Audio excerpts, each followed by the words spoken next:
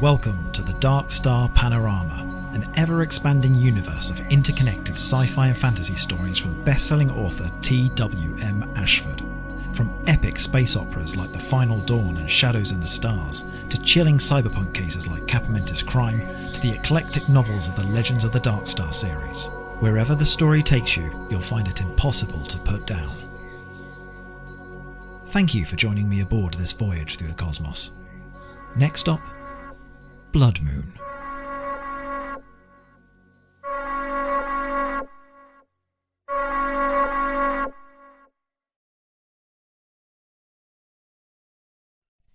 Chapter 1.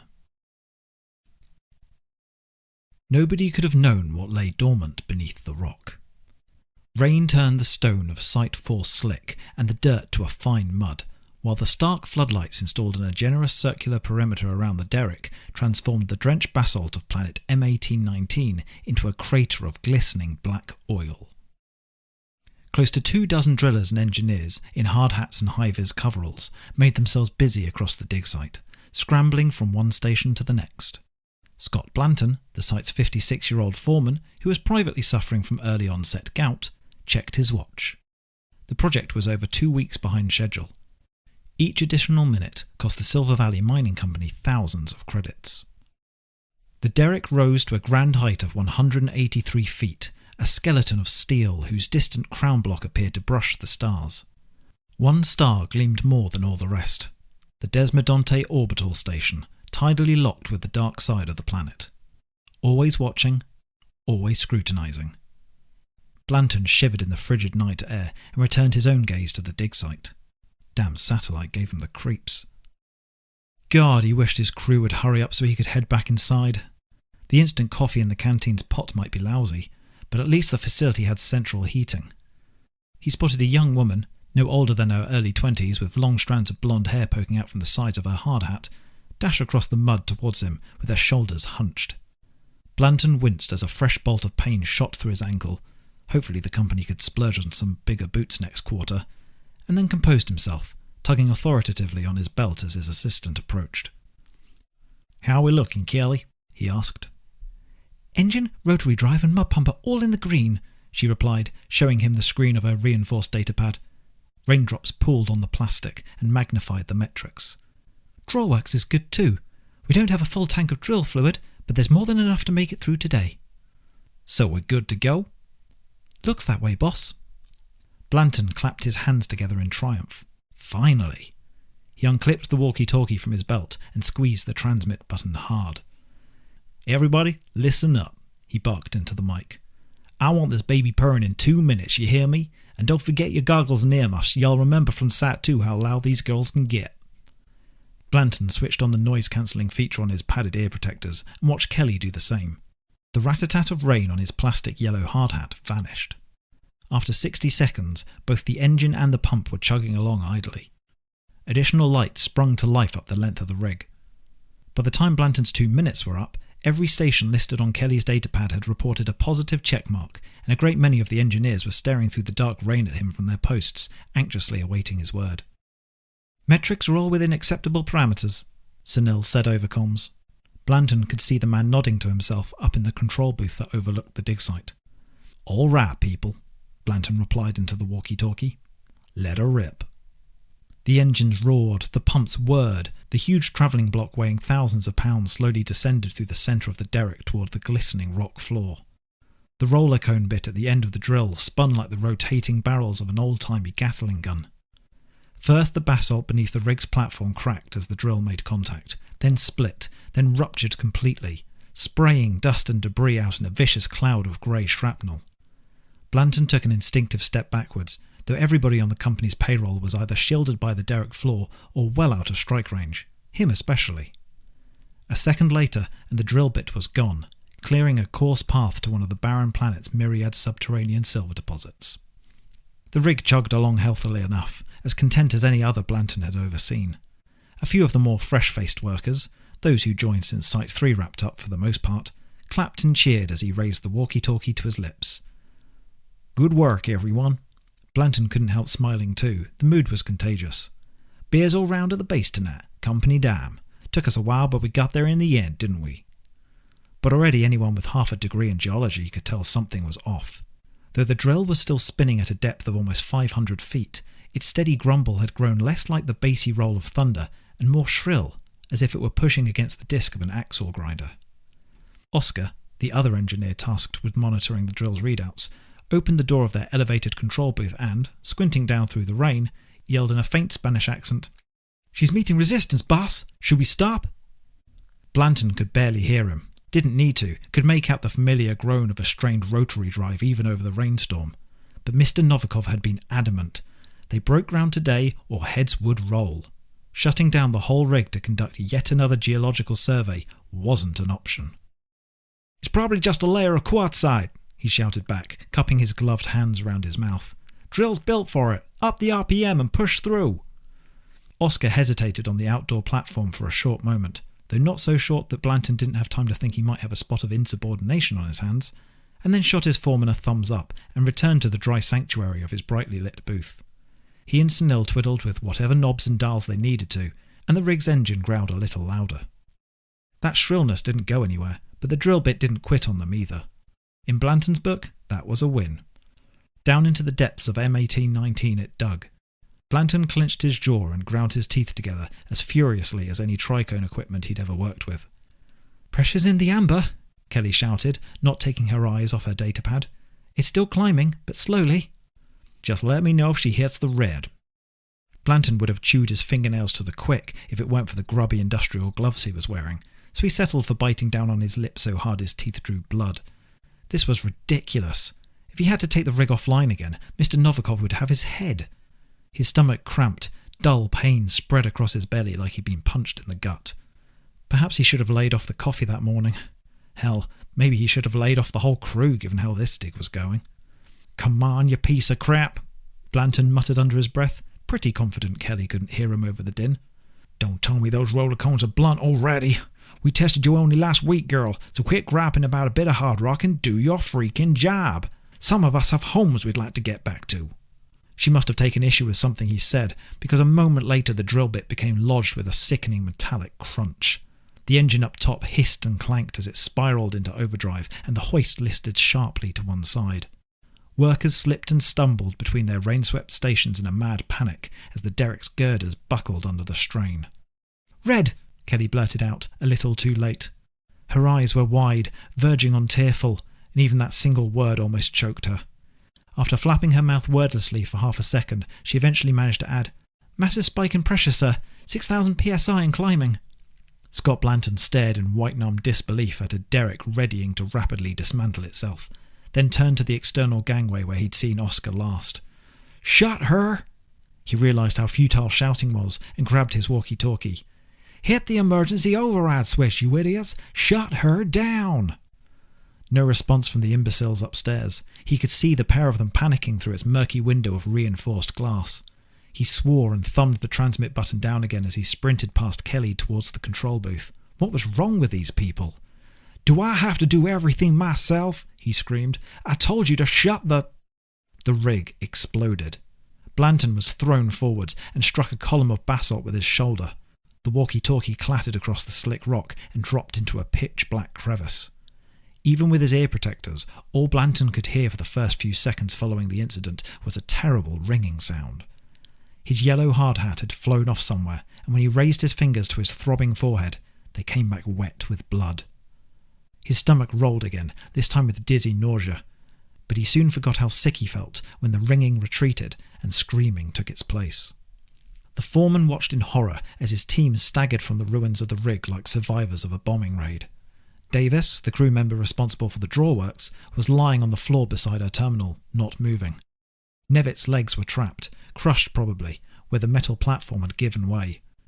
The mud tank had burst, and the pump was gushing out a geyser of brown chemicals. Somebody, Zebek if Blanton had to guess, was stumbling out of the gunk with their arms outstretched, presumably blinded. The engine, at least, had blown itself out. A thin plume of black smoke rose from the vent on its side. Blanton had a moment to think them lucky they'd been drilling for silver, not oil, that the compressed gases rapidly vacating the dig site hadn't ignited and roasted everyone alive. But the rig had one more surprise up her sleeve. Her derrick, already buckled from the strain to begin with, collapsed in on itself halfway up the tower. The peak tore loose and toppled. Its crown block crashed into the control booth, crumpling its roof and blowing its window outwards in a cloud of filthy glass. Blanton's semi-concussed stupor only broke when he spotted Oscar and Sunil emerge from underneath the desk inside, bloody and shell-shocked, but apparently not seriously injured. "Get down from there!" he screamed, his throat hoarse. He doubted his voice carried far through the relentless downpour. "Everybody, clear the site! Standard evacuation procedures!" Nobody was listening. That was okay. Blanton was no longer paying much attention to what he was saying either. From the borehole rose a trickle of fine white specks, none greater than a millimetre or two in size, twisting like dust motes as they climbed up through the latticed walkways towards the wreckage of the derrick tower. From where Blanton crouched they were fuzzy, indistinct, ethereal, but they glittered like diamonds when they crossed the beams of the floodlights.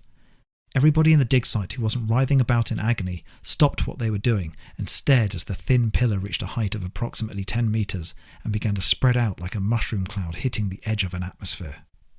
Oscar and Sunil clutched the railing as they descended the rickety staircase, their eyes glued to the specks as if mesmerised, while Scott Blanton rose unsteadily to his feet. It seemed strangely impolite to look away somehow. The cloud had grown to blanket the dig site like a stratus, and still the cracked fissure spewed fresh spores. Those closest to the rig were backing away, not quite an alarm, but getting there. Only Kelly, his assistant, felt compelled to approach. "What on earth is it?" Oscar asked, staggering to a stop beside Blanton. The man's chin was etched with bloody lacerations from the control booth's exploded window. "No goddamn clue," Blanton drawled. All thought of the disaster struck from his mind. "But it sure as hell ain't silver." "Whatever it is," Kelly replied in a faraway voice, "it's beautiful."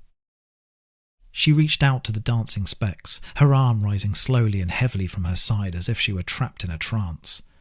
Her portly foreman snapped out of his own intoxicating reverie just in time to perform his duty as head of job safety. Not that the title was anything but a joke now. "Step back, Kelly," Blanton said. "I don't think touching that stuff's a good idea, do you?" Kelly paused with her fingertips inches from the closest specks, and turned her rain-soaked head towards Blanton wielding a sarcastic expression that said, "Get a grip, boss." It was a look, quite uncharacteristic of Kelly, that made Blanton want to hand the dumb rookie her pink slip on the spot. But then she suddenly doubled over and vomited all over her industrial boots. No warning, just a dense torrent of black tar. And when she raised her head again, no longer sardonic but confused and apologetic and scared, her wide eyes were tattooed red with burst blood vessels. Whatever in God's name those specks were, they made you sick. Really sick. That was enough for Blanton. He snatched the walkie-talkie from Oscar's belt clip without asking. "Quarantine protocol," he barked into it. "Everybody back to the base right now." Blanton hitched up his trousers and sprinted for the closest door of the prefabricated two-storey facility in which the crew ate, slept and whiled away the hours they were off duty. His ankles screamed bloody murder, worse even than the pair of flaccid paper bags he called his lungs.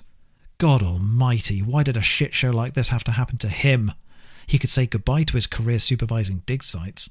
Heck, a role as the manager of a fast food joint would be out of his league after this. None of this was his fault though, was it?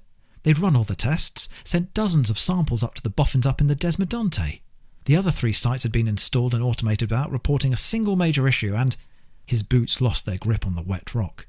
Blanton crashed onto his knees and was lucky he could throw his hands forwards in time to keep from cracking his skull open against the black stone. Now it wasn't just his gout-inflamed ankles that hurt. Every inch of his body burned in delirious, excruciating agony. Even his teeth ached, and they were the one part of Blanton's body he went to great lengths to take care of. He felt as if his insides were turning to slush, while his bones tried to force their way out through his skin. Nobody came to help him up. He assumed this was because the rest of the crew were already safely inside the base. Blanton was the least athletic of the bunch by far, he couldn't deny that, but unfortunately this proved not to be the case. Though physically nearer the facility than he was, the rest of his crew were no closer to salvation. Some, including Oscar, continued to desperately drag themselves along the rock towards the building. They wouldn't make it. Others were curled up in the fetal position, or jerking up and down in the midst of seizures. Raising himself off the ground in the world's worst push-up, Blanton looked back over his shoulder at his assistant lying on the floor.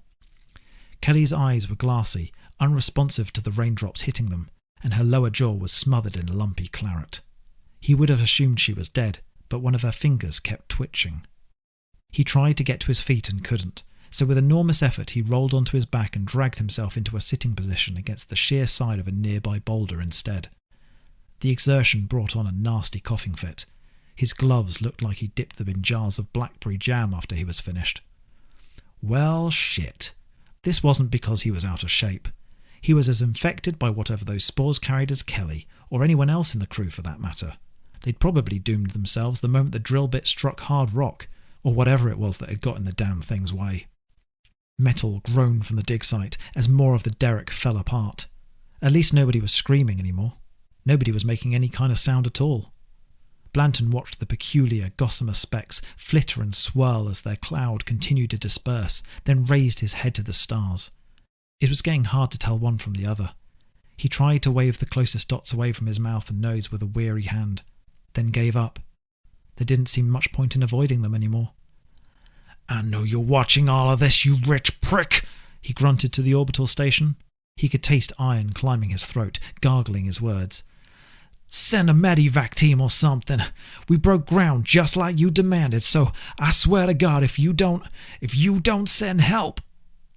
He slumped to one side as he lost consciousness, and 20 seconds later the last fragment of what constituted Scott Blanton's essence ebbed from his body. From his left nostril drifted one Coruscant speck, then another. Gripped by the winds of the rainstorm buffeting the deserted dig site, the pair were swept away with the rest of the spores and assimilated into the planet's wider atmosphere. The Desmodonte observed. It did not reply. Chapter 2. There couldn't have been a worse time for Roger Hawthorne to be travelling. 68 years had passed since humanity was inducted into the galactic community, and his species still couldn't afford to build a faster-than-light skip drive worth a damn. Roger clenched his jaw and gripped the torn padding of his seat tightly as his economy-class transit shuttle carved a rattling path through subspace. He hated interstellar travel, never went off-world if he didn't have to. But with his boss's company the way it was, he wasn't exactly faced with much choice. Not that his fellow passengers looked even half as nervous as he felt. He guessed they were used to the journey, had survived enough voyages to and from the relay station to know that superluminal accidents were exceptionally rare.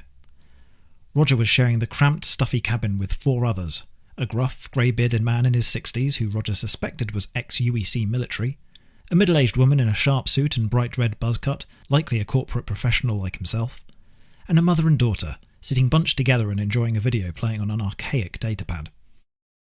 The mother was in her mid-30s, approximately Roger's age, and he would have pegged the daughter as 6. There were also 2 pilots in the sealed compartment up front. Luggage was stacked up and strapped down. Everyone was wearing coats. Roger had tried reading a novel to while away the time, a classic James Patterson thriller he'd started a few nights ago, but the shuttle's endless shaking made him feel sick. Nor could he concentrate on any of the words, even when he switched to the legal papers he was due to review. A few albums had done the trick instead, but now he was out of music, and the 2.5 milligrams of diazepam he took before the flight was wearing off, and no amount of checking his watch seemed to move the digits any faster. "First time skipping subspace?" asked the gruff ex-soldier sitting opposite him. It was the first thing Roger had heard the old man say all trip. "Third, and it gets worse every journey," Roger replied, steadying his voice so as not to sound too much like a feeble pencil pusher. "Shouldn't we have arrived by now?" "They're behind schedule," the man stated matter-of-factly. He didn't break eye contact. "Happens sometimes. Shouldn't be long now."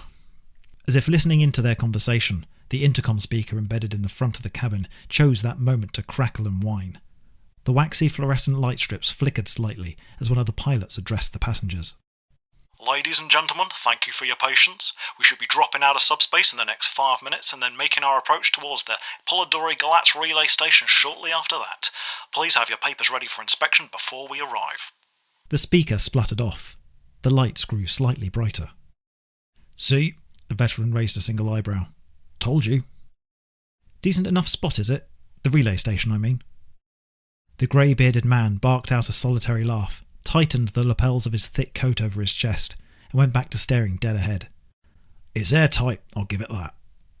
Roger smiled politely and resumed tapping the greasy floor with his foot. One of the screws beneath his seat was unravelling itself from its panel. He swivelled his shoe to trap it and keep the shuttle from disintegrating. 10 more minutes and he was off this death trap for good. It took 12 minutes for them to land, actually, and a further 7 spent sitting apprehensively while the pilot shut down the shuttle's primary systems one by one, but Roger Hawthorne was finally free. He hurriedly descended the tread-plated metal steps outside with his travel suitcase dangling from one hand, and took a greedy gulp of fresh air. He coughed. It tasted of hot rubber and engine oil. "Wouldn't breathe too deep if I were you," grunted the older man, shaking his head as he marched past.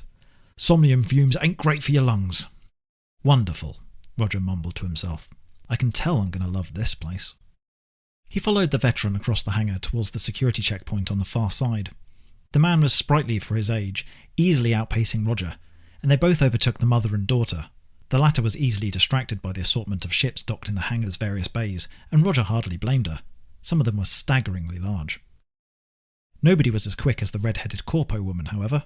She'd been first off the shuttle and was already speaking to the guards stationed inside the checkpoint's booth. Roger joined the queue and, resting his suitcase by his feet, took a chance to properly soak in the hangar. It was noisy, unevenly lit, and, as Roger had already discovered to his great misfortune, smelled like a junkyard on a hot summer's day, despite the hall's cool ambient temperature. Most of the vehicles parked within its towering concrete walls were commercial in nature, tankers and delivery shuttles. Mechanics and engineers in stained green overalls hauled fuel lines across sparse floors stencilled with yellow paint, while cargo handlers drove forklift trucks loaded with supply crates to warehouses elsewhere on the station. The older man's time at the booth was short. Suddenly it was Roger's turn. He stepped forward and slid his identification through the gap in the counter below the bulletproof window. "Reason for your visit?" the guard asked, running Roger's card under a scanner. The man looked tired, his uniform as wrinkled as the bags under his eyes. "Just passing through." "Yeah?" The security guard smirked bitterly. "That's what I said 4 years ago. What's your final destination?" "The Desmodonte Orbital Station, over in the M18 system." The guard glanced up from his screen, scoffed like he was privy to some strange private joke, and went back to checking the files in his database. Then he handed Roger his ID back and waved him through the gate. "Have a pleasant stay. Next!" The Polidori Galatz relay station was a glorified rest stop, a motorway service station for the interstellar age. Named after its system's twin stars, the relay station offered weary travellers a place to stop, refuel, grab a bite to eat, and even sleep. Few human ships had space for bedding. It housed 1,200 full-time residents. Roger Hawthorne had spent his trip from New Terra expecting the worst, but while it was no Ritz-Carlton, the station wasn't anywhere near as awful as he feared. Cuboid storefronts had been built into cracked concrete walls, now littered with flickering neon advertisements and signs forged from salvaged scrap metal. The unit closest to him was unoccupied, save for a pair of touchscreen information kiosks for new arrivals. Further on, Roger spotted a general store and an electronics repair shop. He counted half a dozen pedestrians milling about, most of them in work uniforms. Large circular heat lamps hung suspended from the exposed pipework in the ceiling, simultaneously bathing the path in a sickly yellow light and preventing the station from plummeting to an icy sub-zero temperature. Even so, Roger was grateful for his coat. The place was clean enough. An automated robot with brushes whirring under its chassis was presently sweeping up discarded plastic wrappers from around the steel girders outside each store. The air wafting out from overhead vents with wavy black strips attached to their grates was stale and recycled, but that was to be expected anywhere off-world, and even the strong odour of kebab meat wafting from further up the street wasn't totally unwelcome. Of course, first impressions weren't everything. This strip was tantamount to the station's front door. God knows how rough the lower levels looked. "It's just the one night," he muttered under his breath as he strolled off in search of his hotel. Roger wasn't pretentious. A little old-fashioned, maybe. He liked the tactile feel of a 21st century suitcase, even though Erin kept telling him to upgrade to one of those self-guiding luggage drones. But certainly not pretentious. He didn't need fancy gizmos and expensive suits. He didn't judge those who lived in the poorer districts of Holly Hill, had grown up living on the outskirts himself. Roger liked to keep things simple, that's all. And to Roger, simple meant living on solid, grassy ground where anything you wanted was a short walk away, and a stray meteor fragment didn't lead to catastrophic depressurization. Was that really too much to ask? The stores didn't actually have fronts, not unless you counted the corrugated shutters that either rolled up into the ceiling or folded in on themselves to one side. Roger glanced into the general store and saw display stands stacked with imported essentials, snacks and beers that no doubt cost twice as much as they would back home on New Terra. He wouldn't buy anything, not even using the company account, but it might be worth visiting in case they had anything foreign in stock. Erin would get a kick out of any pictures he sent back. The electronics outlet was definitely more tinkering workstation than shop, with one long counter covered in half-finished projects, and tools and spare parts hanging from the ceiling. Roger guessed repairing what you already had was far more economical on a remote space station than purchasing something new. Some of the units had their shutters down, but he also passed an entertainment kiosk selling digital books, holo movies and sim cartridges, plus a range of cyberdecks, and further on a small pharmacy staffed by a tattooed Asian man in a traditional white coat. The shelves lining its walls were brimming with med boxes and hypo needles. Industrial metal music blasted from the stockroom in the back. Built into a corner at the far end of the strip was a drinking hole fashioned to resemble either an Old English pub or an American speakeasy. It was hard to tell. It was multiple units in size and windows were built into the concrete. Maisie's, said the sign above its door. The room inside looked dim and cosy, all weathered woods and tarnished bronze trims and faded red cushions. Outside its door, metal but painted to look like dark wood, stood a blue holographic man dressed like a particularly dapper member of a barbershop quartet. "Looks like there's a new face in town," the virtual program said to Roger as he approached. "Looking to wet your whistle? We've got beers, we've got wine. Maisie has everything that's fine." "No, thank you." "You're lost, sir." The hologram tipped his skimmer hat in farewell. "You won't find anywhere nicer on the PG station than Maisie's, baby." Roger chuckled to himself and shook his head. It was kind of endearing in a tacky sort of way. Maybe he ought to swing by Maisie's after he got settled in. After such a long and hellish flight, he deserved a stiff drink, didn't he? That was presuming he could find where he was staying the night. Standing at the crossroads outside the bar, he was beginning to suspect he should have stopped by those information booths directly past the security checkpoint. If there were signs for his hotel nestled amongst the layers of crudely hammered sheet metal, he couldn't see them. "Excuse me," Roger said, flagging down a woman walking along the path perpendicular to his own. She wore faded denim dungarees. "You don't happen to know where I can find Starlight Slumber, do you?" The stranger smiled and pointed to the ramp behind them. "Head up there, stop at the next floor and follow the walkway to the left," she said. "There's a big sign out front. You can't miss it." "Oh, don't underestimate me," Roger replied, giving her a grateful wink. "Thank you." "No sweat," she said, continuing on her way towards a door leading to the maintenance levels. He dragged his suitcase up the ramp and decided Erin was right. Luggage drones were a lot less work. Roger was so lost in thought, partly about Erin, mostly about how a backpack could have saved him a lot of arm ache, he very nearly didn't realise he was walking past one of the space station's exterior windows. Struck by the vista, he stopped short, the extended handle slipping from his fingers. The twin stars of the Polidori Galatz system glared back at him from the infinite darkness like a pair of fiery, incandescent eyes. Galatz was smaller and a yellowy white colour, whereas Polidori was a furious red and occupied almost a quarter of the window. The disparity in size and distance gave Roger the impression that the galaxy itself was turning its face from the station. If he tried, he could trace a mouth and nose from the neighbouring constellations. It might have been funny had the image not made him feel so terribly, unexplainably alone. Roger must have stood gawping for a good 60 seconds or more, proving himself a proper tourist, that's for certain, before he blinked his head clear. The view was almost worth the shuttle ride out there. Almost. It was a shame about the crust of space gunk building up around the edge of the window, though. He gave the glass a hesitant knock with his knuckles. Somebody needed to get out there and give it a proper scrub. He grabbed his suitcase before it could roll down, hauled it up the rest of the ramp, and discovered two workmen in dusty coveralls blocking the top. One was standing at the summit of a long ladder, screwing the panel of a ventilation shaft back in. The other was older, and had his hands cupped around his mouth. He didn't look best pleased. "Hey Andy, you fixed the refractors yet?" "Nah, boss," the man at the top of the ladder replied. "Alex said this duct was making a hell of a racket, and—" "I don't care what Alexandra says," the supervisor yelled. "Prioritise the lenses. Do you know what happens when sunlight doesn't reach the lower levels, Andy? People get depressed. I don't want to be the one who has to explain to the clean-up crew why there's another mess in the airlock." Roger exhaled sharply through his nose as he squeezed past the ladder. Just as he predicted, the Polidori Galatz relay station was falling apart. Then again, what wasn't these days? Even Roger's apartment had a leaky shower faucet that refused to be fixed. Ahead of him lay more outlets, most busier than the ones below, including what looked like a promising Chinese restaurant. Something to consider. The shuttle hadn't come with an in-flight meal, and he was damn near starving.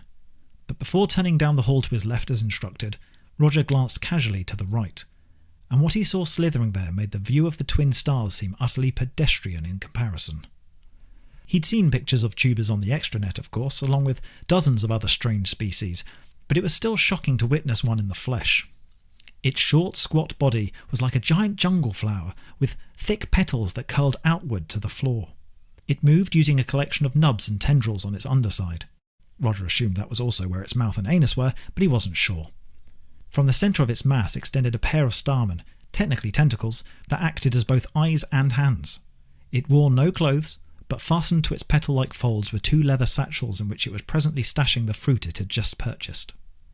Roger didn't know if the creature could see him staring, what with having no discernible facial features and all, but he didn't want to be rude. Nobody else seemed surprised by the alien's presence. He bowed his head and forced himself to march down the hall to his lodgings. Starlight Slumber was easy to identify. Its name was plastered across a screen above its entrance in big, bold capital letters that periodically scrolled aside to make room for "Rooms Available." A man was leaning against the wall outside, smoking a foul-smelling vape. Roger gave the tuber down the corridor another incredulous glance, and then hurried through the hotel's translucent automatic doors. A small room of clean concrete walls, painted a light blue colour. Not too shabby. A young woman, possibly still a teenager, reclined in a chair behind the sole desk to the rear.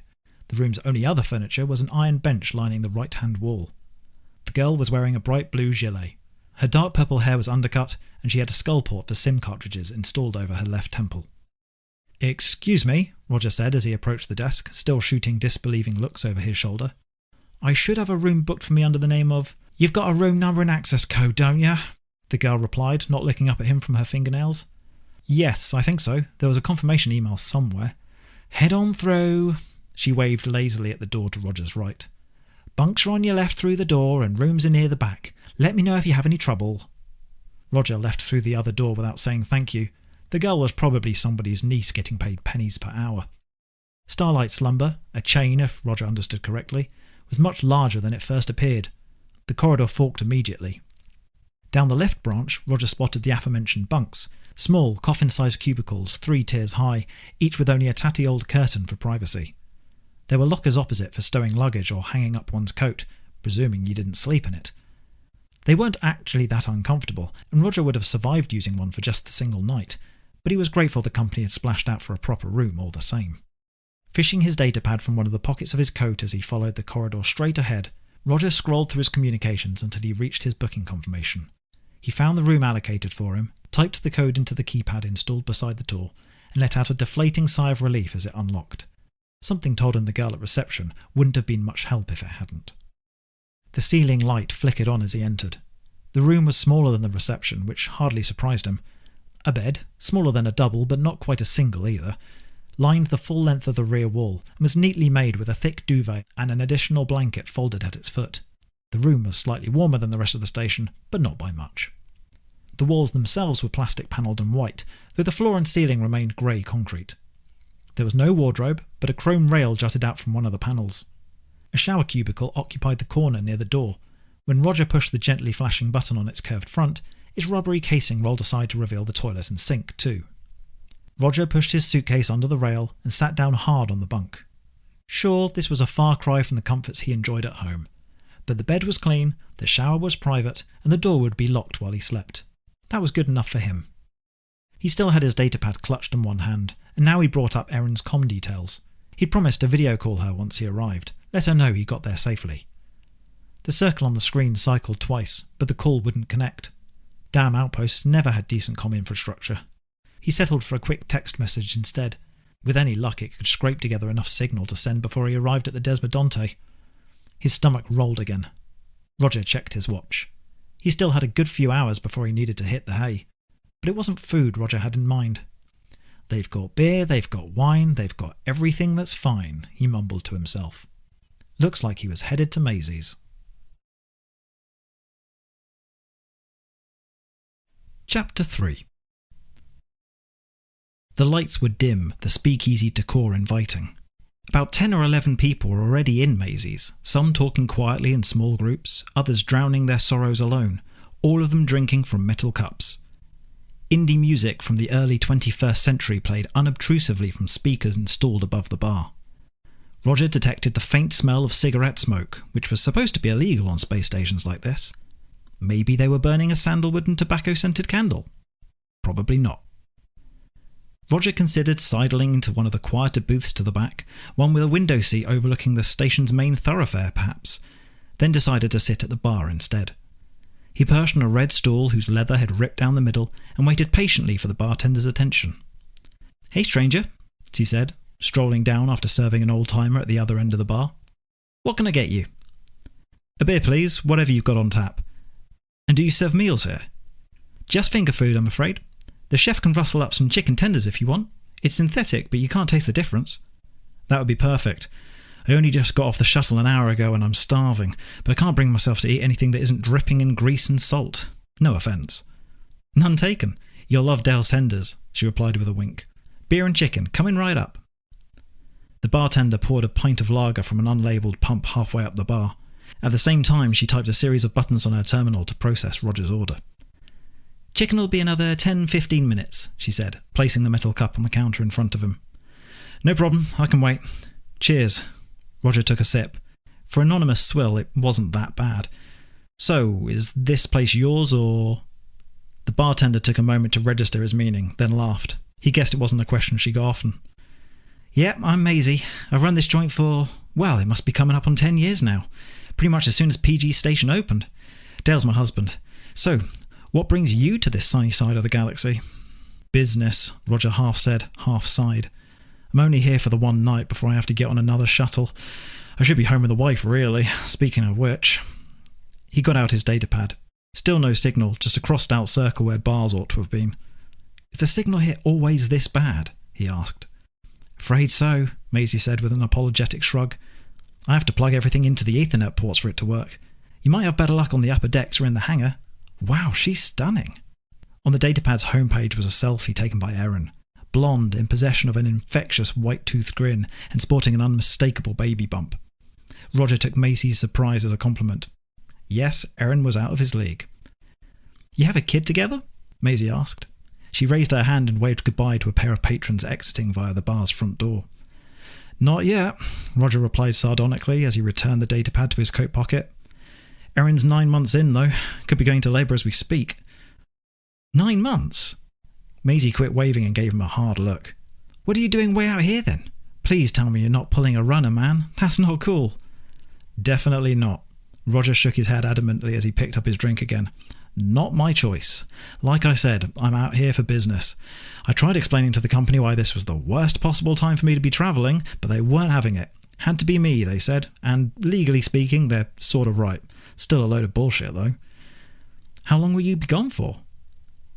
"Just a few days with any luck. Erin's not due for another couple of weeks, so I'll be back before she pops. Hopefully," he added with a lethargic raise of an eyebrow. "Sounds like you should be looking for another job," Maisie scoffed. "Who is it you work for?"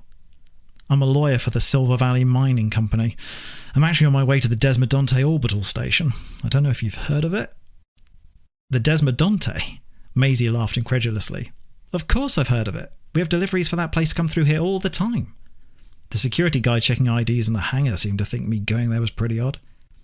"Probably because he assumed the station had shut down. The Desmodonte is as isolated as they come and, well, no offence, but the CEO who lives there is supposed to be a few bread short of a basket. He turned the place into a mansion, that's what they say. Did something happen out there? Shipments used to be pretty frequent and we got our fair share of workers ferrying back and forth, but I don't think we've heard anything from the place for almost a fortnight now." Roger contemplated what was and wasn't publicly available information, then sagged his shoulders and shook his head. "I really shouldn't say. Sorry. Ongoing situation and all that." "Hey, either you tell me or Sheridan does." Maisie shrugged. "He's the head of security over there," she explained, "though I'm pretty sure the security team is just him these days. Sheridan used to catch the shuttle over here every other week. PG's the closest place to the Desmodonte where a man can get a proper drink, he says. Is everyone over there okay?" "Honestly, you probably know about as much as I do. I couldn't even go into specifics if I wanted to. Something happened down on the planet 10 days ago now, and both the dig sites and the Desmodonte have been in lockdown ever since. Standard protocol and adherence with industry regulations," he quickly added. "Maybe they struck oil instead of silver and caused a blowout, Or somebody might have fallen into the drill and died. Hell, it could be something as innocuous as them discovering a new species of subterranean bullfrog. I won't know for sure until I'm out there. That Roger knew for a fact there had been an industrial accident involving multiple casualties wasn't information he thought it legally appropriate to share. Keeping the news of the disaster out of the media was half the reason for the blackout. And they need a lawyer to help with that? Really? One whose wife is weeks, maybe days away from giving birth? No, they don't. Roger raised his beer in mutual incredulity. Well, not exactly. I'm going there in my role as compliance officer. Somebody has to go on site and assess whether the company can legally resume work or not. Technically, they could have sent somebody else, but a sudden change of appointee wouldn't be a great look if for whatever reason they someday had to defend their decision in court, which I guess is another reason why they gave the job of lifting the lockdown to me, their lawyer. Roger took a long, thirsty drink and sighed. Like I said, it's bullshit. But it's this or lose my job, and with a baby on the way... Not exactly the best time to rock the boat, Maisie replied, blowing out her cheeks. Stars above, I feel for you. Oh, it looks like your chicken's ready. She visited a window at the back of the bar and came back with a plate of hot, breadcrumbed chicken tenders. Roger had never seen a dish so delicious in his life. Give Sheridan Stagg my best if you see him, will you? Maisie left him to serve the old-timer whose mug was empty. Tell him Maisie has a bottle of Japanese whiskey with his name on it once this lockdown of theirs is over. I'll pass it along, Roger said through a mouthful of synthetic chicken. And can I get another beer when you're ready? You better believe it's all going on the company card. Roger woke the next day with a throbbing head and a sore back. The ache in his back he could understand. The mattress of his bed at Starlight Slumber wasn't a match for the one he had at home. But the headache? 2 beers wasn't enough to give him a hangover, not at his age, so either whatever Maisie served on draft was filtered through lead pipes, or the flight to the Polidori Galatz relay station had left him in even worse a state than he thought. He rolled over in bed and reached for his datapad. He'd overslept. Not enough to miss his connecting shuttle, not even enough to send him into a frenzied whirlwind of packing and toothbrushing, but he'd been sufficiently tardy that he knew stopping somewhere for a cooked breakfast was no longer an option. Maybe he could swing by the convenience store and grab a protein bar on his way to the hangar. The message he'd sent to Erin had gone through, he noticed. No reply yet, though. Of course, she could have been as asleep as he was. Heaven knows what time it was back on New Terra. Or she could have replied, but now the absence of signal was working the other way. Roger swung his legs out of the warm covers, leaned forward from the bed with his head buried in his hands, and groaned. Today promised to be another wonderful day. An hour later, Roger was standing in the hangar's designated waiting area, a half-eaten protein bar in one hand and a paper cup of cheap, sludgy coffee in the other. The protein bar was supposed to taste like blueberries. It didn't. His suitcase rested upright by his feet. His shuttle wasn't here yet. Nobody could blame him if he was late getting to the Desmodonte. It was the company who'd arranged the private shuttle making the second leg of the trip, not him. But it was the crisis team back on New Terra who'd made the booking. Not the CEO, Peter Novikov. And yes, Roger had heard the stories about their eccentric founder, who famously shunned all media attention and insisted on living in orbit around a barren red rock in deep space, a peculiar and particular individual. God knew how a man like that would react to those who couldn't stick to a schedule. Hello? Are you headed for the Desmodonte too? The Scottish accent belonged to a tall brunette woman in her late 20s. She wore a form-hugging green dress under a fluffy white fur overcoat and was, in Roger's humble opinion, extremely attractive. Her suitcase was dark blue with gold leaf filigree and considerably bigger than Roger's. Yes, I am. Roger transferred his coffee cup to his left hand and offered her his right. I'm Roger Hawthorne. I wasn't aware I'd have company today. Lucy Murray, she replied, shaking his hand. You're the compliance officer, right? I'm a senior strategy manager for the company's public relations department. Mr. Novikov asked for me specifically. Of course he did, Roger thought to himself. He scoured the hangar for their ride. Did you just get here, he asked. Oh no, I arrived a couple of nights ago. I was in Capamintis collaborating on a marketing project when I got the call, and it made more sense to fly straight here than travel back home first. Hence why I'm not packing light, she added, patting the handle of her suitcase. You must be exhausted. I barely survived the one trip. I'm used to it. Comes with the job. She leaned in close enough that their shoulders rubbed and whispered, So, how bad is it, do you think? The incident at Site 4? Roger pursed his lips. Bad, I'm guessing, if they're sending both a lawyer and a PR expert out there. Some kind of drilling accident from what little information our esteemed leader Mr. Novikov has deemed fit to share with us. Uh-huh. Lucy swung her head left and right and searched for anybody who might be listening in, but the waiting area was otherwise deserted. "That's what I've heard. The lack of transparency is going to give my boss a stroke, I swear." "Yeah, the legal team's gone into meltdown too. Then again, maybe your presence is a good sign. It could mean that they have this situation under control already and their attention's now focused on how to spin it to the media. It would certainly make my life easier." "I hope so. I've already spent a week on the road and I'll run out of clean clothes if I don't wrap this up sharpish." A man in a dark grey flight suit marched across the hangar towards them. His skin was weathered, his nose was red and bulbous, from alcohol dependency, Roger reckoned, and a scar ran down his cheek and disappeared into a dark bush of untrimmed beard. Behind him, a chunky trawl was carried noisily into the hangar on the automated docking platform. "Are you two my passengers?" he asked. "Desmodonte, M18 system?" "That's us," Roger replied, clumsily throwing back the remainder of his coffee and grabbing the handle of his suitcase. "Right." The pilot began walking back in the other direction. "Shuttle's fueled and good to go." Roger and Lucy hurried after him. He shot her a glance that said, "What's the matter with him?" and she pulled a bemused expression he read as, "Beats me." "Is everything all right, sir?" Roger asked the pilot. "Everything's golden," he replied, not turning his head to look at them. "I'm just in no mood to hang about, that's all.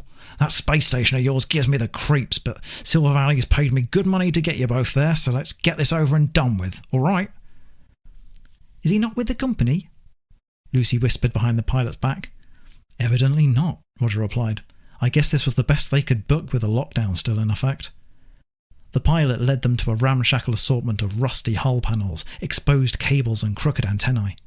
Roger's heart fell. This shuttle was even shoddier than the last one. There were dents in the thrusters, for crying out loud. He hadn't thought it possible for anything to look less space-worthy than a lumber shed, but this death trap had it beat. "In you go, find a seat," the pilot said, punching a button to open the airlock door. "Go on," he insisted, noticing their hesitation. "I'll have you there in 5 short hours, subspace permitting. Sooner we leave, sooner I'm back for dinner." Roger groaned inwardly as he helped Lucy drag her luggage up the creaking metal steps. 5 hours in a geriatric tin can with nothing but a flavourless block of rubber to keep his stomach from vacating itself. It couldn't get any worse. Chapter 4. Fortunately for Roger, Lucy Moray was a talker. If left to his own devices, Roger would have likely spent the whole 5 hours clutching his seat and praying to some ancient cosmic god that the shuttle make it to the Desmodonte in one piece. Failing that, wishing he'd eaten more than just that one crummy protein bar for breakfast. Instead, he was hit with a barrage of conversation almost immediately upon hitting subspace, where he lived, Holly Hill, not far from New London, how long he'd worked for the Silver Valley Mining Company, 7 years, his favourite place he'd been in the galaxy thus far, Holly Hill again. On any other day he would have found the small talk irritating, but Lucy was impossibly endearing, and he was soon chatting away as if they were old friends, telling her all about Erin and the baby and basking in waves of warmth as Lucy cooed at all his pictures. She also had snacks. The pilot, on the other hand, didn't speak to them for the whole trip, aside from one time when they overheard him muttering about somnium rates and vehicle tax. Roger suspected that the old drunkard may have even taken a nap at one point, after the route had been calculated and automated, thank goodness. At least the shuttle itself wasn't as bad as it looked from the outside. Its cargo cabin was small, smelly and littered with loose chains, but it mostly clunked and thudded rather than shake about like a wet dog. It did lurch twice though, once when the shuttle dropped out of subspace, and again when it docked with the Desmodonte. Roger wished the cargo hold had windows. He would have liked to see the station upon their approach. "Right, out with you," said the pilot, emerging from his cockpit with an impatient scowl etched on his leathery face. "Airlock's waiting." Roger and Lucy grabbed their respective suitcases and dragged them into the airlock. The pilot sealed the door behind them, and the exterior set swung open to reveal the short, pristine white umbilical corridor which had extended from the orbital station's own airlock. Roger strolled down its length and tried not to think of the endless cosmic vacuum inches beneath his feet. They both jumped as a heavy clang reverberated through the compact corridor. The airlock doors behind them had slammed shut. This was followed by another shudder not 5 seconds later as the shuttle clumsily detached from the station. "Somebody's in a hurry to leave," Lucy said, tutting and rolling her eyes. "I've never met a pilot so rude in my life." "He could have at least waited to make sure we got inside safely," Roger replied, his stomach shrivelling like a rotten apple. The door before them hissed as its vacuum seal broke, then groaned on heavy hinges as it swung inward. A slender man dressed in a black gown stood in the empty doorway. He was bald, and a gold ring was pierced through the lobe of his left ear. "Mr. Hawthorne and Miss Moray, I presume?" He smiled and stepped to one side, his arm extended. "I am Vogel, Mr. Novikov's personal aide. Please, come in." Roger stepped not into a space station, but a mansion torn straight from the late 19th century. The polished marble floor gleamed with the glittery reflection of the resplendent crystal chandelier hanging from the domed ceiling. Twin staircases of dark, polished wood swept up to a central landing that then split onto balconies running to the left and right. The bottom halves of the walls were panelled with hardwoods. Above these was deep blue damask wallpaper textured with intricate silk thread. Oil paintings of familial portraits and classic biblical scenes adorned the walls, as did a 3-metre-tall gilt-framed mirror and a pair of mounted hunting trophies, one a rhinoceros, the other a stag with enormous antlers. Other antique decorations included stone busts, cast-iron sconces, and armchairs with plush velvet upholstery, much of which looked old enough to originate on Earth. Brass tulip lamps glowed in tandem with the chandelier. The air, surely recycled as any orbital station's artificial atmosphere had to be, nevertheless tasted almost as fresh as a New Terran Gardens. Unless Vogel was wearing perfume, Roger suspected the faint aroma of vanilla was being pumped through the Grand Lobby's ventilation system. "Oh my God," Lucy gasped, her voice carried easily. "They weren't kidding when they said this place was a masterpiece. It must have cost the company a fortune." Vogel remained by the airlock door. A small monitor set into the wall showed a camera feed of the starry view outside. The umbilical corridor appeared to be retracting back into the station. "The pilot's already gone," Roger explained. "That is to be expected," Vogel replied, switching off the monitor. "The station is under a strict lockdown protocol after all. I trust you had a pleasant trip." The journey itself was fine, but the pilot was rather unpleasant towards us. I wouldn't be surprised to learn he was intoxicated too. "Oh, I'd put money on it," Lucy said, nodding even as she continued gawping at the welcome lobby. "I'm sorry to hear that. Still, if the next day or two go swimmingly, we'll never require their services again, will we?" Vogel clapped his hands together. "You must both be exhausted. Please, let me give you a brief tour of the Desmodonte on our way to your rooms." "Will Mr. Novikov be joining us?" Lucy asked. "Later, for dinner," Vogel replied with a polite smile. "Through the door to the left of the staircases, you'll find the scientific research wing, where our experts analyze samples from M1819. It's also there you'll find the sick bay, should you need it. Through the door to the right lies the maintenance wing, as well as the emergency evacuation pods. The maintenance wing is strictly off limits to guests, and please do not enter Dr. Singh's laboratory without her express permission. I'm sure you understand that her research is of the utmost importance, especially at a time such as this, and we cannot afford to have it disturbed." "Is the whole space station decorated in this manner?" Roger asked as they climbed the staircase. "Only the more residential areas," Vogel replied.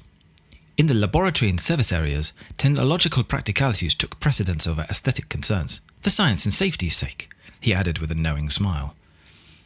"These staircases are modelled after those once found in the Winter Palace of St. Petersburg, and the chandelier is an authentic Schönbeck, handcrafted with over 2,000 crystals and 100 diamonds in place of traditional candles, and here installed above the landing." Roger tuned out the personal aid. Mr. Novikov might care in which ancestral village his favourite rug was woven, but Roger didn't. He was simply dumbstruck that a place this staggeringly palatial could even exist. A man's wealth was his to do with as he pleased, but this was ostentatious, bordering on obscene. Then again, maybe that was just his jealousy talking. Even on his salary, he could work his whole life and never dream of having a room half as grand as this, let alone a whole orbital mansion. Still, all this for one man. "How many people are employed here?" he interrupted. "On the station, I mean, not counting those working down on the planet's surface." Vogel paused as if running the answer past himself. It was brief, less than half a second, but Roger caught it. Those pauses occurred a lot in his line of work. "We used to have a staff of 18, he replied, "including those employed by the Scientific Research Division. But we scaled that number back in the weeks before the incident. Mr. Novikov anticipated that with the dig sites largely automated and most of the survey work already complete, a larger workforce was no longer necessary. Shall we continue upstairs?" It wasn't a question. Vogel was already halfway to the next landing. Roger followed. A lot of grunting and banging noises came after them. I don't suppose there's anyone who could help me with my suitcase, Lucy asked, struggling to lift it up each step. We have no elevator, Vogel sighed. So seldom do we entertain guests with a lot of luggage. Here, let me help. Roger swapped their suitcases around. Take mine instead. I dare say it's a bit lighter. Thank you, Lucy smiled sweetly.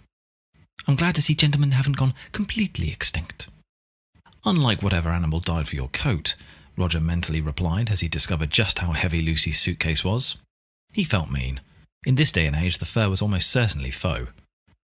The upper floor, Vogel continued once they'd all reached the carpeted hallway, houses 8 guest rooms, 4 on this side and 4 on the other. Sandwiched between these, you'll find the dining room and kitchen. Mr. Novikov's own quarters are at the end of the hall, to the left of the drawing room. That's where any meetings you have with Mr. Novikov will most likely be held, and you are more than welcome to socialise in there outside of working hours if you wish. Vogel had led Roger and Lucy past a couple of knotted oak doors, and now he stopped beside a third with an old metal key already in his hand. He turned it in the keyhole and pushed the door open. Mr. Novikov prefers tactile locks wherever possible, Vogel explained, detecting their surprise. He believes it makes a room feel more secure. Miss Murray, this is your room. Roger and Lucy swapped back suitcases. She took the key from Vogel's outstretched hand and then lingered in the doorway as their tour guide opened the next door along for Roger. And yours, Mr. Hawthorne, Vogel said, handing Roger his own key. A plastic fob attached to its ring had a number 5 printed on it. Presumably, Lucy was staying in room 6. I'm sure you'll both want to freshen up after such a long journey. If you need anything, please let me or another member of staff know. Otherwise, Mr. Novikov hopes you'll join him and the rest of the Desmodonte senior team for supper at 7. The door to the dining room is just a short walk back down the hall. Roger checked his watch. 7 was 3 hours from now. Is there any chance I could speak to Mr. Novikov earlier? I'd really rather get the ball rolling on this. You can discuss the matter over dinner, Vogel replied in a firm but friendly tone. I'm confident you'll find Mr. Novikov just as eager to restart planetary operations as you are. He marched down the hallway in the direction of his boss's quarters, no doubt to inform him of his guest's arrival. Roger turned back to Lucy, who shrugged. See you at 7, I guess, she said, before dragging her suitcase into her bedroom. Roger entered his own room and shut the door behind him. Despite his reservations about the place, he couldn't help but smile a little and wish Erin were with him. She would have loved it. The floors were hardwood now, no carpet, but a Persian rug spread out to cover much of its surface. The dresses and wardrobes, more antiques of course, were made of such a dark wood they were almost black, and a writing desk was pushed up against one wall. A much smaller chandelier hung from the centre of the ceiling, but it appeared to be purely decorative. All of the room's light came from the lamps atop the dresser and the bedside table. The bedroom's centrepiece was unquestionably the bed itself, a 4-poster king overwhelmed by blankets and pillows and ghost-thin veils. Red curtains draped all the way down to the floor from rods close to the high ceiling, but when Roger threw them aside in his nervous excitement to view the planet he was orbiting, he found only wallpaper behind them. Another door, newer and less rugged than the one Vogel had unlocked for him, led not to the adjacent bedroom, but a generous ensuite bathroom fitted with both a shower and a porcelain bathtub. After the cramped conditions he'd endured at the Starlight Slumber Hotel that morning, Roger couldn't wait to bathe somewhere that didn't double as a toilet. He pulled his suitcase over to the wardrobe, but didn't bother unpacking yet. Doing so felt too permanent, like he was settling in for the long haul. And though he supposed it was only polite to wait until 7 to discuss the ongoing lockdown, he was not just an employee but a guest in his boss's home, he needed to remember.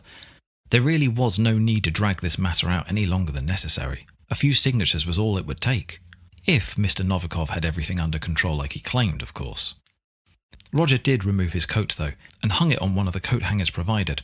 Unlike the Polidori Galatz relay station, the temperature inside the Desmodonte was a comfortable 20 degrees Celsius.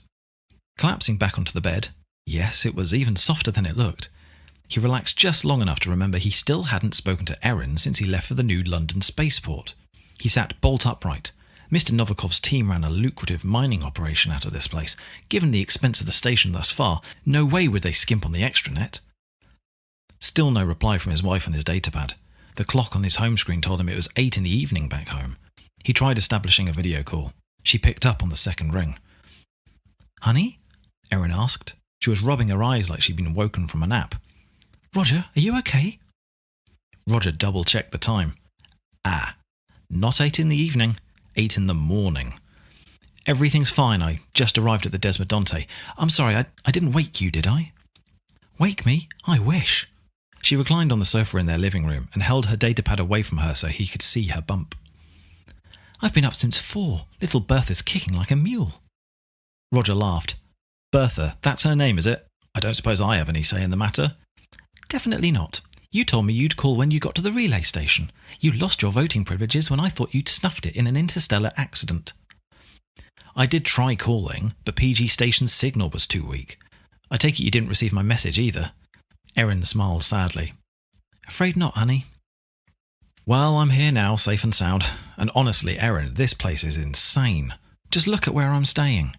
He gave her a panoramic view of his bedroom with his datapad's camera. I'm due to speak to the CEO in a few hours. Over supper, if you can believe it. How fancy. Erin put a hand on her chest and faked being impressed. Don't get too used to a life of luxury, okay? I miss you. We both do. I miss you too. Roger sagged back onto the bed. I'm so sorry about this, Erin. I shouldn't be out here. I should have picked someone to take my place. Don't be ridiculous. Erin sat forward. I mean, sure, this isn't the best timing, but the due date isn't for another 2 weeks. The baby might come early. You did, isn't that right? I ought to be there. Roger, please. It's going to be okay. I'm fine. The baby's fine. I'm not saying I'm happy you're out there. You know how I feel about travelling off-world. But this is a good thing for us, right? Being elected as your company's compliance officer is huge, Roger. Think of the doors that'll open for you in your career. Head of legal, maybe, when Mr. Aguda retires. Please don't beat yourself up over this, honey. It's only a few days. I can keep from going into labour until you're back. He snorted. You promise? Erin broke into that infectious grin he loves so much and hugged her belly. We'll do our best. Now, I really must go. Manon is coming over in an hour and I haven't even begun cleaning up the Indian takeaway I got last night. Don't judge me, she added with a stern glare. I'm pregnant. I'm not saying anything.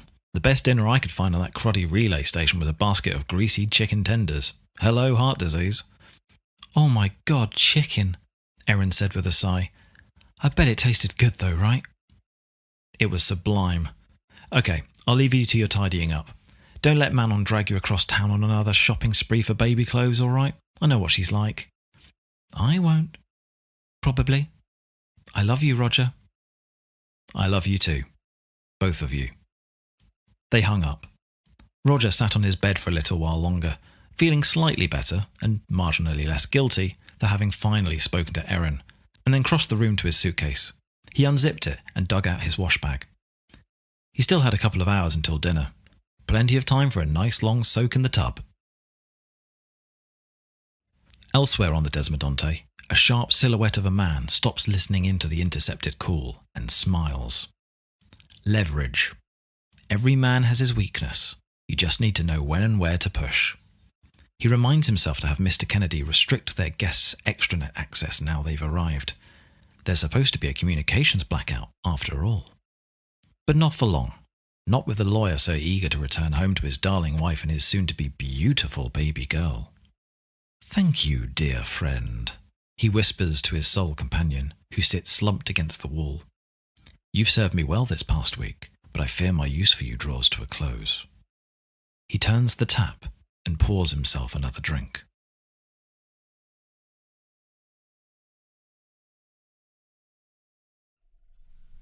Chapter 5. It was 10 minutes past 7 when a heavy hand fell upon Roger's shoulder. You must be the esteemed Mr. Hawthorne, said a voice seemingly inches behind his ear. What a pleasure to meet you. Roger had been standing by himself, sipping from a champagne flute while anxiously studying the other attendees gathered together in the dining room. Now he spun around, his heart in his throat, almost spilling his drink in surprise. Mr. Novikov stood smiling, clearly amused by Roger's reaction. He was a tall man, standing 6'4", and lean yet subtly muscular. He spoke with a faint European, possibly Russian accent, though was taking great care to hide it as best he could. Roger knew Novikov was 63 years old, but he somehow looked more youthful in person than he did in the few pictures of him available online, with surprisingly dark hair and sharp grey eyes that glistened hungrily. He wore a tailored Savile Row suit that made Roger, adorned in a simple press shirt and formal trousers, feel uncomfortably underdressed. I'm sorry, I didn't notice you come in, Roger said, extending his hand. So lovely to meet you, Mr. Novikov. This station, your home, it's simply marvellous. Please call me Peter, and thank you, I decorated much of the Desmodonte myself. What an irony for it to take a lockdown for her to receive new visitors, Yes, well, about the incident. If we could go over the reports, I can... Later. Mr. Novikov, there was no way Roger was going to refer to his boss as anything so casual as Peter, waved the topic of conversation away. When we eat, first I would like to acquaint you with my other guests. I believe you have already met my aide, Vogel, and the lovely Miss Murray, of course. Yes, we shared a shuttle getting here, Roger replied, taking another sip of champagne. His first instinct upon arriving at the dining room, at 7 on the dot, yet somehow still after Lucy and Vogel, had been to engage her in conversation and use her as a springboard for further introductions, but she'd shot off to mingle with the others even before Vogel could begin dispensing beverages, social chatterbox that she was, and he'd been reduced to standing awkwardly on the sidelines like a 10-year-old boy at a school disco. The woman to whom Miss Murray is presently speaking is Dr. Singh, Mr. Novikov continued, leaning in almost conspiratorially. She runs the laboratory here on the Desmodonte. Brilliant mind, that one. Quite brilliant. Her doctorate is in astrogeology, one of her doctorates anyway, but she's practically a specialist in any scientific field she turns her attention to. To the right of her is Colin Kennedy, the station's head of maintenance. Roger swivelled his gaze from the spectacled Asian woman to a man who looked about as angular as 2 garden rakes taped together. He was chewing his lip whilst listening to Vogel with his arms crossed over his chest. Mr. Kennedy ensures the Desmodonte doesn't kill us while we sleep, Novikov remarked. So much can go wrong on a space station, as I'm sure you can imagine. Hull breaches, air recycler malfunctions, you name it. We are in a lifeboat adrift on a deadly sea, Mr. Hawthorne. But those problems don't happen here, right? Roger asked, laughing nervously. No, not here, Mr. Novikov grinned. Kennedy keeps the gears well oiled, as they say, and I believe the last person you've yet to meet is Elliot Hoffman, the man currently standing by himself by the portrait of my late father. He's our station's administrator, overseeing day-to-day mining operations, communicating with head office, and settling any workforce disputes. A black man in a fine grey suit noticed them both looking. Rather than approach and engage them in conversation, he raised his glass in a small salute and nodded politely. Excuse Hoffman's unsociable nature. As you can imagine, he's been very busy as of late.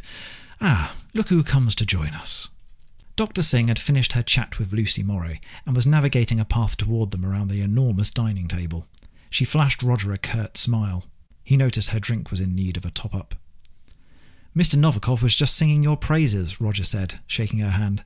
I'm Roger Hawthorne, the compliance officer. Oh, we all know who you are, Dr. Singh replied with a brief raise of her eyebrows. Everyone's been very excited by the prospect of finally lifting this damn lockdown, logic be damned. It's all anyone can talk about. I'm Dr. Singh, but please, call me Vanessa. Well, Vanessa, I hope we can have this all straightened out soon. I'm sure the company would like nothing more than to have its drills up and running again. That might not be such a smart idea, Mr. Hawthorne. We still don't understand quite what...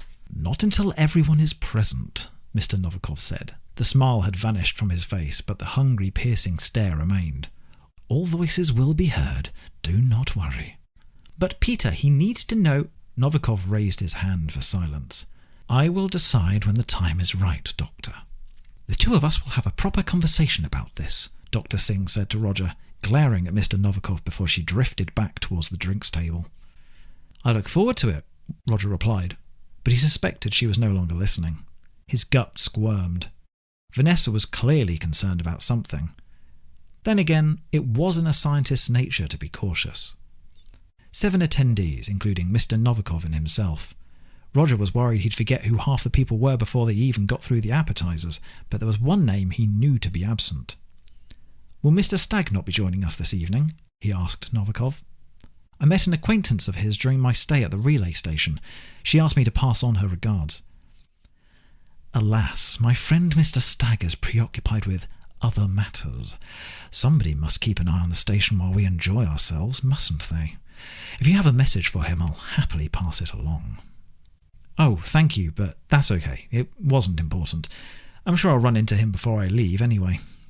Just so long as you don't run too hard, Mr. Novikov whispered mischievously.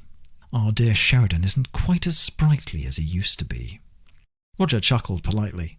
Just a rich old man's idea of a joke. Though why the founder of Silver Valley would want an aging security guard protecting his trillion-dollar orbital station was anyone's guess. Perhaps he enjoyed the company. Roger couldn't imagine a recluse like Peter Novikov had all too many friends. I do believe our food is ready, Novikov announced, following a subtle nod from Vogel. He gestured to the dining table. Everybody, please be seated. Mr. Novikov, of course, sat at the head of the grand dining table. The remaining 6 places, 3 down each side and spread 2 seats apart, were quickly occupied. Roger pulled out a chair almost at random rather than appear flustered, wondering who best to position himself next to. He found himself sitting between Vogel and Mr. Kennedy, with Mr. Novikov to his right. The table had already been set with silver cutlery and china plates, and sported a large arrangement of fresh fruit in its centre that was soon overwhelmed by the plethora of dishes brought out by the kitchen chefs. Smoked salmon and boiled trout, sweetbreads and dumplings, lobsters, a beef broth, a roasted chicken, mushroom pastries and dressed vegetables. Each time Roger thought the array of dishes was complete, another chef would emerge from the kitchen and have to find space for more.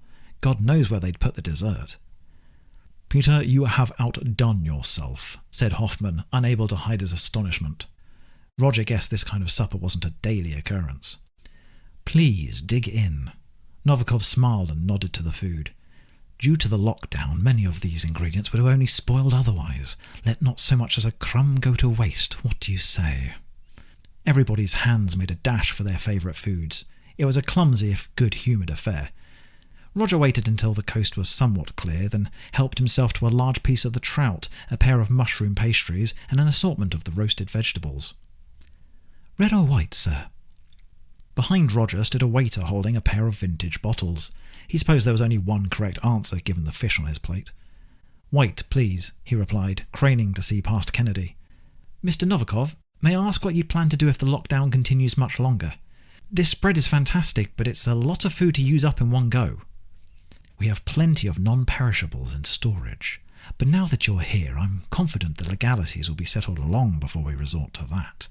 Consider this a celebration of our impending freedom, if you will. Roger noticed Dr. Singh purse her lips, but say nothing. She took a long swig from her glass of red instead. The scrawny Mr. Kennedy raised his own glass and gave a half-hearted, "Cheers to that." Most of those in attendance were too busy tucking into the food to give anything more than a couple of mumbled agreements, but Novikov reached over and gave Mr. Kennedy a friendly squeeze on the shoulder.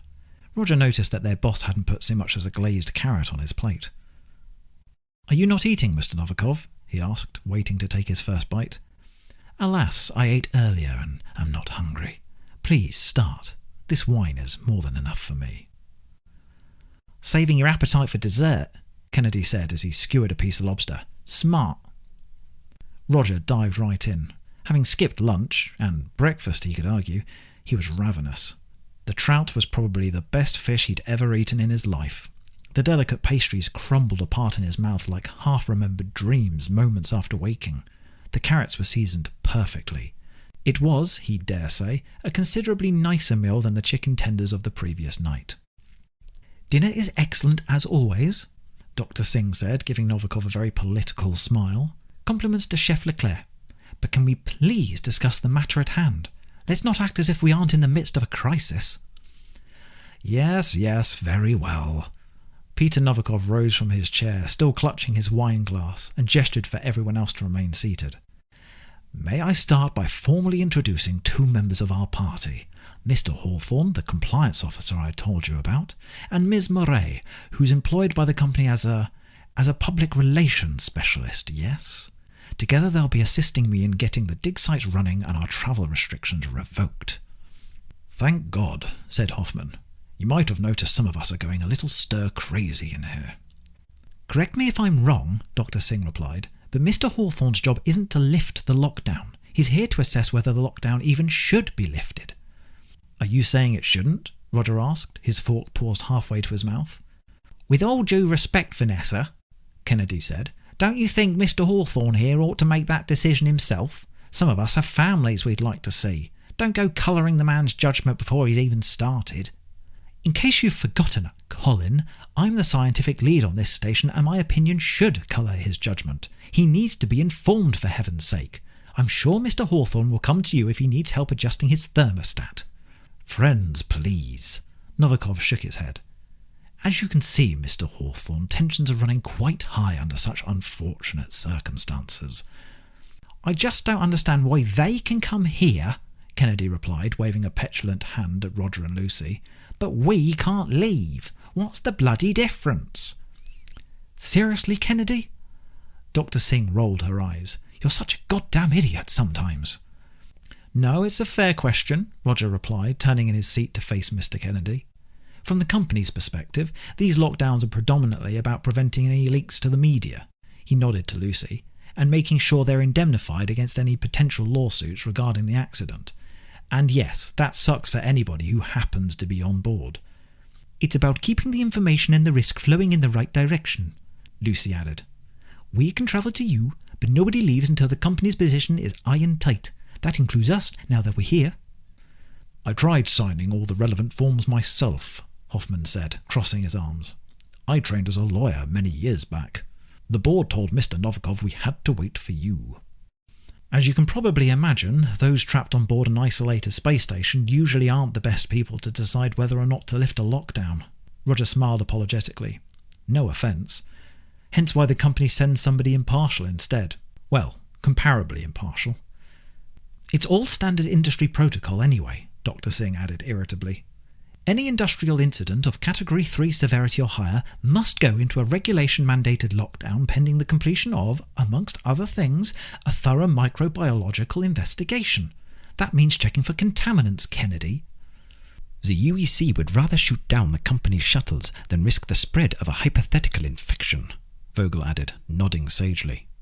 After the Gamma Persei incident 6 years ago, they don't take any chances. I hardly think the UEC would go that far, Roger scoffed. Not unless you actually had confirmation of a foreign pathogen on board the station. Which you don't, right? Lucy asked Dr. Singh. Well, that, Miss Murray, is the million-dollar question, isn't it? The Legal and Compliance Department was led to believe the situation here was resolved, Roger said, his skin turning colder than the ice bobbing in the water jug. They wouldn't have sent anyone out here otherwise. Then I fear somebody wasn't entirely truthful in their communications, Dr. Singh said to Mr. Novikov through gritted teeth. Enough! Novikov shouted, slamming his fists onto the table. Everybody jumped. Mr. Kennedy dropped his fork and half of the chicken fell off its platter. Stop with this endless prattling. There is no crisis, Vanessa, save for the one that you insist on creating for us. Let Mr. Hawthorne sign his form so that we can finally be done with this nonsense. Everybody fell silent. Roger stared down at his half-eaten fish in embarrassment. Dr. Singh took another long sip of wine. My apologies, Novikov said, adjusting his tie to compose himself. Gone suddenly was the wolf who'd leapt so viciously at the scientist's throat. Apparently I am as susceptible to cabin fever as everyone else. Too much rich wine, perhaps. Forgive me, Vanessa. It's fine, Dr. Singh replied, deadpan. Mr. Hawthorne, Novikov continued, please allow me to shed some light on what happened down on M1819 10 days ago. Our mining crew was breaking ground at Site 4 when the drill bit met resistance. This in itself is hardly unusual, but when the drill pushed through, the site ruptured and the derrick collapsed. That was the cause of the accident. How many fatalities? Roger asked. 3, Hoffman replied, as listed in the initial report. Any other casualties or injuries? Everybody else is fine, Novikov quickly replied. Minor scrapes and bruises, a concussion, I believe. Nothing that couldn't be addressed in the on-site facility's medbay. Can I speak to the foreman? He wasn't one of the fatalities, was he? Scott Blanton, Hoffman said to Novikov, as if that explained something. Access to the planet's surface is strictly prohibited. Novikov shook his head. Aside from to collect samples, of course, as is protocol, but those excursions have already been conducted, with the strictest safety measures in place, might I add. I oversaw them myself. Dr. Singh waved a waiter over for more wine. I should have been the one to go down there, she said as the waiter poured. Nobody else would have known what to look for. Perhaps you are right, Vanessa, but what's done is done, and you have your samples, do you not? Samples of what? Roger asked, growing impatient. I'm sorry, but I feel like I'm missing something important here. The derrick collapsed, 3 crew members died, and the dig site is written off pending further review. Why are there survivors still down there? May I? Dr. Singh asked Novikov. He sighed, plucked up his own wineglass, and gestured for her to proceed. During the accident, Dr. Singh explained, it wasn't just basalt and gas pockets thrown up from underground. We also detected spores, for want of a better word. Spores carrying a previously undocumented strain of extraterrestrial virus. Roger's vision swirled and his head grew burning hot. A black, nauseous pit formed where his stomach was supposed to be. He almost knocked his chair over backwards in his rush to stand up. What do you mean, a virus? He yelled. This isn't a media blackout, it's a bloody quarantine.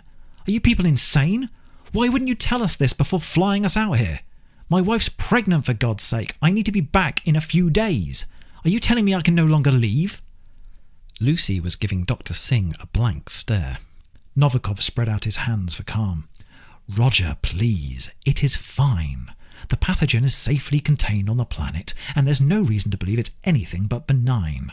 Vanessa is just being extra diligent. There wouldn't even be a quarantine in effect if she hadn't alerted the regulators. Oh yes, Dr. Singh let out a dry laugh. Blame me for following basic legal protocol. Yes, and it was the right thing to do, I'm sure. But now that Mr. Hawthorne is here, there's no reason not to put this whole nasty chapter behind us. Shutting down operations isn't doing the deceased any favours, is it? You seriously expect me to lift the lockdown after what you just told me? Roger said, collapsing back into his chair. My job is to protect the company from lawsuits, Mr. Novikov, not invite them. Do you have any idea of the risk involved here? Any idea at all?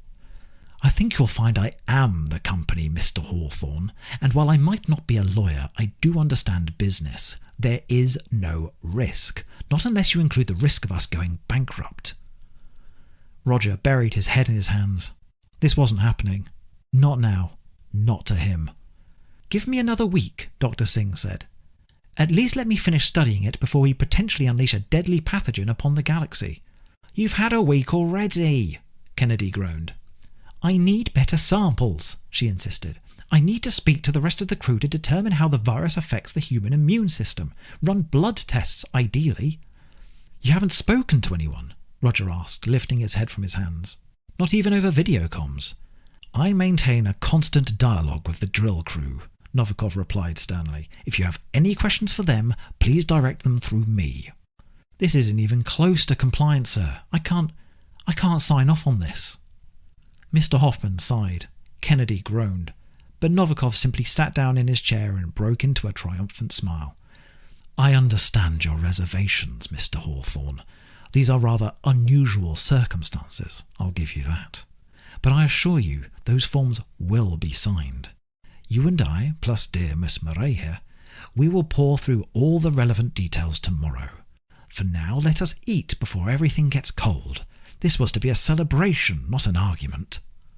Dr. Singh caught Roger's eye and raised her eyebrows as if to say, See what you've gotten yourself into? Everybody else resumed their meals, grasped at seconds. Even Lucy, who'd been rendered uncharacteristically speechless by the topic of alien viruses, got stuck back in. Mr. Novikov smiled to himself and drank heartily from the thick wine in his cup. Roger pushed his plate away. He no longer had much of an appetite.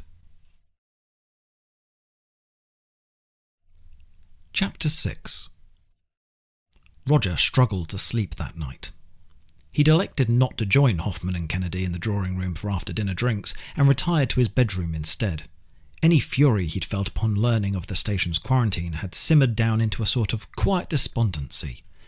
He couldn't believe somebody like Mr. Novikov could be so stupid. Lift the lockdown? The man was a damn hermit, for crying out loud. Leaving the Desmodonte wasn't even a consideration for Novikov. He only cared about making money. Erin.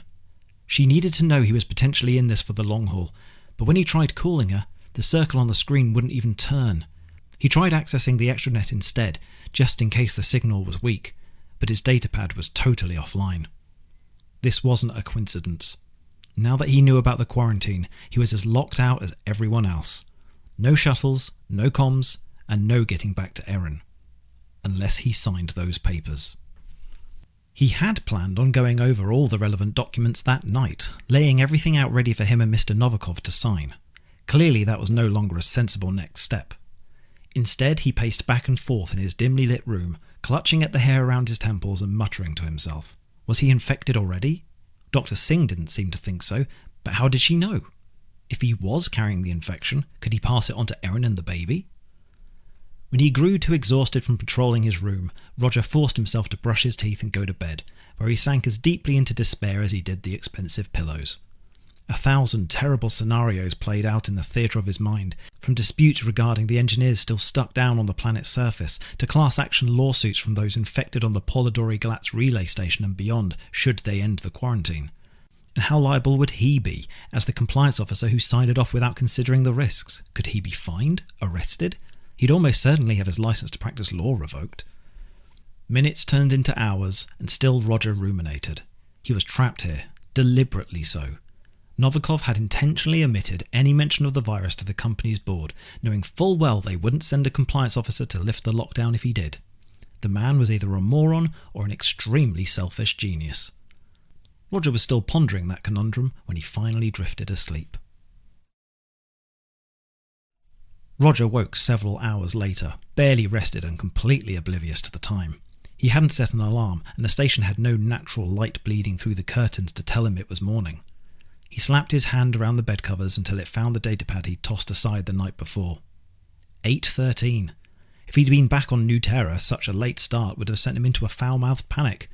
But as the realisation he was still trapped on board the Desmodonte set in, all Roger wanted to do was crawl under the covers and wait for some other sorry compliance officer to come along and fix everything.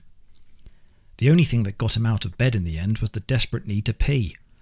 His subsequent odyssey in the steamy shower meant it was a whole 30 minutes before Roger noticed the scrap of paper that had been slipped underneath his door.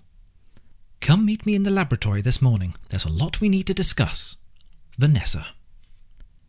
"How very clandestine, Dr. Singh," he said, turning the note over before scrunching it up and tossing it onto the writing desk.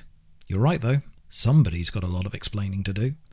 He threw on some clean clothes, realising in the process that it might be a good idea to hang his shirts up in the wardrobe after all, and slipped his datapad into the back pocket of his trousers. The extranet might still be off, but he figured it couldn't hurt to bring it just in case. The corridor outside his room was deserted.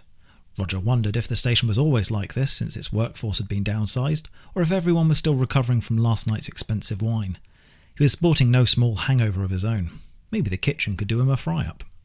Roger locked the door behind him and strolled past the door to the dining room, to the balcony overlooking the grand lobby. It was just as staggeringly splendid as the first time he saw it, and just as quiet, but Roger found his attention drawn solely to the airlock that substituted for a front door. He knew there was nothing on the other side except the suffocating vacuum of space, but if there had been a shuttle docked there, if all he'd needed to do was step on board to be whisked back home to Erin. But there wasn't.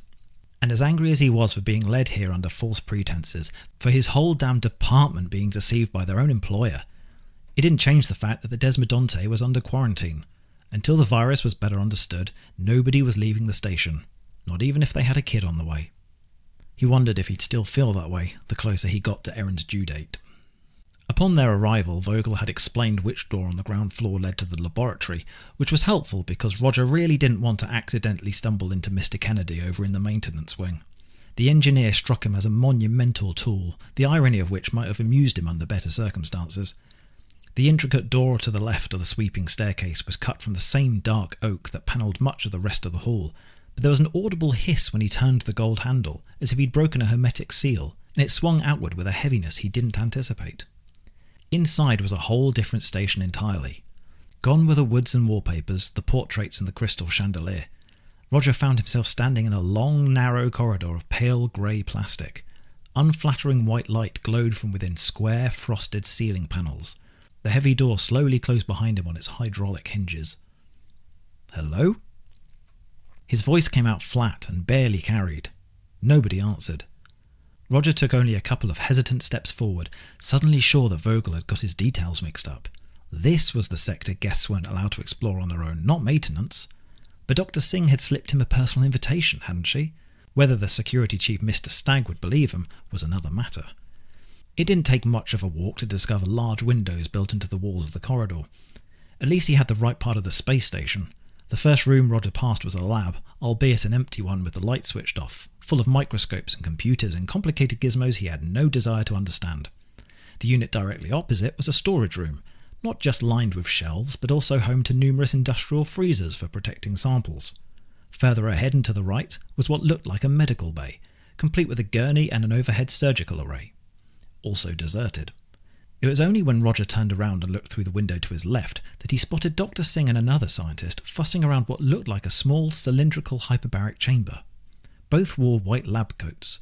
He raised a hand to catch her attention. She hurried over and unlocked the doors, which slid aside with another hermetic hiss. "Mr. Hawthorne," she said, ushering him inside. "You got my note then?" "Roger, please," I insist. "Only if you call me Vanessa.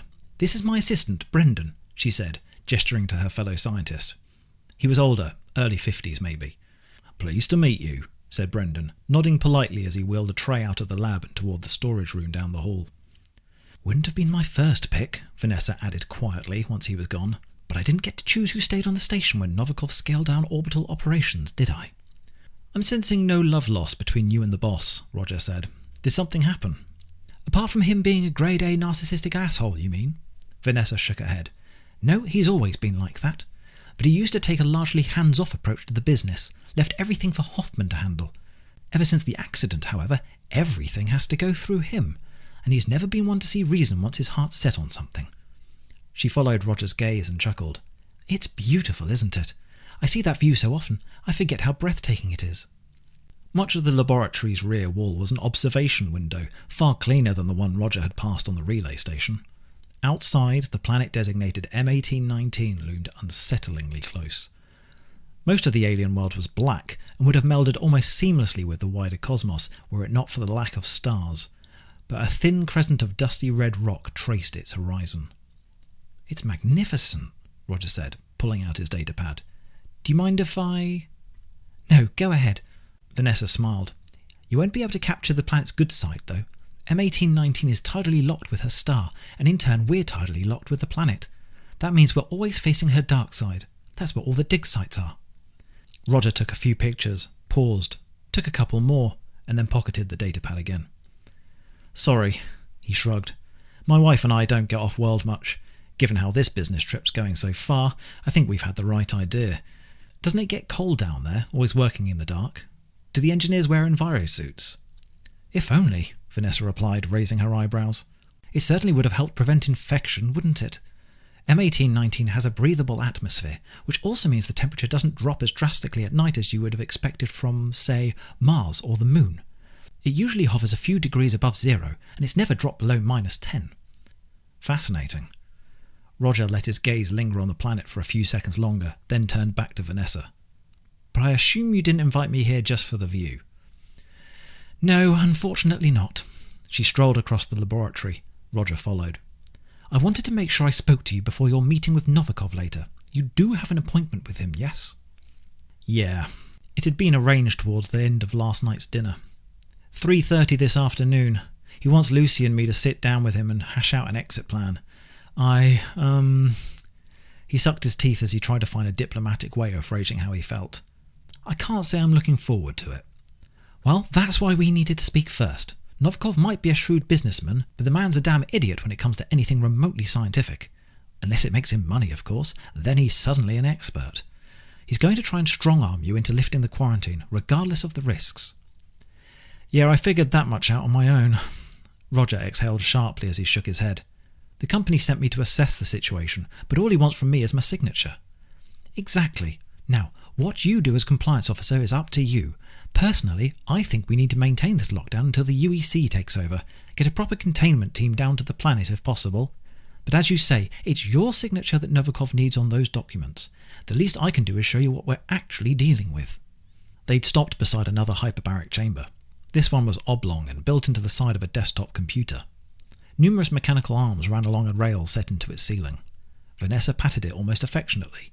Roger took an instinctive step backward. "You have samples of the virus in there."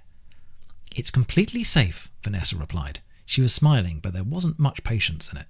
"Nothing can escape this chamber or the cryo tanks beneath, not unless you went at it with a sledgehammer, and I'm not even sure that would have much of an effect. Come take a look." She inputted a series of commands. One of the mechanical arms selected a transparent specimen slide and set it in front of a transmission electron microscope. Its camera feed was shown in ultra-high definition on the computer's monitor. To Roger, the lumpy furry globe on the screen looked like something a kid would make out of felt and wire brushes for a science project at school. "It's very impressive," he said, "but you're going to need to explain what I'm looking at."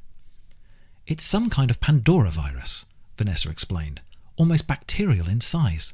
I've been referring to it as the M virus in my notes. I've run a comparison against every known pathogen in humanity's database, and it's definitely extraterrestrial in nature.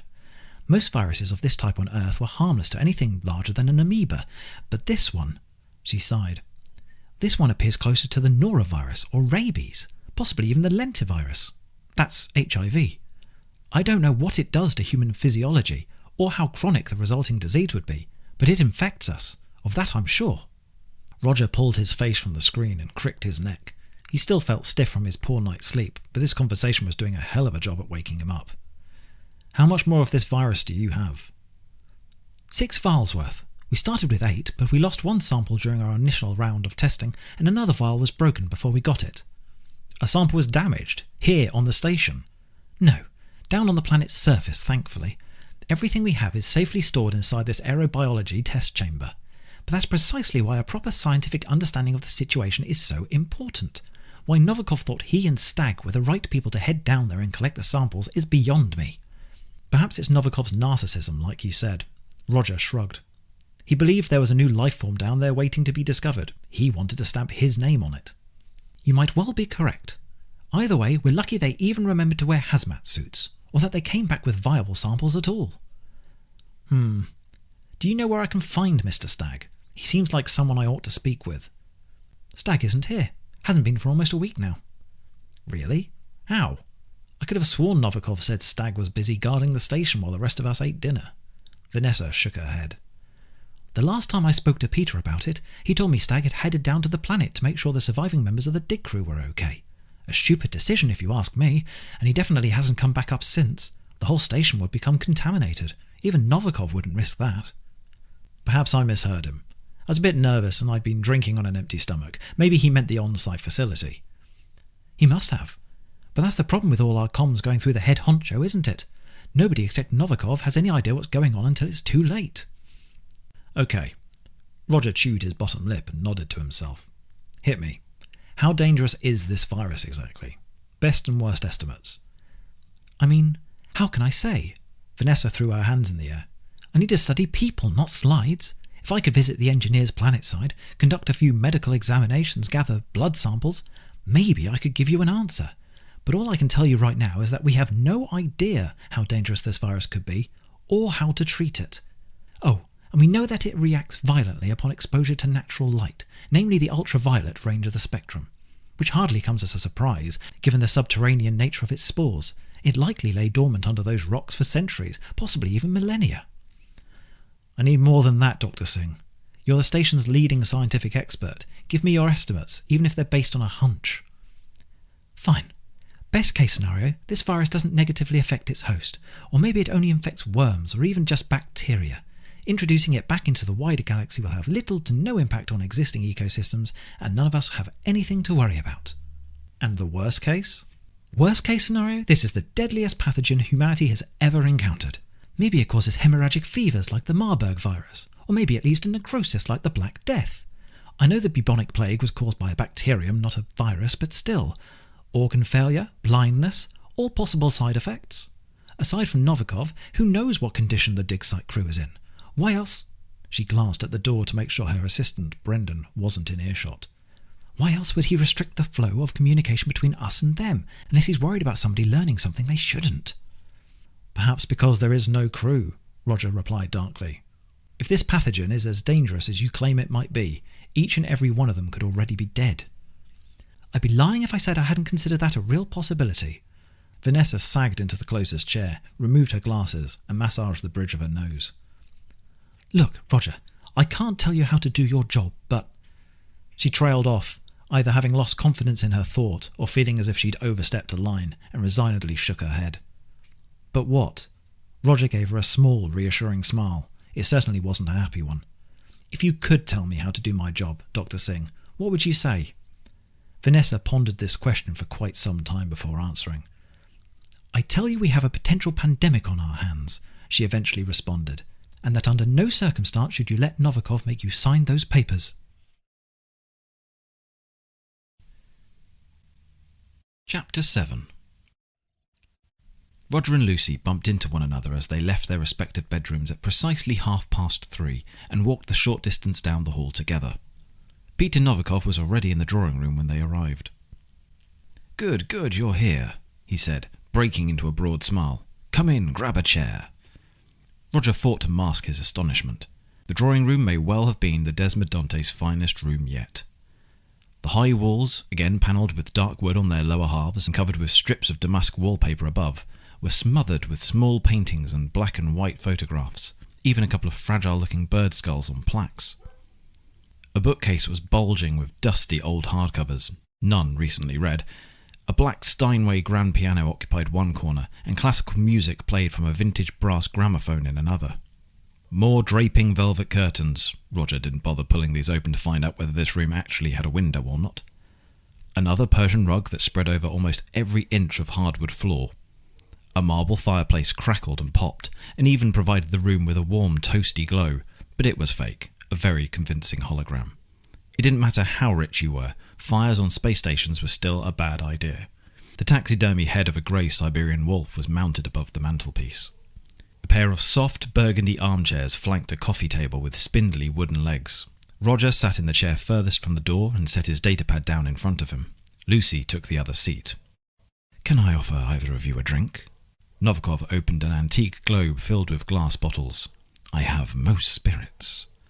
It's a little too early for me, thanks, Roger replied. Perhaps later, when the meeting's finished? Very well. Novikov nodded, not perturbed in the slightest. Personally, I find a glass now and then aids the constitution, and I struggle to maintain regular hours these days.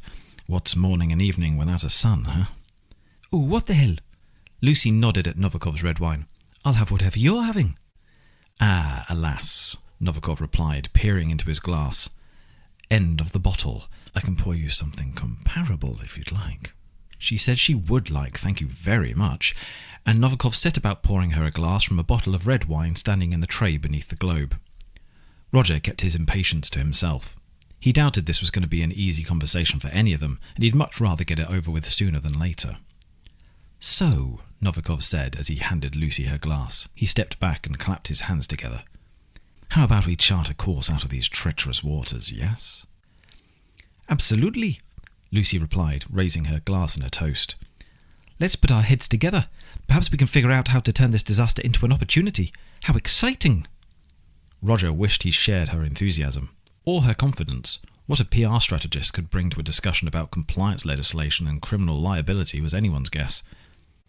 We can certainly do our best, he said in what he expected was a vain attempt to keep expectations realistic.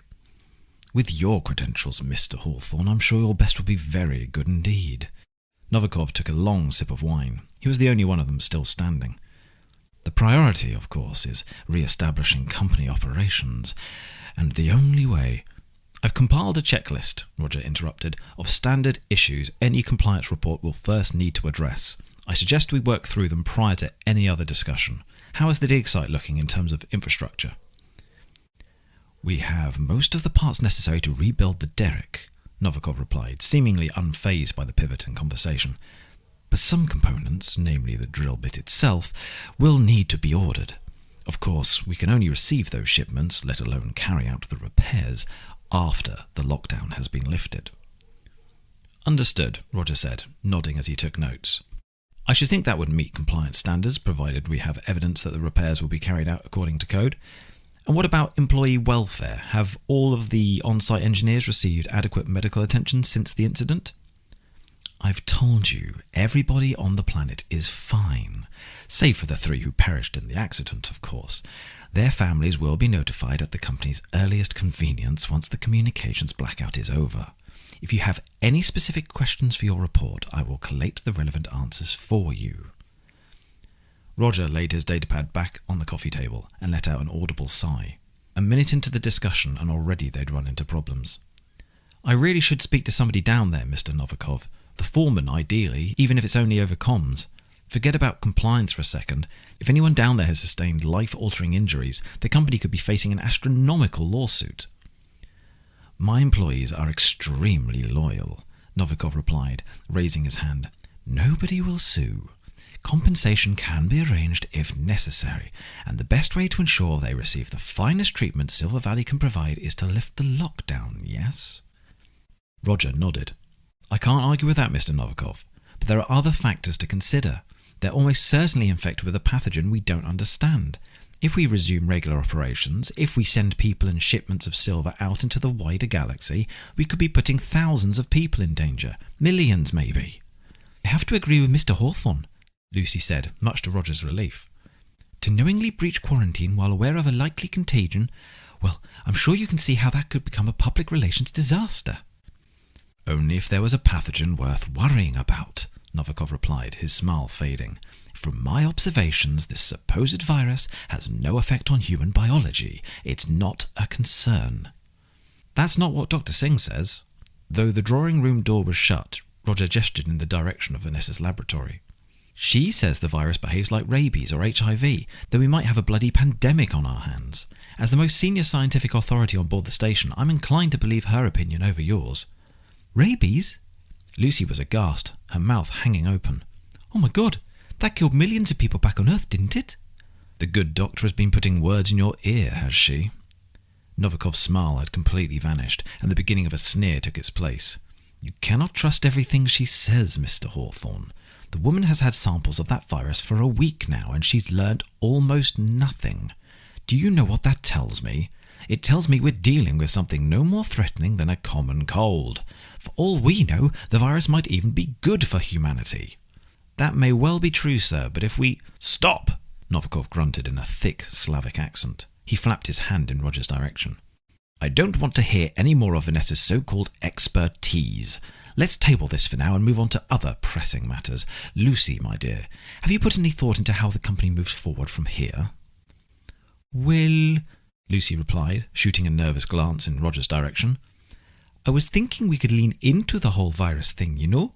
Embrace it, control the narrative, focus on the company's responsible attitude to—" Roger stopped listening.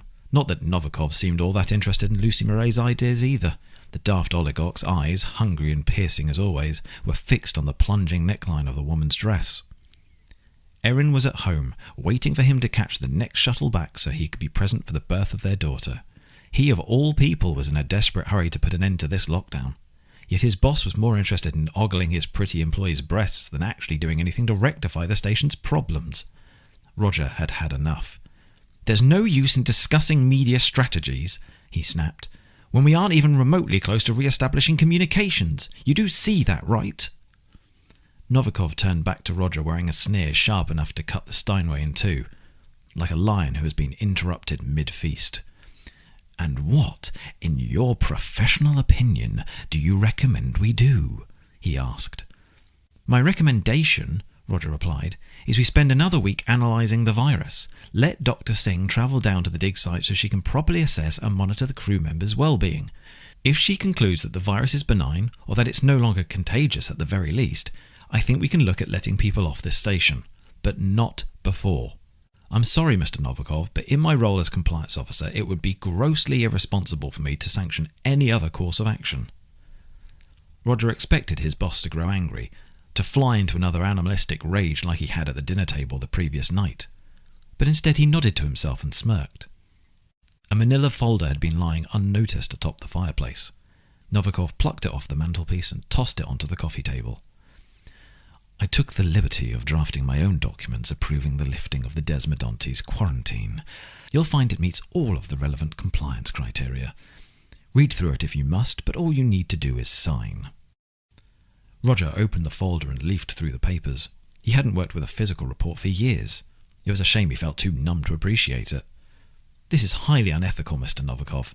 You know I can't just sign whatever you put in front of me." "Yes, you can. You'll sign them if you want to keep your job, or if you intend on returning to that wife of yours any time soon. Didn't you mention she was pregnant?" Roger scoffed in speechless disbelief. I'm sorry, is this blackmail?" "No, Mr. Hawthorne, it's business. Make no mistake, I would have forged your signature days ago if the regulator's fraud detectors weren't so accurate. Do everyone a favour and sign the damn forms, boy. I think you'll find what's good for the company is also good for you." Novikov turned back to Lucy, all smiles once again. "Now, Miss Murray, what was it you were saying about controlling the narrative?" Lucy had the decency to splutter a little, embarrassed for the both of them, and then flowed back into her spiel without another hitch. Roger stared at the slim folder on the table, feeling about as small and impotent as he did useless. The rest of the day's meeting washed over him. His pride, his career, even his freedom, so suddenly had everything been snatched from his grasp and crushed within Novikov's iron grip, all for the sake of a signature. God, he really wished he'd accepted that drink. Dinner that evening was beef with lardons, mushrooms and mashed potato. Lucy arrived 10 minutes late, but the food wasn't served until a quarter past the hour. Novikov did not join them. At 6 on the dot, Vogel had informed everyone present that his master was regrettably otherwise engaged, before himself departing from the dining room. Neither was Dr. Singh in attendance, electing to remain in her laboratory and continue studying the virus instead. Mr. Stagg, quite unsurprisingly, also did not make an appearance. Without Novikov acting as a master of ceremonies, nobody said much of anything to one another beyond a few initial pleasantries. Roger suspected that Hoffman and Kennedy were not so secretly pissed off with him for not lifting the lockdown already. Well, tough shit. Roger intended to read every last word of Novikov's amended draft, and no way was he signing anything that smelled even the slightest bit iffy. If Novikov retaliated by firing him, so be it. Good luck explaining to the rest of the board why they needed to send out another compliance officer. He pushed pieces of beef around his plate with his fork. Despite being hungry and the dish being delicious, he only managed a few bites. Had Roger suspected the meal was his last, he would have gone back for seconds.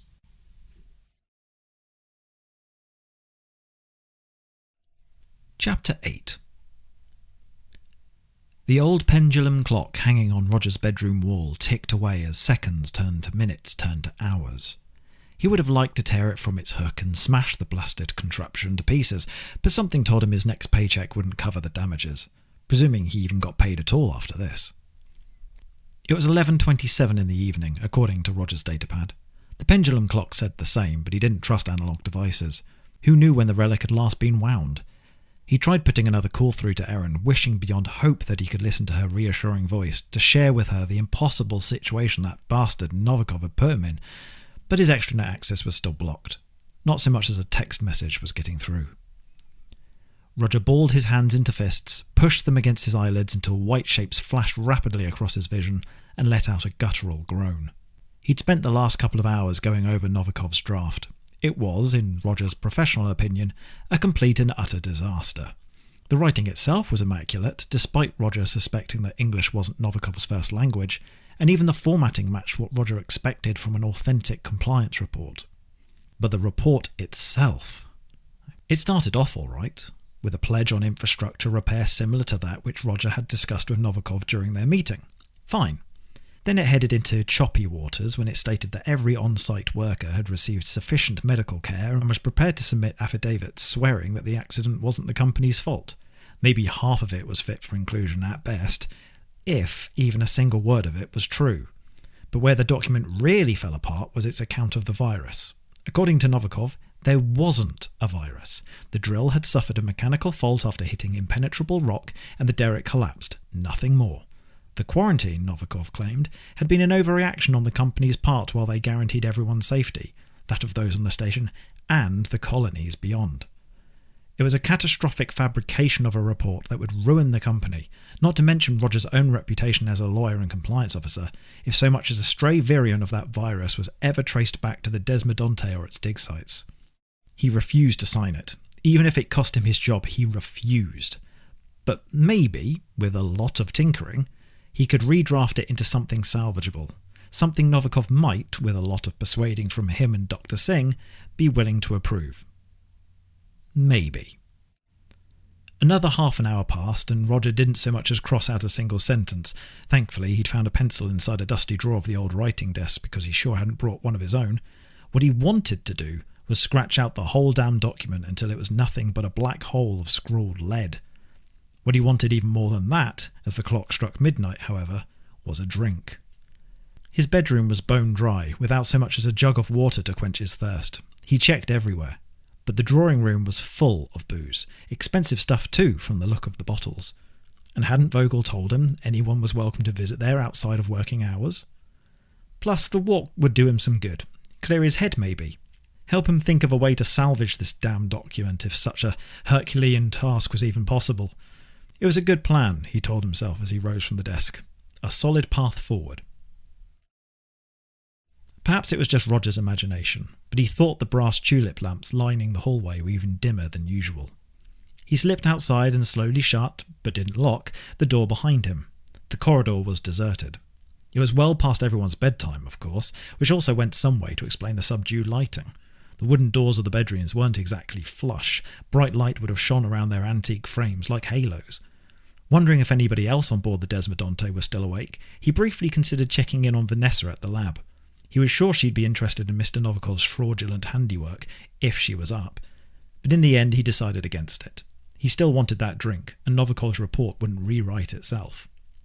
Out of the guest bedrooms on this side of the station, Roger's was the closest to the drawing room, and he was as grateful not to pass his neighbours' doors as he was for the soft carpet that kept his steps from echoing endlessly down the halls.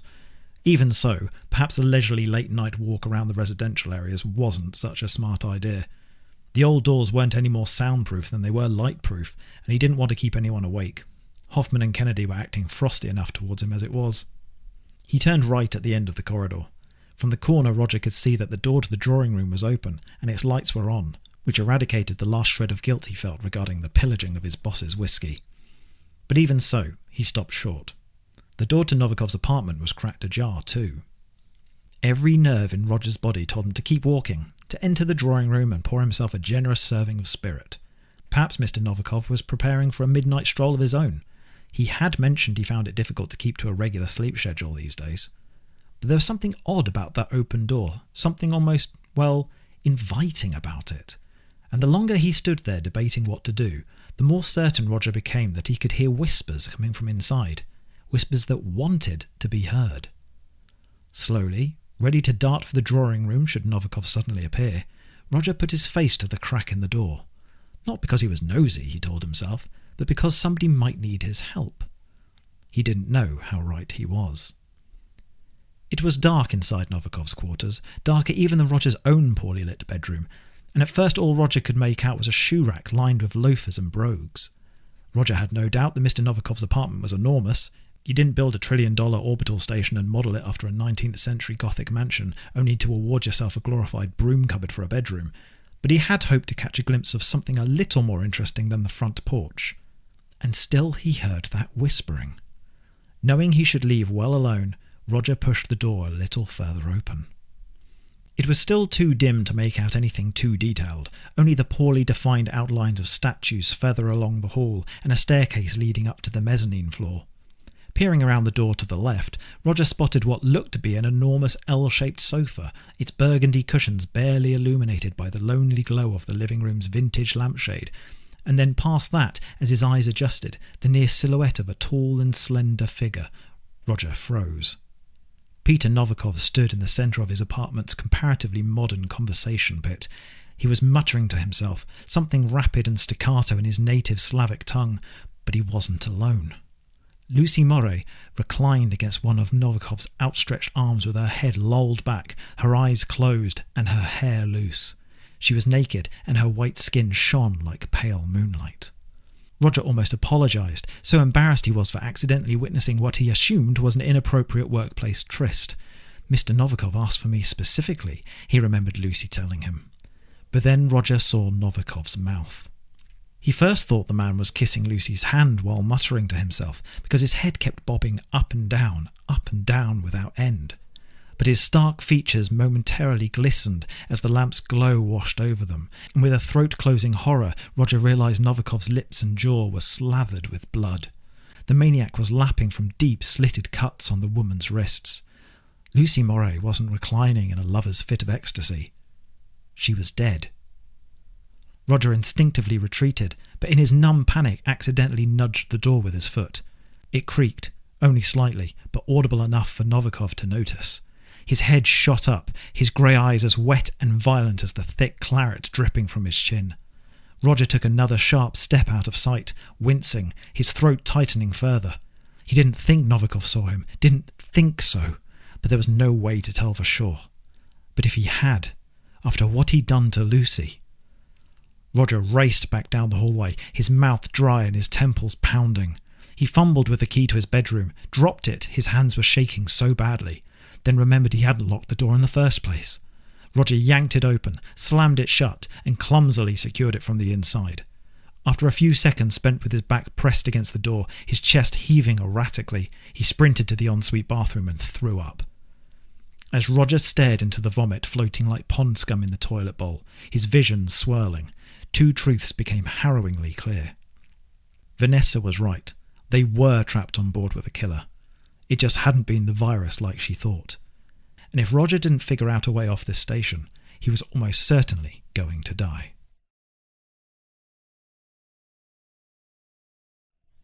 Chapter 9. There came a knocking at Roger's door. "Are you okay, Mr. Hawthorne?"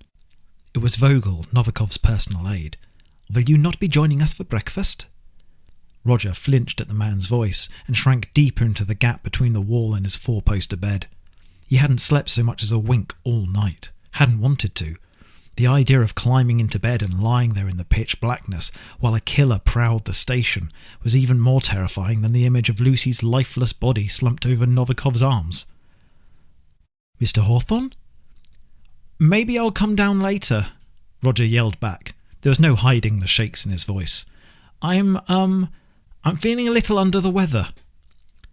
"Oh dear, I'm terribly sorry to hear that," Vogel replied.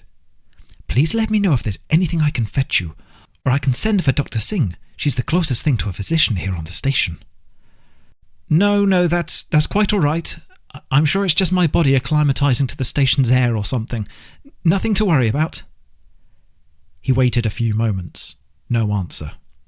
Vogel must have returned to the dining room to inform the other breakfasters he wouldn't be attending. Roger grabbed clumps of hair in his hands and groaned. What in the godforsaken galaxy was he supposed to do? It wasn't as if he could call the authorities. He supposed he could try and convince Kennedy to re-establish comms. If there was anyone who could, it was probably the compliance officer in charge of lifting the lockdown, but Roger had a feeling it was Novikov who truly pulled the plug. And even if he did get through to someone outside of the station, who would believe him? He wasn't even sure he believed himself. Maybe he could tell Sheridan Stagg, the station's head of security, but Vanessa was under the impression Stagg was stuck down on the planet with the rest of the dig crew, and Roger wasn't sure one semi-retired security guard would be all that much help at arresting a cannibalistic killer anyway. Running away obviously wasn't an option. There was nowhere on the Desmodonte to go, nowhere safer than his bedroom at any rate. But he couldn't stay locked in here forever either. Aside from coming across as extremely suspicious to anyone else on board the station, he'd starve or die of dehydration long before Novikov got him. Roger stopped rocking, gave his throat a rest, and gradually let go of his hair. Most of it remained attached to his head. But that was it, wasn't it? 7 hours after peering into Novikov's quarters, he was still alive. Still expected to join everyone at breakfast even. Would Novikov be so blasé if he knew Roger had witnessed him lapping the blood from Lucy's lacerated wrists? Even if Novikov wasn't himself present in the dining room this morning, that still wasn't the sort of thing anyone liked to have gossiped about in their absence. The fact that Novikov hadn't paid Roger a visit in the night, and Roger had to believe somebody like Novikov would have their own set of keys to all of the rooms, surely meant Roger wasn't on the CEO's kill list. Not yet, anyway. Not if he acted as if everything was normal. Which meant leaving his room. Of course, there was another option, one which was, he hated to admit, considerably more plausible than his boss being a bloodthirsty murderer. He was suffering a psychotic break brought on by stress and rapid onset cabin fever. He'd imagined the whole lot, possibly even collapsed against his writing desk and dreamed it, and right now everyone was sitting around the dining table happy as can be. There was only one way to find out. Roger climbed to his feet using the mattress for support, then staggered, his legs were half asleep, to the bathroom. He stripped out of yesterday's clothes and took a long, trembling shower. Then he quickly got dressed, combed his hair and, after a short stop at the writing desk, left without locking the door, just in case he needed to make a quick retreat. Each leaden step down the hallway to the dining room was a sphincter-tightening, bladder-loosening hardship, but he forced himself to keep going, to keep his breathing steady and his fingers from performing a piano concerto against the thighs of his trousers. Maybe it was just sex, he told himself. The lights in Novikov's apartment had been low, and it's not like I got that good a look. Rich eccentrics always have weird kinks, right? It's practically part of the job description. Some sick role-play fantasy that's certainly none of my business. Yeah, that was probably it. He paused outside the dining room, wishing desperately to sprint back to his bedroom, lock the door shut, and resume cowering down the side of the bed like a coward. But he'd have to face Novikov sooner or later. Plus, he could hear polite conversation and the clattering of cutlery coming from inside. How dangerous could a breakfast really be? Steeling his nerves, Roger took a deep breath and walked in. "Look who decided to show up," Mr. Kennedy said almost immediately. The dining table overflowed with bowls, platters and jugs. Roger could barely even see where the voice had come from. Kennedy was so well hidden behind a tower of assorted pastries. Mr. Hoffman had his back to the door and didn't turn around. Vanessa did turn, wearing a worried expression that only grew more intense as she took in the black bags around Roger's eyes. Vogel nodded politely. Peter Novikov sat disinterestedly at the head of the long table. Roger's heart fluttered at the sight of the man, and his stomach dropped like an old anchor. Novikov's plate was empty, his glass of wine full despite the early hour, and his face was as fixed as granite. Lucy's usual seat was unoccupied. "I'm glad you're feeling better, Mr. Hawthorne." Novikov gestured to one of the available chairs. "Unfortunately, all the smoked salmon is gone. There are still some eggs, however." "The black pudding is pretty tasty," said Mr. Kennedy, offering Roger a plate of pork pucks. "Always found it a good hangover cure myself." "I'm not hungover." Roger rubbed a knuckle into the corner of his eye as he sat down as far from Novikov as possible. "Sure." Kennedy returned the plate to its spot on the table. "And it wasn't you I heard sneaking down to the drawing room last night either, was it?" Roger opened his mouth to protest, considered whether this might incriminate him in Novikov's eyes or prove to be a viable alibi, and ultimately decided it was in his best interest to plead the fifth and say nothing. Not that anybody else around the table cared anyway. They were too busy wolfing down buttered toast to listen. Of course, there was still that conspicuous absence, and whilst Roger knew it was potentially dangerous to bring the matter up, it might strike everyone as even stranger if he didn't. "Where's Lucy?" he asked in a cracked and wavering voice. Novikov flashed his eyes up from his wineglass, then shared with Roger a fleeting, surreptitious smile. Roger's bowels twisted, and he found himself suddenly transported back to Novikov's dark doorway, the man's cruel gaze glistening with bloodlust as he sucked the life from Lucy's pale white body. He knew. The bastard knew. "She, too, is feeling worse for wear this morning," he replied. "My, I do hope there isn't something going around." "Perhaps it is the recycled air, Mr. Hawthorne, like you said." Vogel gave Roger an academic nod. "Both you and Miss Murray arrived together unrecently, after all." "I just hope you didn't bring any bugs on board the station with you," Mr. Hoffman said, smiling to himself as he speared a piece of sausage with his fork. "Would be ironic, wouldn't it? All this panic about Vanessa's special virus, a 2-week quarantine put in place to keep us safe, and then everyone ends up sick with a common cold." "Nobody would be happier with that outcome than me," Dr. Singh testily replied. "I'm not so sure," Novikov teased. "I think you'd love nothing more than a chance to keep us locked in here so you can stick us with your needles." "Really, Peter?" Vanessa rolled her eyes. "Sometimes I think you're too old-fashioned.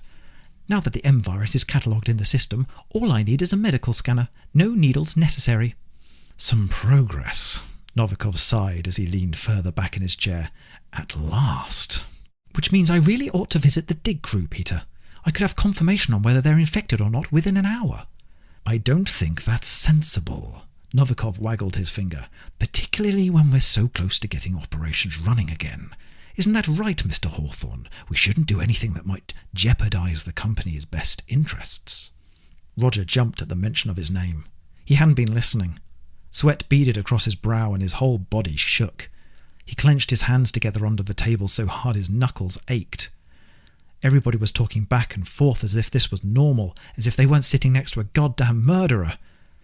If visiting the planet is such a risk, Vanessa pointed out, we most certainly shouldn't be ending the lockdown. Wouldn't you agree, Roger? I think Mr. Hawthorne is capable of making his own assessment, Vanessa, Hoffman said, still eating. Novikov tells me we might be close to getting a report signed. Personally, I can't wait to... I need to leave the station, Roger blurted out. My wife's pregnant. I need to be there when the baby's due. But you can't leave, Mr. Hawthorne, Novikov replied, smiling quizzically. None of us can. I understand, but an exception needs to be made. Vanessa, you can run all the tests you want on me to make sure I'm not infected with anything I didn't arrive with.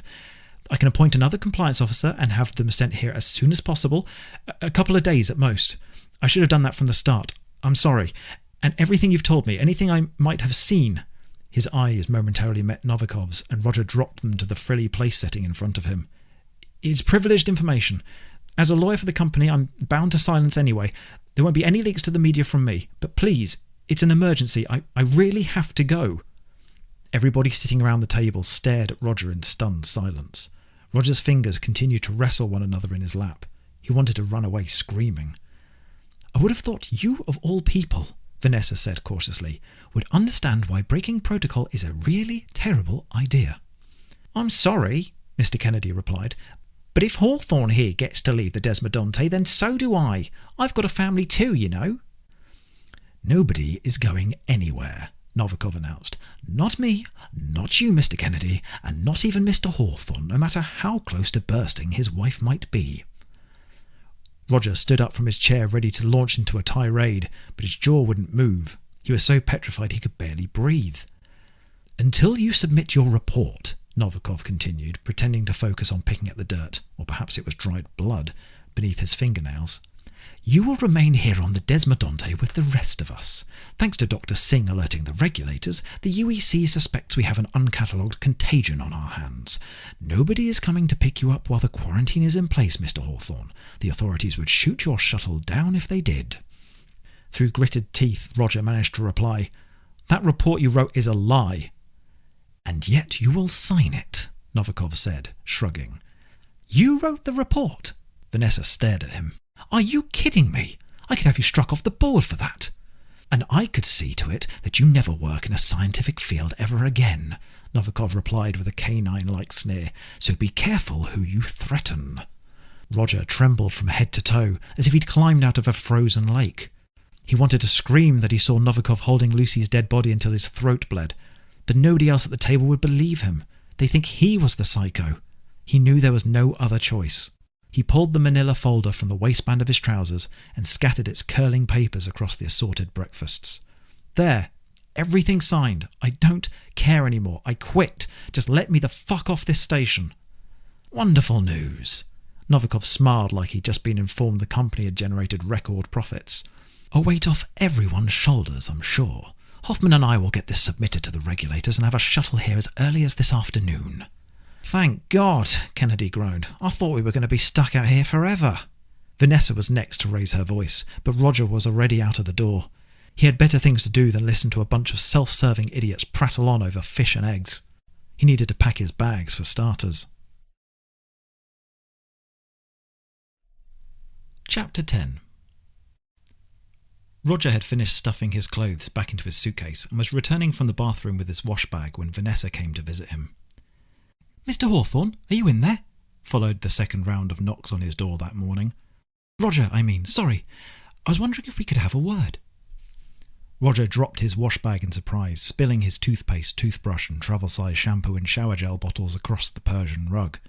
He stared at the door for a couple of seconds like a rabbit inches from the grill of a speeding 18-wheeler, then decided to let her in. But only her. Out of all the people on board, Vanessa was the closest to even approaching sane. He cracked open the door, looked past her both ways down the corridor, and then stepped aside so she could enter. He locked it again the moment she was through. Wow, she said, watching him frantically scoop up the contents of his wash bag. You really don't hang around after handing in your resignation, do you? Cut the cord and wash your hands of it. I can respect that. I'm not staying here a moment longer, Roger said, forcing his toiletries to squeeze amongst the rest of his luggage. That bastard out there, that monster, he's not who you think he is. Oh, I told you Novikov was a grade A arsehole, Vanessa replied. I just didn't believe he'd go so far as to forge a compliance document for you to sign. I guess that was me being naive. That's not the problem. Roger shook his head so vehemently he found it hard to stop. As soon as I get even a sliver of extranet signal, I'll tell my office he forced me to sign it, that the dig sites aren't even close to being safe to reopen. He'll be lucky to stay out of prison, let alone keep his seat on the Silver Valley board. Good. So what is the issue? Roger fixed her with a watery stare. He chewed his lip and anxiously shifted his weight from side to side as if about to wet himself. God, he desperately needed to tell someone. And if he departed on the next shuttle, and there was nobody left on the station who knew what Novikov had done, what he might do again... He grabbed Vanessa by the shoulders. Lucy isn't unwell, he whispered. She's dead. Vanessa glanced down at the hands on her shoulders, then back up into Roger's wide, frightened eyes, and took a slow step back toward the bedroom door. What on earth are you talking about? She asked. Last night I peered into Novikov's apartment, okay? The door was open and Lucy was slumped over his arms, dead. She was dead, and that maniac was drinking the blood from her wrists, lapping up like a damn cat. Vanessa took another gradual step away, staring at the madman as if he just peed all over the expensive furniture. Roger began pacing back and forth between the bed and the wardrobe, scratching the nape of his neck and muttering to himself, clearly in a great deal of distress. Are you sure you're all right? She asked. Maybe you should come down to the medical bay and let me take a look at you. You've obviously suffered a nasty shock, Roger, but everything is okay. Do you hear me? Nobody's going around killing anyone, not on this station. I know what I saw, Dr. Singh. You think you know, yes, but it sounds to me like you believe Peter Novikov is a I'm not saying Novikov is a vampire, Roger hissed, spinning toward her. I'm just telling you he killed Lucy and then slurped up her blood like she was made of strawberry smoothie, all right? Vanessa sighed and pinched the bridge of her nose as Roger resumed his manic pacing. Why would he do that, Roger? Why? I don't know, Roger gesticulated wildly. But why the hell would I be making this shit up? I don't know. Perhaps to get back at him for making you sign a fraudulent report. Don't give me that nonsense. I only signed it this morning because of what I saw last night. And because you're in a hurry to get back to your wife, Vanessa crossed her arms. That part was true, wasn't it? Roger quit pacing, sagged against the end of his mattress, and buried his head in his hands. Yes, that is true, and I am. In a hurry to see her, I mean. But it didn't factor into my decision. I swear to God, I'm not making a word of this up, and I didn't hallucinate it either. Please, somebody has to believe me. Vanessa kept her arms crossed, but relaxed enough to lean back against the wall between the door and Roger's writing desk. Look, let's put a pin in the whole drinking blood business, can we? Because that sounds nuts, Roger. Absolutely straitjacket earning nuts. Roger made a pained noise as if about to protest, but Vanessa raised her hand.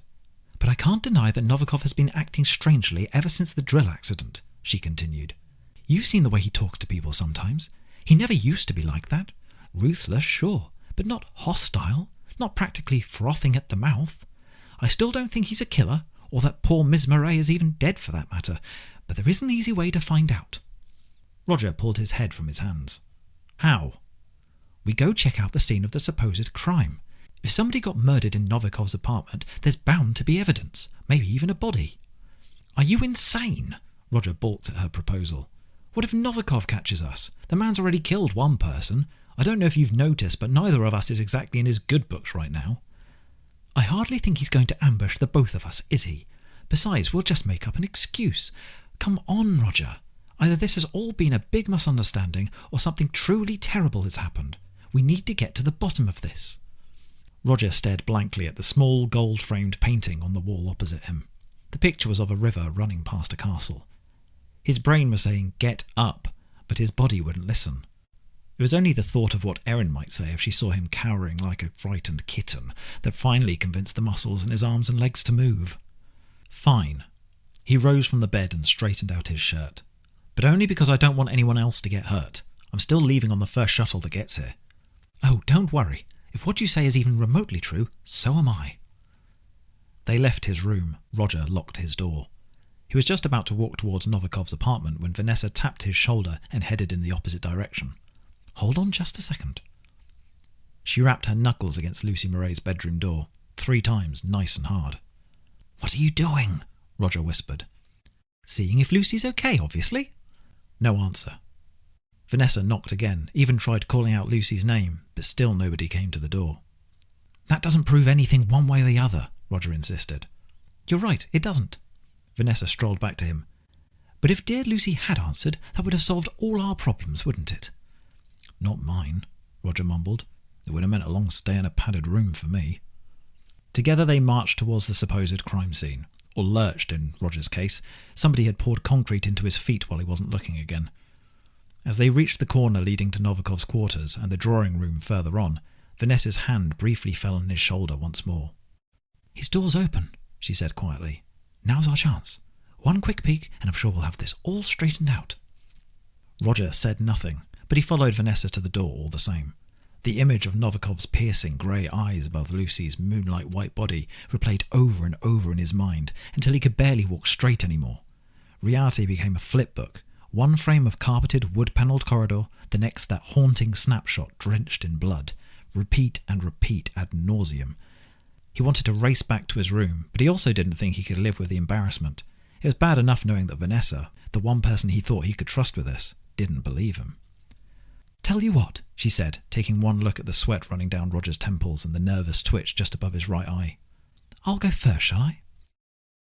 Vanessa slowly pushed the door further open and took a step inside Novikov's apartment. Roger hesitated, thought about pulling her back, and then, after frantically checking the corridor to make sure nobody was watching, slipped in after her. There was no dead body. That much was immediately obvious. All the lights were on, and Roger could not only make out the stoic features of the stone busts lining the wall leading to the mezzanine staircase, but see right through to the back of the apartment where a small round table sported an expensive vase containing flowers. Fake, surely. There was no sign of a struggle either. Roger did think he smelled cleaning fluid, though. "Where did you see Novikov and Miss Murray?" Vanessa asked, keeping her voice low. "Just past the sofa, over there in the conversation pit," Roger mumbled. His lips were numb. "Near the coffee table." Vanessa took another few steps forward and craned her neck. Roger massaged the muscles in his upper arms while he waited, his guts tying themselves into knots. "Not so much as a drop of blood on the carpet, Roger. Slitting someone's wrists and drinking blood from the wound. I'm no forensic expert, but that sort of attack is going to leave a terrible stain." Roger's guts untangled themselves from their knots and started whipping around his innards like an out-of-control garden hose instead. Vanessa was right, of course, but he knew what he'd seen. "He could have replaced the carpet," he whispered. "Or maybe he killed her somewhere else and brought her body out here, to... Can I help you?" Roger spun around with a sharp yelp. Novikov stood in the entranceway, fixing the two of them with a glare that reduced Roger's bowels to a watery slush.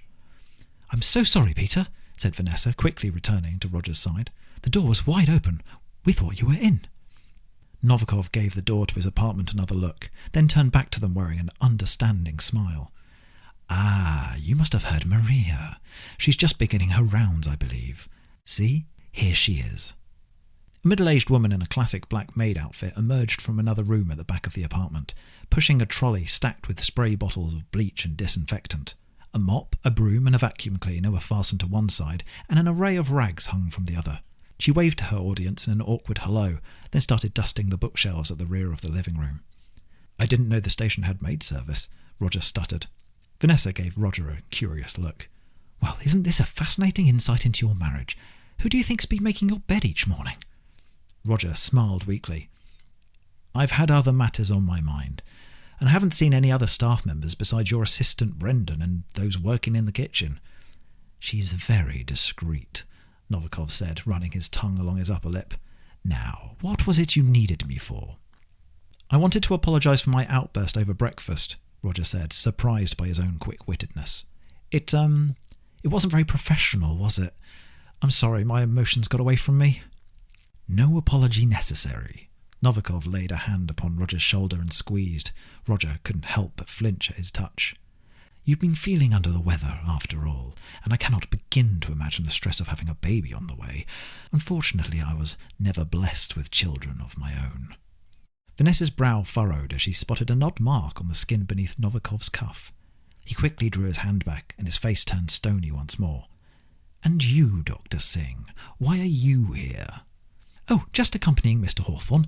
I went to check on him after breakfast, concerned he might have come down with something. We were actually just on our way down to the medical bay, weren't we, Roger?"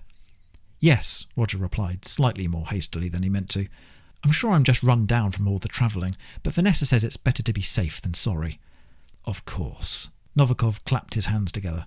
"Now, if you'll excuse me, I must get ready. The compliance documents have been submitted, the UEC regulators have given us the green light, and my ride will be here shortly." The man acts fast, Roger thought to himself. He can't even have had time to wipe the egg off the papers. "And there goes your legal career," a much smaller voice said from way back in the dusty recesses of his mind. "Bye-bye licence to practice law."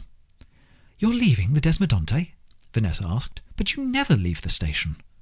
"There's a first time for everything," Novikov replied with a wink. "Let's just say this lockdown has demonstrated the merits of experiencing all that this galaxy has to offer." They left the apartment. Novikov pushed the door shut behind them. "I know what this looks like," Roger sighed despondently, "but I swear I'm not making any of this up." "I believe you," Vanessa replied, grabbing Roger's arm and guiding him down the corridor, past the door to his bedroom. "Well, I believe something anyway. Come with me." "Are we actually heading down to your lab?" "Yes," she said, glancing over her shoulder, "but I don't think you're the one who's sick." "What do you mean?" "I'll explain once we're somewhere I'm sure nobody else is listening." They hurried down the sweeping staircases of the grand lobby, through the hydraulic hinge door to the scientific research wing, and down the windowed corridor to Vanessa's laboratory. Checking that her assistant wasn't in earshot, she dragged Roger inside and grabbed him so that both his arms were pinned to his sides. "Did you see Novikov's wrist?" "No," Roger laughed awkwardly. "I was too busy trying not to piss myself in fear." "The skin was covered in grey scabs," Vanessa explained. "It's as if his body is trying to fight some kind of infection, or is adapting to one maybe. I only got a brief look at it when the cuff of his shirt rode up, but it wouldn't surprise me if he has a scaly rash like that all over his body." "So Novikov is sick, is that what you're saying?" "Yes, but whatever he's sick with is like nothing I've ever seen before. Well, almost nothing." She nodded coyly to the hyperbaric chamber. Roger followed her eyeline, then performed a double take. "You think he's infected with the M virus?" he hissed. "How?" "Damn idiot took it upon himself to collect the samples from the M1819 dig site, didn't he?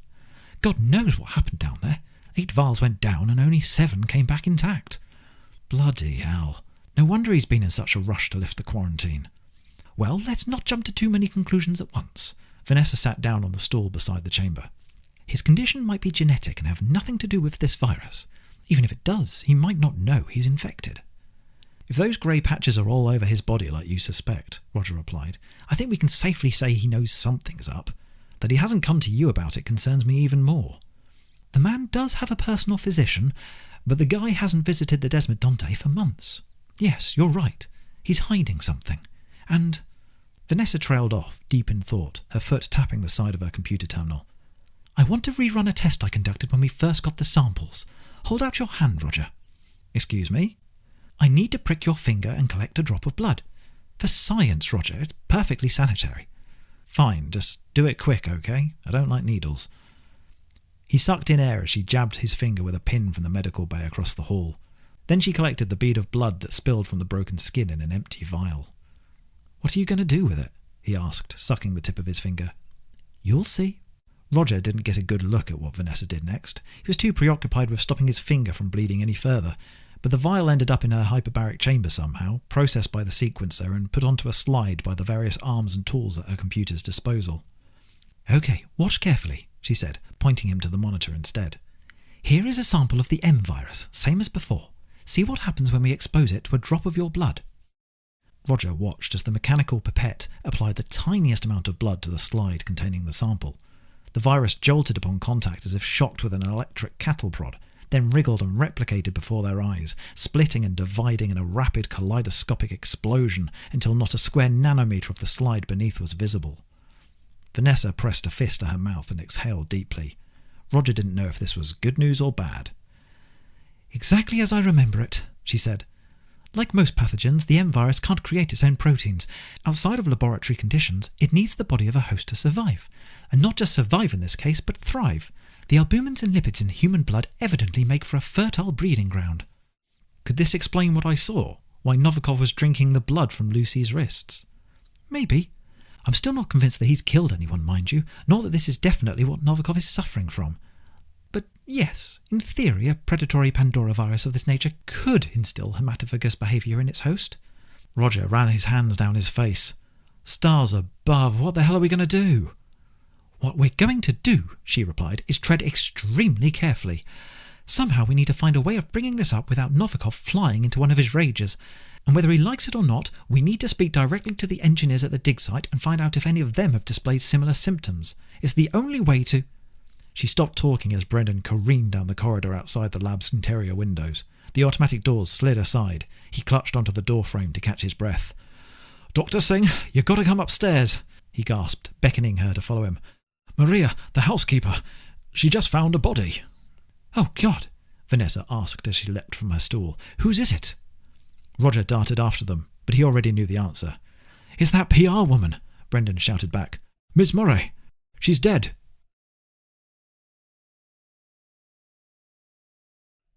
Chapter 11. A crowd had gathered outside the door to Lucy's bedroom. Vogel stood guard until Brendan returned with Dr. Singh. The rest of the onlookers included Kennedy, Hoffman, and a man Roger suspected worked in the kitchens. They were muttering amongst themselves in disbelief. "Dr. Singh, thank goodness you're here," Vogel said, holding a hand to his chest. "This is so terrible. Poor Maria found her like this while she was making her rounds. I made sure nobody moved her." "Thank you, Vogel. Brendan, if you could..." "I'm, really not good with dead bodies," Brendan replied, his hand already to his mouth. "That's fine. I was going to ask you to prepare the medical bay for me. We'll need to transfer Miss Murray once I've finished here. In fact, bring up a gurney or a stretcher when you're done." Brendan hurried back down to the research wing, while Vogel cracked open the door for Vanessa. The gathered crowd craned their necks to peek inside. "You," Vanessa said, nodding to Roger. "You're with me." Roger gulped, flexed his hands open and closed in anxious anticipation, and then squeezed through the gap. Vogel promptly shut the door behind them. Vanessa handed Roger a pair of blue latex gloves, which he hurriedly put on while she did the same. He wished they had face masks too, but that was probably asking too much at such short notice. Lucy lay face up on the bed, her ankles together and her arms spread out slightly from her sides. She was naked, and now Roger was certain he hadn't been hallucinating when he intruded through Novikov's door, that what had felt like a nightmare was nonetheless coming true. He turned away from the body, put his hands against the bedroom's dresser, and let out a long, staggered breath. "No pulse, and her wrists are cut." Vanessa gave him a dark look, crouching beside the body. "Just like you said." "Are you sure I should be here for this?" Roger asked from the dresser. "I mean, I don't want to interfere with an investigation or anything. For all you know, I might be the killer." "You've got a point, but then I'd question why you were in such a terrified panic at breakfast, or why you'd confess witnessing a murder you yourself had committed." "Maybe I wanted to frame Novikov," Roger suggested. "You know, for forcing me to sign the papers." "Which you only signed because you suspected Novikov had killed Lucy and were afraid of being next." Vanessa crossed to the other side of the bed. "I'm not saying you're totally in the clear, Roger, but if you ask me, your rather self-incriminating theory doesn't hold water." "Where is Novikov, anyway?" Roger left the dresser and started pacing the room. You'd think he'd come running if he heard somebody had been killed in his own home. "Getting ready for that shuttle he's booked, I imagine." "Pretty suspicious how quickly he wants to leave the station, isn't it?" He took an eager step towards the bed. "You believe me now, don't you?" Vanessa bobbed her head from side to side as she inspected the corpse's other wrist. "It's possible Peter doesn't know about Lucy yet. If Vogel's been here guarding her body this whole time, and Novikov has been tucked away in that apartment of his. But then again, I also wouldn't be surprised if he whisked Maria away for a brandy or two the second he heard the news. He's always been somewhat protective of her. The poor woman must be in shock stumbling across a scene like this." "And it absolutely is a scene, isn't it?" Roger wrung his hands together. "I take it you've noticed the obvious." "That there's no blood on the bedsheets?" "Yeah, just a few droplets close to her arms. I don't mean to be insensitive, but the whole point of slitting one's wrists is to die of blood loss. The entire bed should be soaked." "Well, we already know Lucy didn't commit suicide, right? Novikov must have moved her body sometime last night after I caught him in the act. Whoever's responsible, it's definitely staged. Look, they even left a razor on the nightstand. It's practically the only thing in the room that does have blood on it. Vanessa had brought a datapad with her. Now she took photographs of the body and evidence from every angle she could think of. The authorities would arrive eventually. The more material she could provide them, the easier their jobs would be. Roger ran his gloved hands through his hair while Vanessa worked. She stepped back once she was finished and shook her head. The positioning of the body, the razor blade, the almost total absence of blood on the sheets. It's hard to believe anyone would actually accept this was a suicide. Unless the truth is even less believable, Roger mused sadly. Then people might settle for an easy lie. There was a knock at the door. It opened slightly. Vogel's face peered through. "Your lab assistant is back with a stretcher," he said in a quiet, almost mournful voice before closing the door once more. "Well, we can't haul the poor girl through the station like this," Vanessa sighed. "All right, Roger, grab a bedsheet and start wrapping." The same crowd as before, plus one of Kennedy's engineers from over in the maintenance wing, gathered along the length of the medbay's exterior corridor and watched as Roger and Vanessa, now sporting face masks in addition to their latex gloves, unwrapped Lucy Moray from her makeshift shroud. Vanessa clapped her hands twice and the transparent windows frosted over. Roger sniffed sharply, impressed. There was a bit of grumbling from the shadows on the other side, but soon enough they left. "Perverts and rubbernecking psychos, the lot of them." Vanessa shook her head as she rolled Lucy onto her side to remove the last of the bedsheet from the examination table. "No offence, but shouldn't this be done by a proper doctor? Somebody with a medical license, I mean," Roger hurriedly added. "Like a physician or a coroner." "I'm the closest thing the station has to a medical doctor right now," Vanessa replied, with a shrug that suggested they weren't in total disagreement. "We do have one on staff, but they're stuck down on the planet with the engineers. More chance of a medical emergency down there, evidently." "Even so, shouldn't we—" "This is all standard protocol, Roger. I'm not conducting an autopsy, for heaven's sake. But I do need to run a couple of tests, and besides, where else on the station would you rather keep a fresh corpse?" "Okay, fine." He scratched the back of his neck. "But do you really think I should be in here?" Roger had to force himself not to stare at Lucy. He'd been chatting with her only yesterday, and now here she was, laid out on a metal slab. All sense of sexuality had been drained from her body alongside her blood, but being in the presence of her naked corpse still seemed strangely, well, personal. "Probably not," Vanessa replied, "and you can leave if you want to. But I'd like a witness for this, and clearly Brendan's no help when it comes to the deceased, so why don't you make yourself useful and act as my assistant? Maybe together we can figure out what happened to her." "It was Novikov," Roger insisted. "Novikov happened to her. How many times do I have to tell you I saw him holding Lucy's corpse?" "And I believe you," she said, lowering her voice and glancing to the medbay's doors. "So wouldn't it be nice to find some evidence for that accusation?" A ceiling-mounted tomographic scanner hung over the examination table. Vanessa arranged it so that it rested directly above Lucy's body and switched on the lights for a better view. Then she inputted a series of instructions into the terminal set into the far wall, and the array began scanning Lucy with a brush of red lasers. "I can't be sure without moving the body any further," she said, "but there doesn't appear to be any visible bruising, nor any scratches, or even much in the way of tissue under her fingernails. We'd need a proper coroner to be sure, of course, but it doesn't look as if there was a struggle." The array finished its scan. Vanessa checked the results on the terminal screen. "No broken bones, internal bleeding, or other injuries either." "Okay. So what? Novikov could have caught her off guard, killed her before she could fight back." "Seems that way. But how do you kill somebody without leaving a mark? I hardly think Lucy just sat there while her attacker slit her wrists from behind." "She might have been drugged. By the time she realised what was happening, she was too weak to defend herself." "Good point. We'd need to run a proper toxicology report to be sure. I can take a blood sample and find out." "You have that sort of equipment here?" "For a comprehensive medical diagnosis? No. But the analytic tools we use in our virology work should be able to detect anything obvious. You know, like rehypnol or a copious quantity of alcohol." "That's presuming you can get any blood out of her." Roger grimaced. "Lucy was pretty damn white to begin with, but now she's practically translucent." Vanessa returned to the medical monitor and swiped through the various readouts, her brow furrowed. "Yes, that is odd. A normal human body tends to contain roughly 5 litres of blood. According to the scans, however, Lucy only has about 1.5 litres left. What remains is mostly clotted. She's been drained, that's for sure." Drunk, Roger muttered, shuddering. Her body also doesn't display any signs of rigor mortis, Vanessa continued, which suggests, to me at least, one of two things. Either Lucy died a lot more recently than midnight, as you claim, or something has seriously decelerated the normal death process.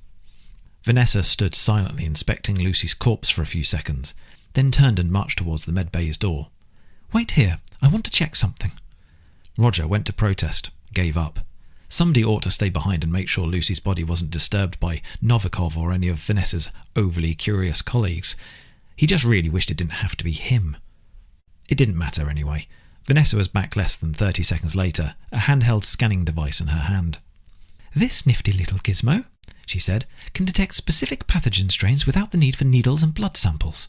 I haven't had the chance to try it out since officially adding the M virus to the database. Hold still. Roger stood with an awkward stiffness as Vanessa pressed the scanner to the side of his neck. The small screen square on the device shone green. Great, you're clear. Now do me. Why are we scanning ourselves? Roger asked, copying Vanessa. Another green clear. To establish a negative baseline, Vanessa replied, taking back the scanner. Our results would mean nothing if you and I were already infected. Now for Lucy. I just hope we're not too late to pick anything up.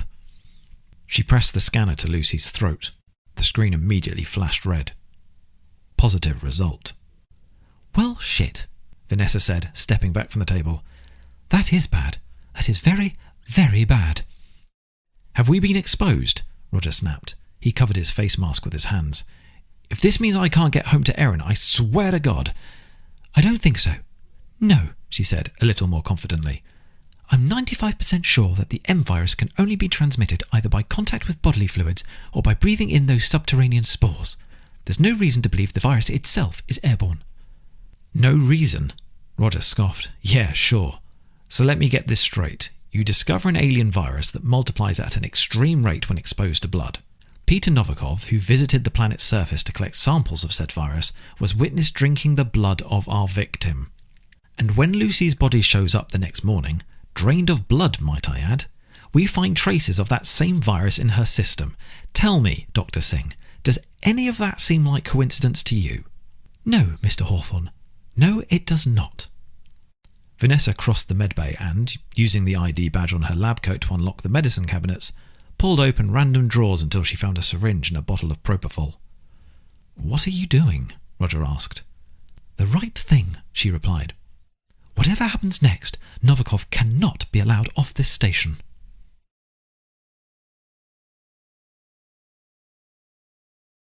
Chapter 12. Vanessa and Roger hurried out of the scientific research wing, past a bewildered Brendan in the lab storage room, and up the sweeping staircases of the grand lobby. Fortunately, the onlookers who'd followed Lucy's body downstairs to the laboratories hadn't gathered around her bedroom door again. If Roger were in their shoes, he'd have left for a stiff drink in the drawing room long ago. He kind of wished he still could. Vanessa walked slightly ahead of Roger. Clutched tightly in her hand was the needle she took from the medbay. Roger had grabbed a scalpel, just in case. What's actually in that thing? He whispered. Propofol, Vanessa replied, as if that actually explained anything. Yes, and what the hell does propofol do? Puts people in deep-ass sleep, she hissed back. It's a sedative for surgeries. I just hope I've got the right dose. Too much can definitely kill you. Are you even in a position to administer something like that? Absolutely not. Now, for God's sake, be quiet. Do you want the whole station to hear you? Roger clammed up and tiptoed along the corridor toward Novikov's apartment. Of all the places he didn't want to return to, Vanessa had dragged him back twice. But they couldn't afford to wait until Novikov's shuttle arrived to take him off the station. Novikov was a killer, and a dangerously infected one at that. Anyone might get hurt in the meantime. Voices from further down the corridor, the twinkling of poorly played piano keys. People were in the drawing room then. Roger supposed that was a good thing. Less chance they'd have to explain what they were doing to anybody. The door to Novikov's apartment was closed. Roger felt a guilty pang of relief. He wasn't proud of it, but he did. The thought of crossing that threshold, of confronting a murderer and drugging him so they could tie him up or whatever else Vanessa had planned, it terrified him. He was glad he hadn't eaten breakfast, because he'd have only thrown it back up. Given half a chance to rush back to his bedroom and wait out this whole sorry ordeal, he would. But when Vanessa reached for the handle, it turned easily, and the door creaked open. "Thank goodness for old locks," she whispered. "If he'd installed biometric scanners, we never would have got through." "Oh yes," he replied. "Aren't we lucky?" With Maria having finished cleaning the place, the lights of Novikov's apartment were dim again. Roger half expected to find Novikov standing like a hulking black beast in the sunken conversation pit, Lucy draped lifelessly in his arms once more, and for a split second he did see that, and a tiny whine escaped his throat as he staggered back into the empty doorframe. But then the shadows shifted, and of course there was nobody standing there, only a lean grandfather clock ticking away in the far corner. Roger's heart climbed down from his throat, and he blinked, his eyes clear of sweat.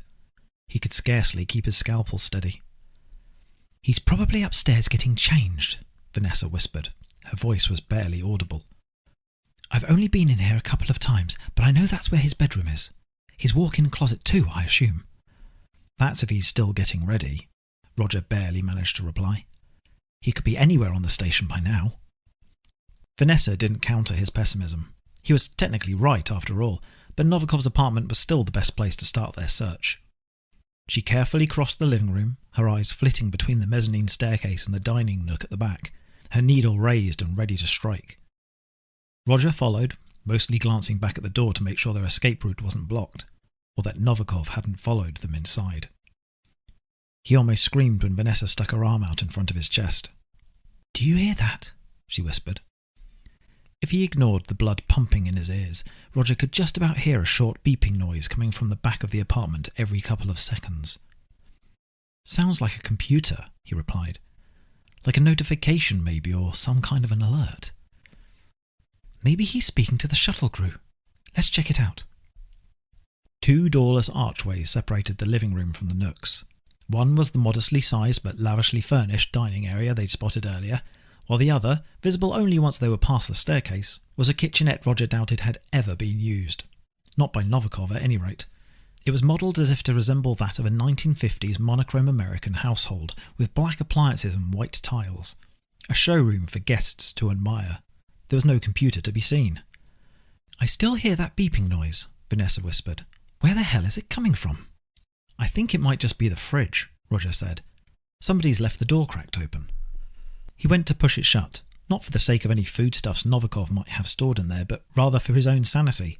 That beeping was so damn relentless, like the never-ending chirp of a smoke alarm, when a flicker of blue light within caught his eye. Instead of closing the fridge door, he pulled it open. "Stars above," he gasped. "That bastard's got a secret room." Through the fridge was a hidden chamber not much bigger than the walk-in freezer of a fancy restaurant. The walls were sheer metal, undecorated. It had to be only a couple of degrees above zero in there, as cold as the fridge would have been, Roger guessed. The only light came from the screen of a 6-foot terminal partially built into the rear wall. It was this computer that kept beeping. "God, what's that smell?" Vanessa groaned, covering her mouth. And now Roger got a heavy whiff of it, a rancid tsunami of oily copper and bad meat. He turned away from the fake fridge and dry-heaved, wishing he hadn't discarded the face mask. When he returned with tears in his eyes, Vanessa had a finger pressed to her lips. She tiptoed inside, stench be damned. Roger held his breath and made a beeline for the computer. He was pretty certain Novikov wasn't in the secret room with them, but finding and neutralising Novikov was no longer top on Roger's list of priorities. That honour went to alerting the authorities. Failing that, Erin. He's had his own private comm terminal this whole time. Roger tried unlocking the terminal, but the pop-up box on the screen asked for a password. At least the beeping stopped. Damn it. So much for the media blackout, right? I assume you don't have his password, but I can see a preview of his latest message. It looks like the Silver Valley Transit Shuttle should get here by... Vanessa shrieked. Roger dropped his scalpel in surprise. He fell to his knees, scrambled about in the dark until he found it, and then brandished its trembling blade towards the hidden doorway. But Vanessa had stopped screaming, and Novikov wasn't inside the room with them. It was her own hands she had clamped over her mouth. And when Roger turned his stiff neck to see what had alarmed her so, he felt like screaming too. Two bodies were propped up against the left-hand wall. The first was handcuffed to a girder, and he wasn't just dead, he was desiccated.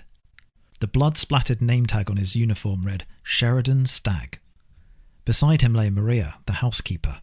Her eyes were bulging in almost comic surprise, and the skin around her neck was dark purple where her head had been practically twisted off her shoulders. "Oh my God," Vanessa moaned through the sleeve of her lab coat. "Look at Stag's chest. What the fuck has that monster done to him?" From the withered flesh an inch below the security guard's ribcage jutted an iron spigot. To Roger it looked like the metal spile used to pierce ale barrels or draw sap from a tree. "He's tapped him dry, that's what he's done." Roger and his voice were in two different galaxies to one another. "He's turned the guy into a fucking blood bank." There was a small wooden workbench beside the bodies. Vanessa stumbled past Roger as if drawn to it. Sitting on the tabletop were just two items: an auto-injector gun stolen from the medbay, and an empty vial with a biohazard label stuck to its side. "That lying idiot! He never damaged the last sample. He kept it for himself." She picked up the injector in dazed disbelief. "Brendan told me we were missing one of these, but I told him we had bigger fish to fry. What on God's green earth would possess Novikov to inject himself with this shit?" Vanessa remembered she was handling evidence in a future crime scene, dropped the injector back onto the table, and slowly backed away toward the fridge door. 3 victims. Roger tried to swallow, found that he couldn't. That makes Novikov a serial killer, right? "Yeah, he's a real Ted Bundy." Vanessa dragged him out of the secret room. "Let's get the hell off this station before that tally climbs any higher." "How?" Roger felt as numb as he did frightened. "We can't call for rescue." "We'll take Novikov's shuttle," she snapped, yanking him into the living room. "Or we'll convince Kennedy to reactivate the station's comms. That's probably better. Then we can report Novikov to the UEC as well. Get his shuttle shot down. Either way, we'll—" "Neither of you will ever leave this station." Somebody screamed. Roger never found out if it was Vanessa or himself. Peter Novikov stepped out from the shadows of his living room. He wore an expensive suit and an expression of pure contempt. "You're not well," Vanessa said, raising her hands as if to drive him back. "You're infected with a virus we know next to nothing about. It's driving you to do terrible things, Peter. Truly awful things. Please give yourself up before anyone else gets hurt." Novikov's face didn't so much as twitch. "This is so disappointing. I would have let you join me, both of you. You had such bright futures with the company." Roger rearranged his grip on the scalpel. His palm was too sweaty to hold it properly. Not that it mattered. He didn't think he had it in him to stab someone, even in self-defense. "We have to stop you," Vanessa said in a meek voice, her confidence waning as Novikov crossed the living room towards her. "We have to keep you from infecting anyone else." Only now did Novikov smile. "You may try." To her credit, Vanessa didn't wait for Novikov to attack. She lunged at him before he finished speaking and plunged her syringe towards his neck. But Novikov moved with predatorial agility. Roger watched in a petrified panic as he grabbed Vanessa's wrist so that the tip of the needle hovered an inch from his jugular. Novikov plucked the syringe from her grip with his other hand and crushed it with ease. Milky propofol squirted out from beneath his clenched fingers. Roger didn't know what Novikov had planned for Vanessa after that, and he didn't intend to find out. He sprinted past the madman, but not before swinging his scalpel out in a blind arc. Its blade met only the slightest resistance, and Roger was sure he'd damaged nothing more than the fabric of Novikov's suit. But it was enough to get his attention. Novikov let go of Vanessa's wrist and swatted her hard in the chest with the back of his hand. She flew across the room and crashed through the coffee table, splintering its delicate wooden legs and shattering its glass top. She didn't get back up. Not that Roger saw much of this. He was already out the door. Nor did he fare much better. He stubbed his toe against the metal threshold of the doorframe and tripped. Flailing his arms like a pair of wagon wheels, Roger tumbled across the corridor and smacked headfirst into the opposite wall.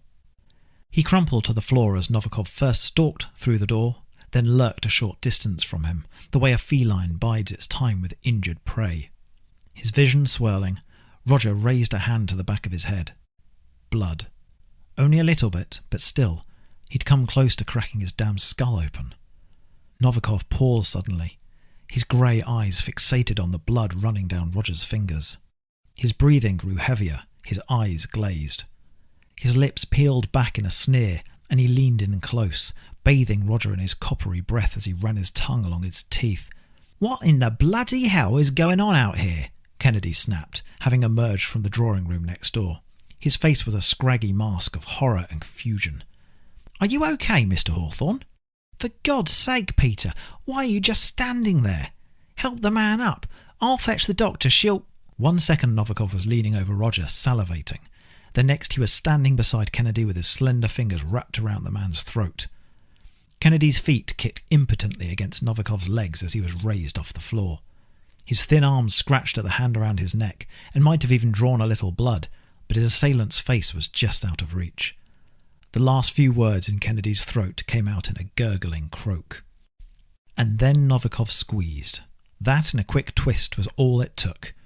Roger heard a sharp and sudden snap sound reverberate through the silent halls, and Colin Kennedy went limp. Novikov let the body drop to the floor and then looked at the palm of his hand with transparent revulsion, as if no amount of scrubbing could cleanse him of the filth he'd just touched. That morbid snap was like a magician's fingers, finally breaking Roger free from his trance. He dragged himself upright against the wall and ran. He didn't stop at his bedroom. Even if he had time to unlock the door, then lock it again afterwards, what was the point? Anyone who can snap another man's neck with one hand could smash open an old wooden door. Even if he couldn't, Roger doubted Novikov wasn't smart enough to take the housemaid's set of keys after killing her.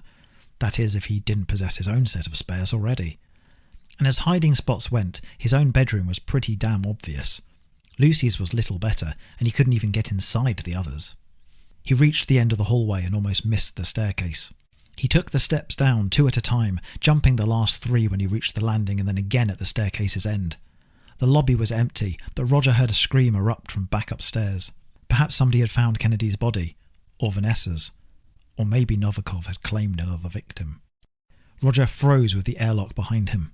2 doors to choose from. One led to the scientific research wing. Nowhere to hide there, even with the frosted windows. The other led to the maintenance wing, which he'd never visited before. It could be another dead end. It also could be a multi-level maze of machinery a CEO like Novikov would have zero experience navigating. Screw it, if there was ever a time to roll the dice. He sprinted to the door on the right, found it unlocked and threw himself inside. Fluorescent light strips hanging on the ceiling flickered on automatically. The corridor was grubby and industrial, not totally dissimilar to the bare-bones state of Novikov's secret room, though here at least there were notice boards and safety posters and metal panels to hide the wires. Roger hurtled down the corridor's length, the back of his head throbbing, his hands slapping the walls as he struggled to maintain his balance, desperately searching for somewhere safe to hide. He passed cabinets and lockers, none of which were big or secure enough for him to climb inside, and briefly poked his head into a small cluttered room that Roger presumed was Kennedy's office. There was a desk, but he'd have been better off hiding under an umbrella. A door slammed back the way he came. Roger flinched and kept running. A fork in the path, one way lit, the other dark. A young engineer down the illuminated path was listening to music through cheap wraparound headphones and tinkering with a stubborn crank wheel. Aside from a bunch of vents blocked by fans, Roger was pretty sure it was a dead end. The engineer performed a double take and frantically removed his headphones as Roger skidded around the corner. Excuse me, he called out. Can I help you? You're not supposed to be down here. Shut up, kid, Roger wheezed to himself, his throat too dry to swallow, let alone speak properly, or you'll get us both killed. More fluorescent lights, more plastic doors leading to cupboards and tool rooms. A staircase heading to the floor below, but it was behind a padlocked gate. He gave it a rattle, but it was no use. Roger was sure he had to be heading back towards Vanessa's laboratory now. Did the 2 wings connect at the rear, just in case somebody needed to quickly get from one side of the station to the other? Maybe he could lose Novikov by looping around. Or maybe Novikov was already lying in wait ahead. Roger wouldn't get the chance to find out. A bunch of spotlights to his left suddenly caught his eye. He almost slipped up on the greasy floor trying to stop. To either side of a central metal gangway with 3 emergency escape pods, 6 in total. They were sort of egg or teardrop shaped, large enough to accommodate 3 passengers each, and fitted with small windows in their bulkhead doors. Each was suspended above a circular vent presently sealed. They were a necessary precaution for any orbital station in case of a fire or a hull breach or a decaying orbit. Roger had no intention of departing the Desmodonte in anything except a licensed shuttle, but an escape pod still made for a pretty robust hiding spot. They had to be in order to survive planetary entry. Once locked, not even a deranged mass murderer could claw his way inside. Each pod was paired with a small control terminal. Roger randomly chose the pod to the far left and frantically inputted the unlocking sequence. Sweat dripped onto the screen from his forehead. Thank heavens he'd memorised the order of easily identifiable buttons before flying out. Erin had told him he was overreacting, despite hating interstellar travel even more than he did. But who was overreacting now, huh? The escape pod door swung open on hinges set into its bottom, and ended up forming a ramp between the pod and the metal gangway. Roger ducked inside, followed a similar pattern of yellow button presses on the identical terminal inside the pod, and began hyperventilating as the door retracted again. As vehicles for use in emergencies went, it sure moved slowly. He wrenched the red handle on the inside of the door up 90 degrees as soon as it was closed, locking it tight, but stopped short of pressing any more buttons. Jettisoning himself into space wasn't the last thing he wanted right now, but it came a pretty close second. Roger collapsed backward onto the pod's floor, coughing through his attempts to catch his breath. He tried to pull himself up onto the plush bench that circled the rear of the cramped cabin, then gave up. Between the ache in his head and the exhausted hunger plaguing his stomach, he thought he was going to be sick. Clanging footsteps on the gangway outside the escape pods. Roger quickly clasped his hand over his mouth and tried to suppress the coughs. But it was too late. "Oh, Roger," Novikov said joyfully. "This is my home. Did you really think I wouldn't find you?" Novikov's face slowly appeared in the pod's porthole window. The man made no attempt to open the door. He simply stood there, staring at Roger and grinning the way a cruel kid might leer at ants under his magnifying glass. "I've already sealed the lock." Roger darted forward and hung onto the handle tight. "You can't get me in here." "I don't have to." Novikov reached past the escape pod and pulled a lever on the wall. The lights above the pods turned from white to red. "It won't work," Roger lied. "Not while there's a lockdown?" Novikov snarled in triumph. "There is no lockdown. You saw to that yourself." "Yes, exactly," Roger pleaded. "I signed those forms for you. I won't mention any of this to the board. Don't do this, Mr. Novikov, please." Novikov continued smiling to himself as he readied the escape pod for launch. Roger tried to lock him out using the terminal inside the pod, but for each command he entered, Novikov had some kind of override. "Goodbye, Mr. Hawthorne," he said, his finger hovering millimetres from the release button. "It appears you will be leaving the station after all." No, please, Mr. Novikov, you can't." Novikov pressed the button. Roger dropped from the sky.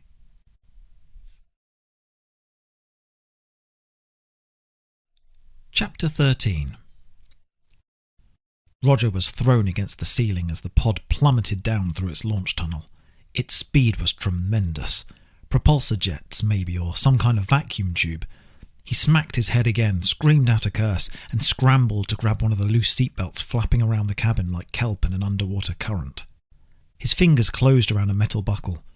He used it to pull himself down onto the padded bench, then strapped himself in. It took 3 attempts, his hands were shaking so badly. That, and each time he sat down, the pod tried to throw him back up to the ceiling again. It was like trying to keep a bubble from rising to the top of a glass. To think he'd thought the transit shuttles were bad. The escape pod was 100 times worse. It shook with such violence Roger could barely see straight. Everything blurred and bled into one another. The noise, a cacophony of plastic rattling and fiery roars, was unbearable. One of the other loose belts whipped across and smacked him hard on the back of his hand. His teeth ached and his temples pounded worse than ever. The pod had fully left the Desmodonte now, and the view outside the window was pure blackness. No stars, no planet, just the deadly, empty void. "I'm going to die," he moaned to himself through gritted teeth and a tightening chest. I'm gonna die. But he wasn't. Well, probably wasn't. Escape pods such as these didn't look like much, but for obvious reasons they were built to the highest safety standards. Nobody wanted to abandon a sinking ship only to burn up while entering an atmosphere. And this pod belonged to Peter Novikov, billionaire CEO, and bloodthirsty homicidal maniac. It had cushioned seats, for heaven's sake. Of course, surviving on planet M1819 was another matter altogether. The quaking intensified. Flames began to lick against the window. Roger winced and clutched at the straps holding him against his seat. The pod was heating up as it pushed through the planet's upper atmosphere. He screamed, not even words anymore, just a petrified wail, and wished he had his datapad with him. There might not be any signal, but at least he could gaze upon a picture of Erin before he crashed into the alien world like a polycarbonate meteorite. He was suddenly certain he'd never see her again. What he could see was M1819's horizon, however, burning like a holy halo of blood. And then even that view was gone, and so were the flames lapping at the outside of his escape pod, and all that remained was the dead darkness of a barren world, a world to which Roger plunged helplessly against his will. "The virus!" Roger blurted out. Forget surviving the descent. He wouldn't last 5 minutes outside of the pod without contracting whatever the fuck had turned Novikov into a monster. The virus might not be airborne, but if I breathe in so much as a single spore, I'm screwed. The pod was no longer accelerating, and Roger found it considerably easier to reach out and rummage through the compartment set into its walls. He reckoned he could have undone his seatbelt if he wanted, but knowing his luck, he'd be flung upward to brain himself or snap his neck against the ceiling the second he unclasped the buckle. Each locker had to be unlatched before it would open. Ration packets spilled from the first one he checked. Canteens of water rolled out of the next. The third contained a pair of thick blankets, which mercifully stayed in place. Roger had hoped to find a hazmat suit, but he'd known there wasn't room for one before he even started looking. Anything like that would have been stored in special lockers back on the station. But he did find the next best thing. A gas mask, one that wrapped all the way around his head. He hurriedly yanked it out and put it on, pulling the straps as tight as they would go. "This is good," he told himself. M1819 has a breathable atmosphere, so you don't need oxygen tanks, and the mask will filter out any contaminants in the air, including the M virus. Another shudder, another lurch. The compartment doors he'd unlocked slammed open and shut. Ration packets slid from one side of the floor to the other. Roger grabbed for belts, cushions, handles, anything he could squeeze. Sure, the gas mask was good, if he reached the surface in one piece. It was always night on this side of the planet, tidally locked as M1819 was with its star, but Roger could just about see the silver outlines of mountains outside the pod's window. He couldn't be too far from the planet's surface now, but they'd leave a crater travelling at this speed, and the pod might be sturdy, but he certainly wasn't. He'd paint the interior red with his remains. Was that Novikov's plan, to torture him like this before ensuring he died splattered against the rocks below? Roger didn't know if it was possible to control the pod's descent from the access panels up in the station, but he wouldn't put it past the man to try. Then suddenly an invisible hand was pushing him down into his seat, and the rumbling and the roaring intensified again, and Roger realised the thrusters on the underside of the pod had to be firing. He was slowing down. He just wished he could make out enough of the surrounding landscape to tell by how much. It was still too dark, and the murky lenses of the gas mask weren't exactly helping. He closed his eyes and waited for the end. It came with a thud and a crunch, but there was no explosion, no catastrophic impact. Just a bit of hissing from the pod's heat sinks and, sitting right behind that, a lot of gloomy silence. Roger sat there as stiff as a statue for a few seconds, and then frantically unbuckled himself from his seat. He was going to die down here. Oh God, he was going to die. No, it was okay. Roger stopped pacing and flailing about and forced himself to take a long, deep breath. He would be okay. The engineers at the dig sites lived on this planet. They woke up and worked here every day. There was nothing on this world to worry about. Besides the spores, that is, but he had the gas mask for that. There was light outside the window. Roger pressed his mask against the glass and squinted. Yes, definitely a light. Multiple lights, actually, and all of them artificial. He must have landed near one of the dig sites. Site 4 most likely, given that one was supposed to be in operation with an on-site crew right now. That was also good. If he could reach the facility and make contact with the surviving engineers, maybe together they could figure a way out of this mess. But not yet. Roger backed away from the door. Yes, he had the mask on, but this pod was still full of completely healthy air. And for all he knew, the workers had seen his pod come down and were already making the trek over to him. There was no need to risk contamination until it was absolutely necessary. Roger was struck by an idea. The Desmodonte didn't have any shuttles docked with its airlocks, which meant the only way for Novikov to travel to the planet's surface and back in order to collect the samples was to use one of the pods. And these things had to be automated. There was no way to steer them, which meant maybe the pod could take him back up to the station too. He scrolled through the various menus on the terminal beside the door. With a burst of hope in his heart, he found it, the option to return the pod to the Desmodonte. He tapped it without a moment's hesitation, not even considering the fact it meant being delivered straight back into Novikov's clutches. But the screen returned a warning sign alongside a diagram of the pod's thruster tanks. There wasn't enough fuel for the return trip. Roger punched the wall in frustration. It was just his damn misfortune to pick a pod that was already running on fumes, probably the same one Novikov and Stagg had used for their previous excursion. That's okay, he reminded himself. Stay calm.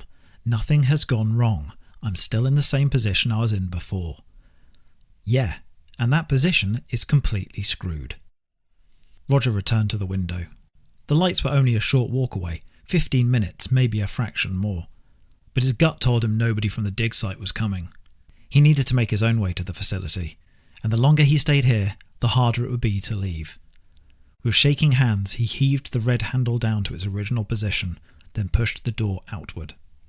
A gust of sub-zero air rushed into the pod as the door transformed into his exit ramp.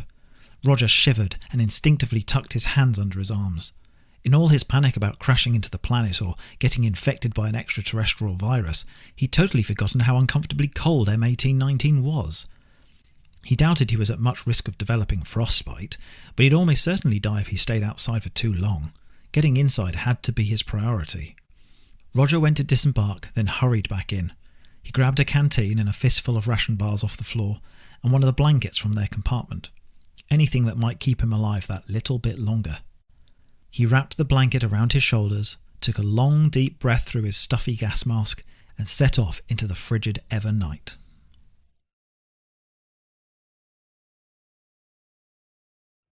Chapter 14.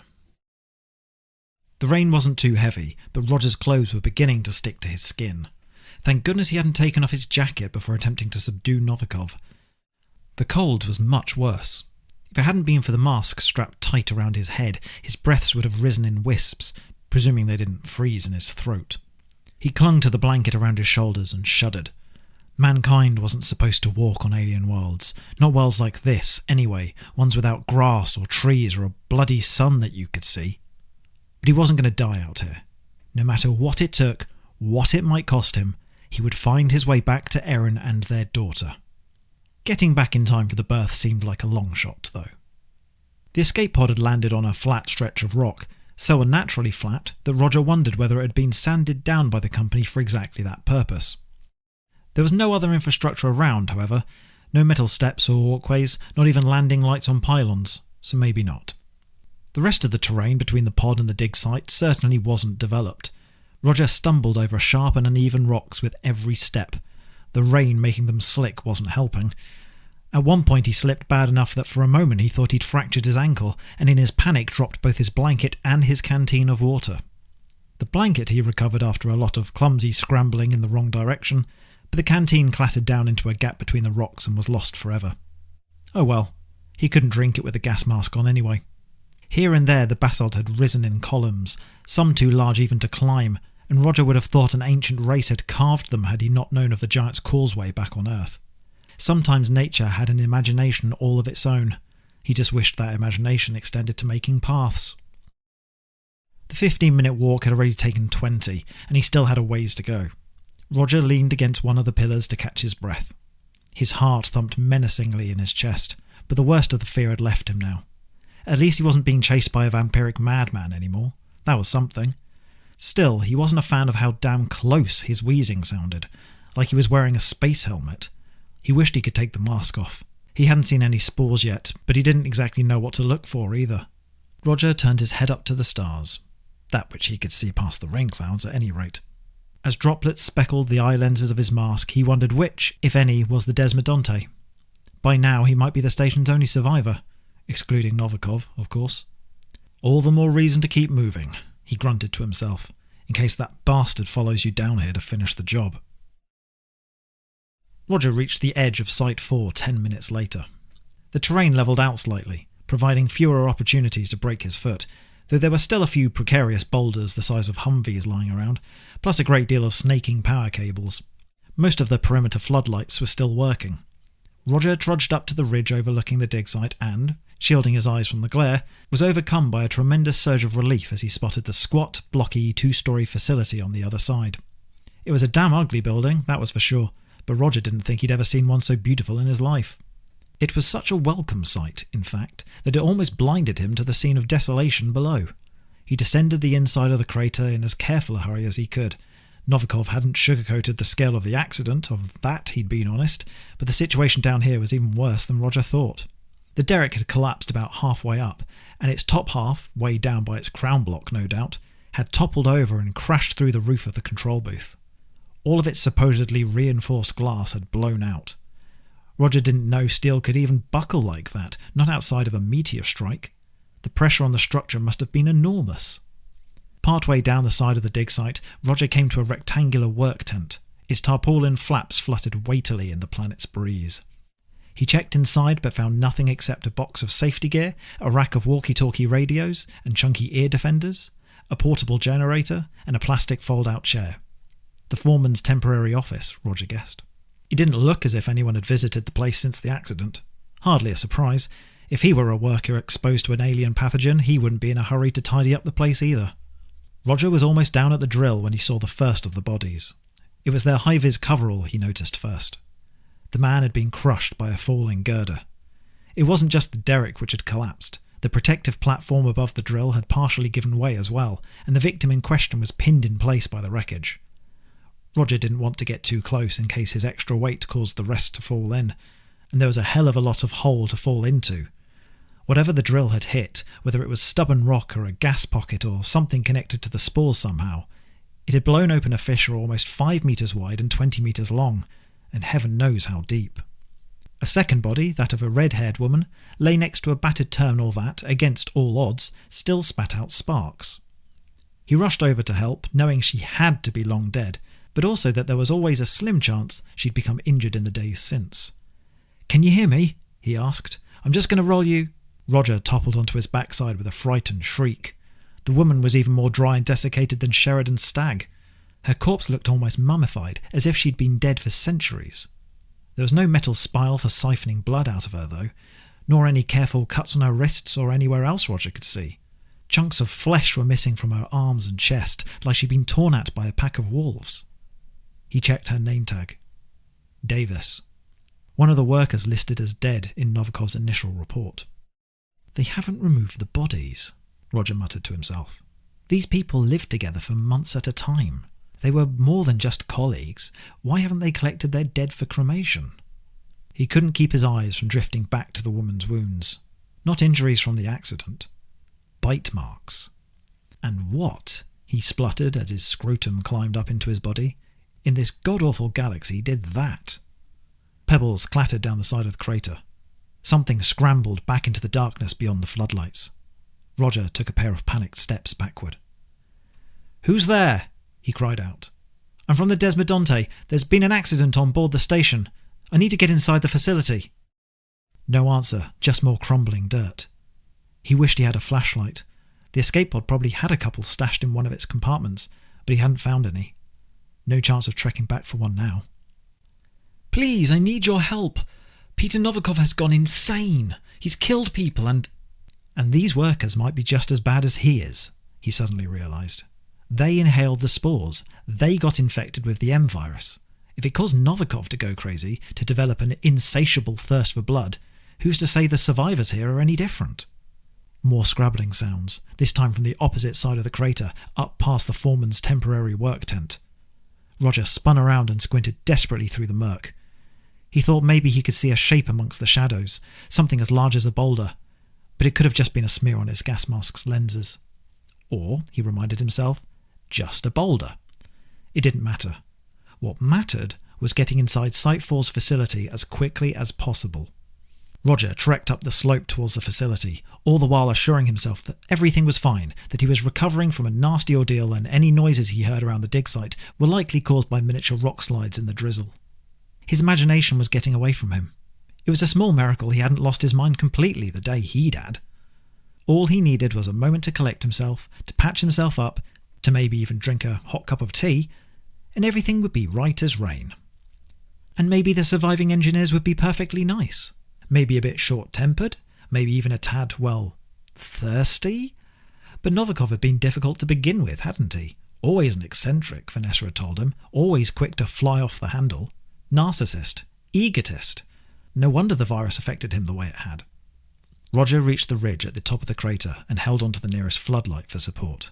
His legs felt like wet spaghetti. A yellow hard hat wobbled on the rocks nearby. No body to go with it, thankfully.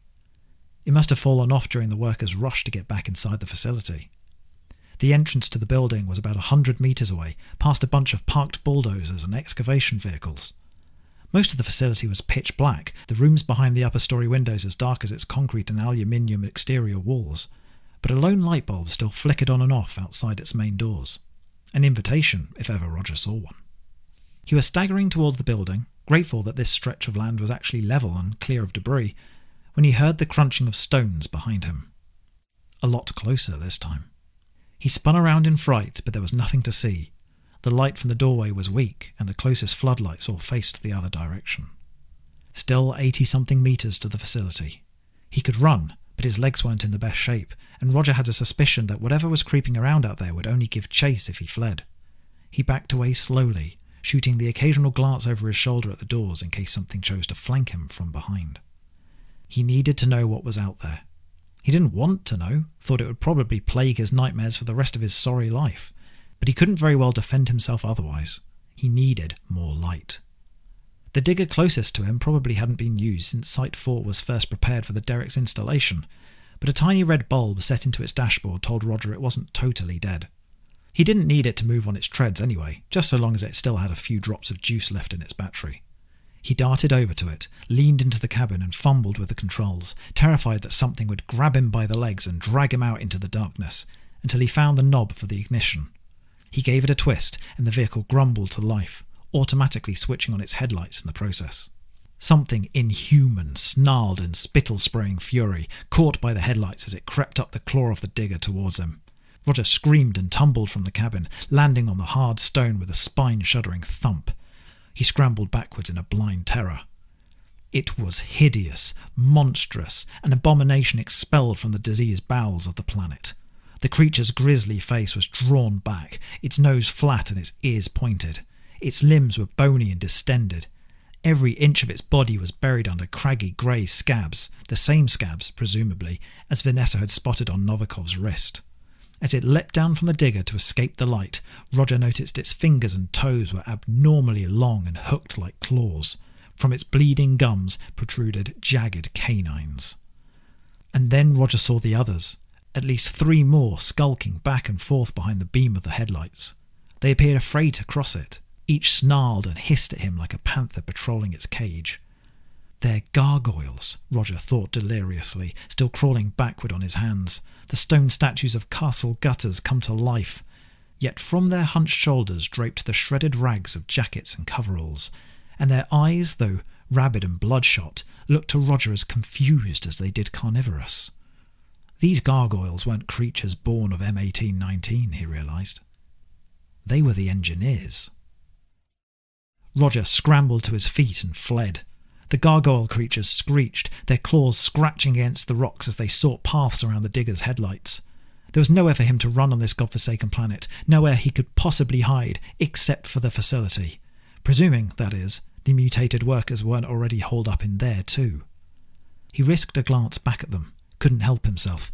The freaks were past the digger now, scuttling and charging on all fours, churning up stone with every inch of ground they gained. If they caught up to him, he wouldn't need to worry about contracting the M-virus and becoming a hulking monstrosity like them. They'd tear him apart and drink his body dry. A creeping shadow on the wall above the door caught Roger's eye. Another one of the gargoyles was crawling down toward him from the facility's roof. Crawling down the goddamn wall. Roger charged under the entrance's concrete overhang. The flickering light bulb offered small respite, but he didn't think it would stop the monsters from reaching through and tearing his limbs off. He tugged at the doors. They were manual rather than automatic, and the handles turned without resistance, but the doors themselves wouldn't budge. "Don't you fucking do this to me!" Roger screamed as he slammed into the door with his shoulder. On the 4th shove, the right-hand door grunted open just enough for Roger to squeeze through. It was a tight fit. The chunky filters of his gas mask snagged on the other door's latch and almost tore the mask from Roger's head. He had to contort himself at an uncomfortable angle to snake his leg through once the rest of him was on the other side. One of the gargoyles sprung towards the door a split second before he slammed it shut. Roger would never forget the hideous, deformed and downright furious face he saw through the gap, the strings of saliva hanging from its screaming maw like white tendons, the sudden stench of sickness and decay. The door grunted open an inch. Roger put his whole weight against it to push it closed again. More shrieking, more slamming on the other side. He couldn't hold it forever. He had seconds at best. The other door was pinned shut by a fallen shelving unit. Roger grabbed the nearest filing cabinet and threw it in front of the entrance. The thrashing outside continued, the snarling and thumping now joined by the sound of claws on metal and the smashing of the light bulb. But the door remained firmly shut. For now. Roger backed away, his breathing thick and heavy in his mask, wishing he could reach up and wipe away the sweat stinging his eyes. The heel of his foot bumped into something, and he flailed around, screaming, certain it was another mutated engineer preparing to claw out his insides. But it was nothing more dangerous than a wheeled office chair. The facility's reception area was dark, illuminated only by the meekest emergency lighting, but Roger was fairly sure he was alone. He jerked with a start as the gargoyles resumed throwing themselves at the front doors. The hinges creaked. Roger retreated through the cluttered gloom. He'd thought escaping Novikov was a lucky break, but the workers were so much worse. Chapter 15. Close to 400 kilometres above the dig site where Roger so desperately fled the corrupted workers, Peter Novikov smiles to himself as he browses his walk-in closet. One of his favourite suits has been ruined thanks to that pesky lawyer, but other than that, it's been a pleasantly productive day. Novikov has scrubbed the blood from around his mouth following his most recent spate of attacks. He's even dug out the flakes of skin from under his fingernails. It seems somewhat superfluous, given the state of the Desmodonte, but he was raised to believe that keeping up appearances is important, especially when you're expecting visitors. He checks his watch. The shuttle is expected any moment now. He chooses a cheruti suit that cost over $50,000 and marries it with a silk tie from the same brand. They both go well with his eggshell shirt, which he completes with a pair of Bulgari cufflinks. He sprays a reproduction of Baccarat Rouge 540 by Mason Francis Cajon to mask the faint odour of death about his person, and applies a fine mousse to his hair, which is considerably darker than it was only a fortnight ago. The face staring back at him in the full-length mirror is in need of a shave, but unfortunately there isn't time. He wonders if perhaps stubble is in vogue right now. The grey scabs crusting over his upper arms itch terribly, and it takes every fibre of Novikov's willpower not to scratch at them. He takes a hearty swig from his goblet, careful not to spill any. The blood is all that seems to quieten the paresthesia anymore, and there's so little of it left now. That's why leaving the station is so urgent. "You're not well," Dr. Singh had said to him before he'd thrown her into the coffee table. That foolish woman didn't know what she was talking about. Not well. Lung cancer, Alzheimer's, Lou Gehrig's disease. That's not well. She can take his word for it. He knows what it feels like to have one's body fail you. No, he's never felt more alive in his life. Even in his early 20s he wasn't this fast, this smart, this hungry. And she would have isolated him, run tests on him, subjected him to whatever misguided tortures she called a cure. This is why people like him naturally rule the roost, and why rabble like Singh and Hawthorne, not to mention imbecilic worms like that brown-nosing Colin Kennedy, never rise above mediocrity.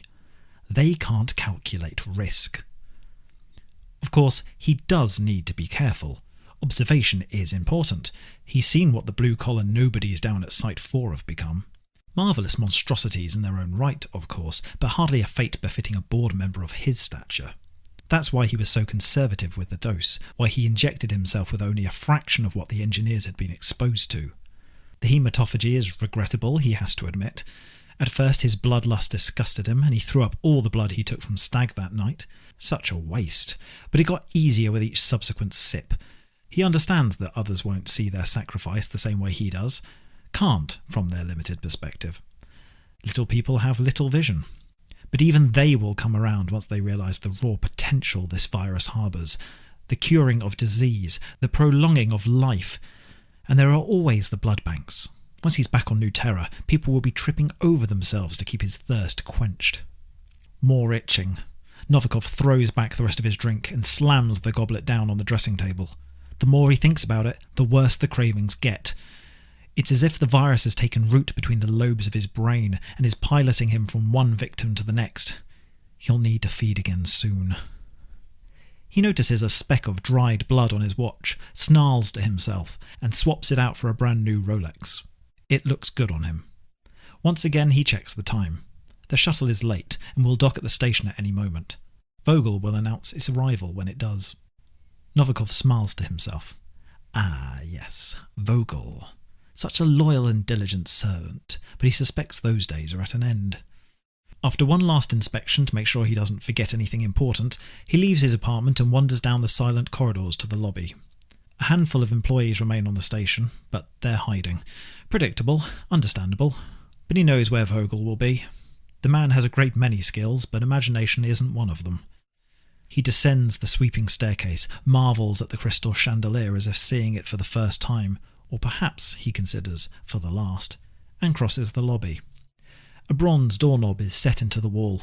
He turns it and a rectangle of wood and damask wallpaper swings outward. Inside is a stockroom. It's nothing special, hidden only for appearance's sake. Maria and Vogel are, alas, were, the only people who really used it. The shelves are lined with boxes of cleaning products, spare office supplies, and the dreariest cans of food imaginable. The bulb in here is dimmable, and the dial has been turned down low. Novikov finds his aide cowering on the floor in the back corner. He has one of Kennedy's grubby wrenches clutched against his chest. "Please don't hurt me," Vogel begs. "I did everything you ever asked of me." "You did, which is why I offer you a choice, dear friend. Power, evolution, a place forever by my side. Would you accept this gift?" Vogel glances at the open door as if deciding whether to make a run for it. The funny thing is, Novikov would let him go if he tried. "What happens if I say no?" "You remain here, unharmed. You have my word." Vogel stares at Novikov for a long time. He probably doubts Novikov's sincerity.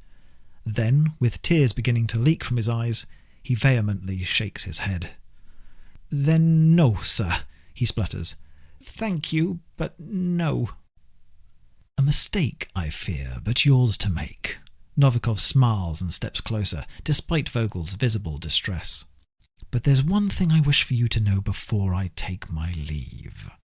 Novikov plants a hand on Vogel's shoulder, clenches it so hard that his thumb digs deep into the flesh behind Vogel's collarbone, and leans in close enough to smell the fear pheromones in the man's sweat. "I couldn't have done any of this without you."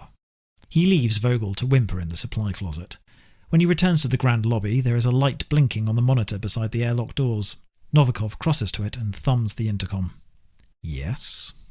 "Oh, hey," says a surprised voice on the other end. "We've been trying to reach someone for ages.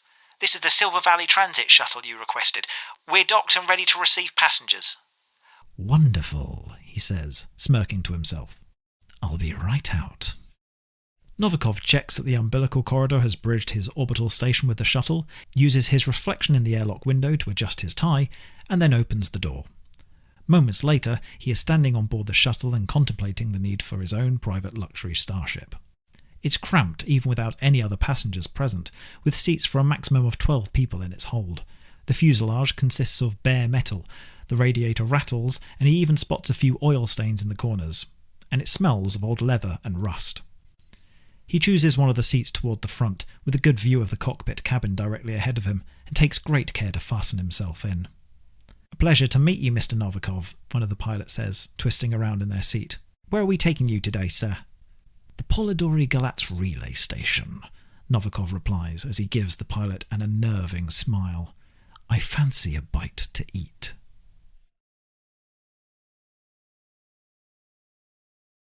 Chapter 16. Roger backed away from the doors as they continued to shudder and buckle. Their hinges creaked in pain. Both the filing cabinet and the overturned stack of shelves shifted slightly against the floor. Sooner or later, those gargoyles were getting through the doors, and when they did, Roger would have nowhere to run. "Can you hear me, Mr. Hawthorne?" asked a voice in the ceiling. Roger staggered backward into the wheeled office chair. He peered frantically through the gloom, half expecting to see a fellow survivor hiding amongst the ceiling panels. But instead he found a speaker installed amongst the usual cheap fibre tiles and dusty fan vents. "Hello?" he said, barely raising his voice above a whisper. "Who's there?" "It's me, Vanessa," Dr. Singh replied. "I can see you on the security cameras, but I can't hear you, Roger. There's a radio on the desk to your left. Switch it to channel 7. Roger fumbled through the dark until his hand closed around one of the workers' walkie-talkies. He held it under one of the red emergency lights so he could see the dial for selecting a bandwidth, then clicked it around until the arrow was pointing at the number 7. "Can you hear me?" he whispered, thumbing down the transmission button. "Yes," Vanessa replied, her voice bursting from the radio this time instead of the intercom speakers. Roger hurriedly turned the volume down. "Loud and clear. Are you okay?" Roger spotted a camera tucked away in the corner of the room. He gave it a nervous thumbs up. "Just peachy, thanks. Novikov found me hiding in one of the escape pods and jettisoned me down here. But forget about me. Are you okay? I thought Novikov had killed you the way he tossed you through that table." "So did Novikov, I think. He just knocked me unconscious, though my left arm's pretty banged up and I suspect not all of my bruises are on the outside. I see you're wearing a gas mask. Please don't tell me you only put it on once you reached the facility." "No, I found it in the escape pod. Been wearing it since before I even landed. Not that I've seen any spores yet." "Thank goodness. There might still be some hope for getting you back up to the station then. What are you flinching from?" Roger had been jumping each time the main doors shook hard enough to dislodge his makeshift barricade. He stared up at the camera in disbelief. "Can't you see them?" he hissed. "The deformed freaks about to crash through the doors." "All of the facility's exterior cameras are offline," Vanessa replied. "Some kind of circuitry fault, maybe, unless someone has deliberately sabotaged them. Are you telling me there's something down there with you? Something extraterrestrial?" "They're bloody monsters, that's what they are." "What about the workers? I've checked the other cameras, but I can't find anyone. Have you seen any sign of them?" Roger closed his eyes and exhaled. Of course. The good doctor still thought there were survivors down here waiting for her help. "The monsters are the workers, Vanessa," he replied as patiently as his nerves would allow. "They've mutated into something, God, I don't know, primordial, and they're covered in the same grey scabs you spotted on Novikov's wrist. This is what happens to someone when they get a full dose of the virus." An uncomfortably long pause. Roger retreated to the rear of the reception and searched for another way out. "Are you sure they're the engineers?" Vanessa eventually replied. "It's just that such rapid cellular transformation is extremely rare in the animal kingdom, regardless of infection. Given that some of them are wearing Silver Valley uniforms, yeah, I'm pretty sure. Now find me a way off this rock before they get inside and rip me to fucking pieces." "I'm looking through the schematics as fast as I can." "Well, work a little faster, or you'll have a front row seat once they break through. Maybe then you'll believe me, huh?" "The door to the right of the reception desk. Yes, you're right. Head through it. I think I have a way of getting you back here, but it's going to take a bit of work." "That's good enough for me," Roger said, darting through the door and turning the catch to lock it shut behind him. It wouldn't hold for long against beasts like that, but it might still buy him a second or two. Before him stretched the sort of bland, featureless corridor synonymous with prefabricated facilities of this kind. It shouldn't have been any more intimidating than a stapler or a hole punch, yet the red emergency lighting transformed an innocuous site office into a derelict deep space mining vessel. "Are there any more of those freaks in here with me?" he snarled into the walkie-talkie, his back pressed to the door. A short pause and then, "Not that I can see, no." Okay, Roger nodded near hysterically. "Tell me where I need to go." "Follow the corridor and then take the first left. I think I'll have you back on the cameras by then. Quickly!" "Maybe it would help if you let me in on what this escape plan of yours is," he said as he crept down the corridor. "There's a shuttle docked in the facility's hangar," she explained. "It's used to shepherd workers to the orbital station and back. Essential supplies, too. All of the mined silver is shipped via refinery transporters, of course." Roger heard typing from the other end. "Elements of the lockdown should have been lifted alongside the Desmodonte, but nothing's taking off while the facility is running on emergency power. You'll need to find the generator room and flip all the breakers first." "Maybe this will come as a surprise to you, Vanessa, but I can't fly a damn shuttle." "Neither can the engineers." "Could, sorry. Everything's automated. Just concentrate on getting the base back online and leave the specifics to me."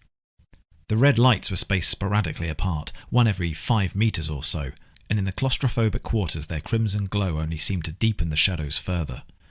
Roger still wished he had a flashlight. Then again, with living gargoyles on the prowl, perhaps it was better not to advertise his whereabouts. "Thank you for doing this," he whispered into the walkie-talkie. I'm sure you're up to your eyeballs in shit on the Desmodonte too. Is Novikov still on the warpath?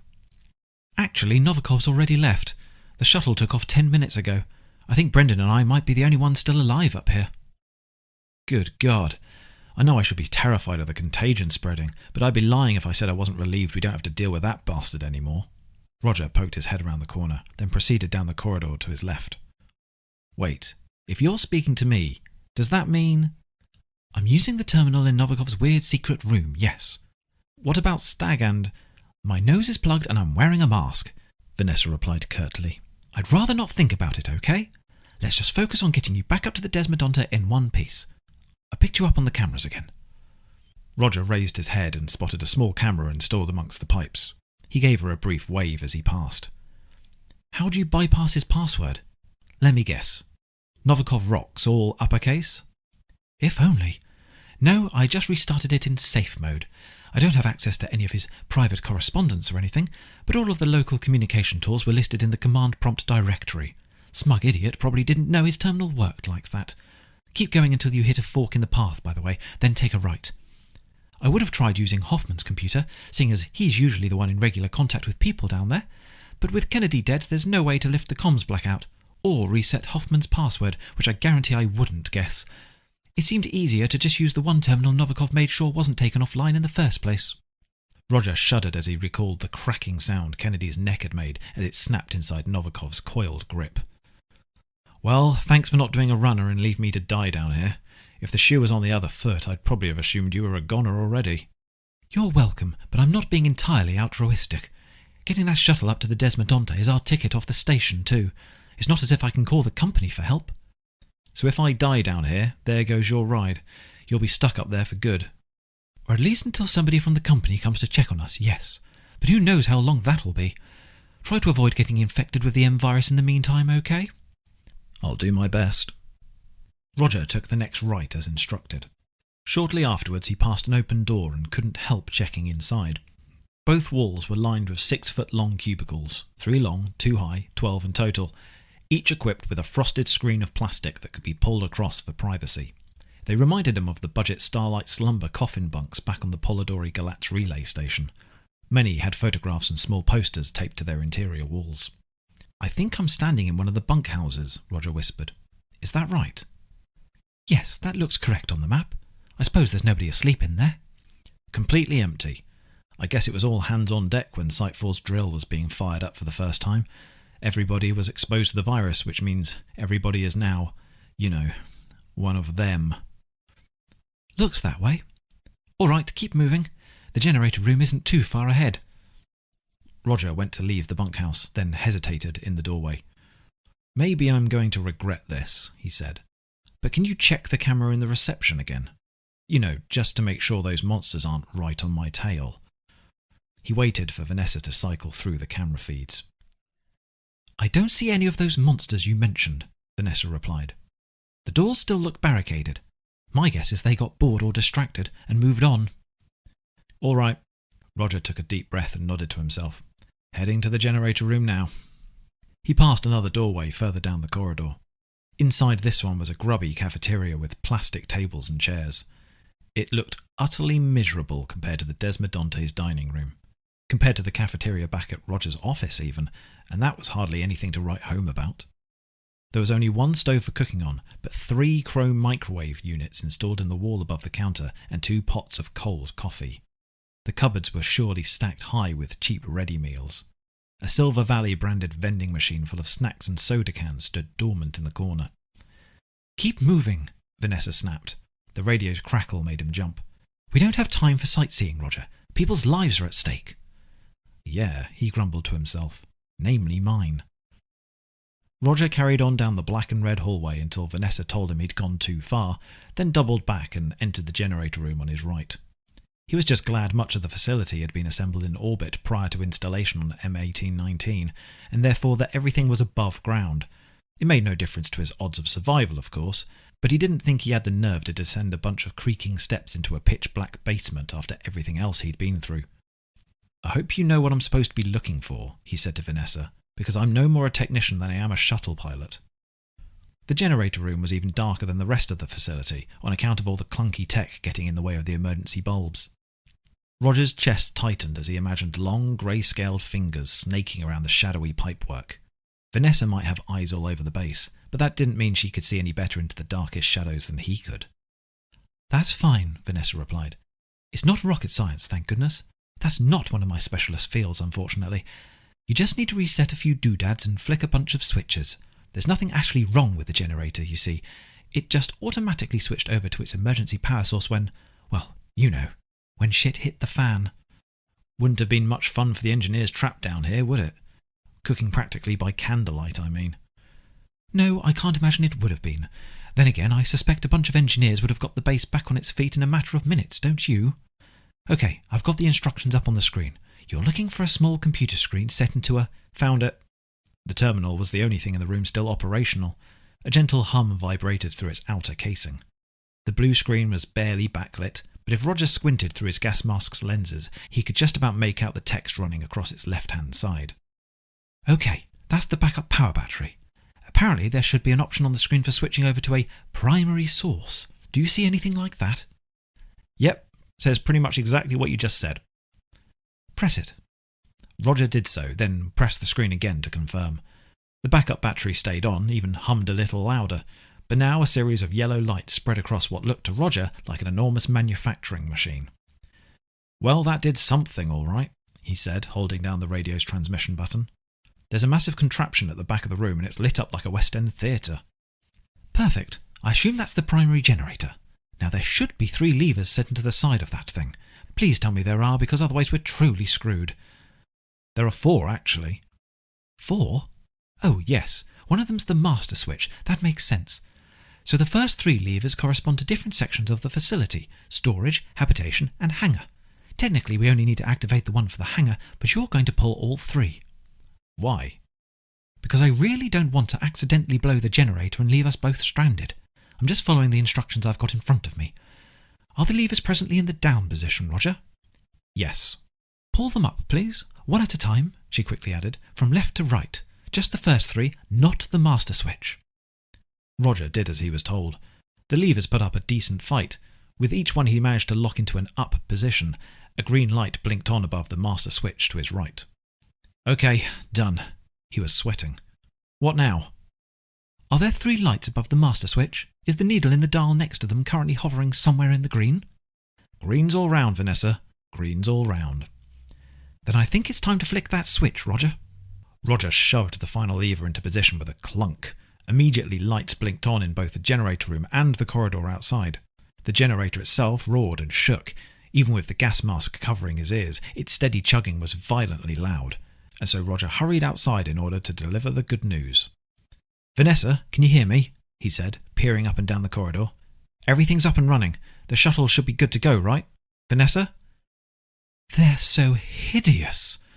The doctor sounded as if she was on the verge of tears. "I didn't want to believe what you were saying, that a simple virus could rewrite us into something so revoltingly inhuman. But my God, you were right. They are monsters." Roger blanched, had to grab hold of the wall. He suddenly felt so faint. The lights, the generator. Were the gargoyles attracted to the noise? "Do you have visual on the dig site?" he barked into the radio. "Or have they broken through the front entrance?" He waited for a reply, then held down the button again. "God damn it, Vanessa, answer me!" The walkie-talkie crackled. When she next spoke, her voice was much steadier. "Resetting the power opened the hangar doors, Roger. I'm sorry. Those abominations are inside the base."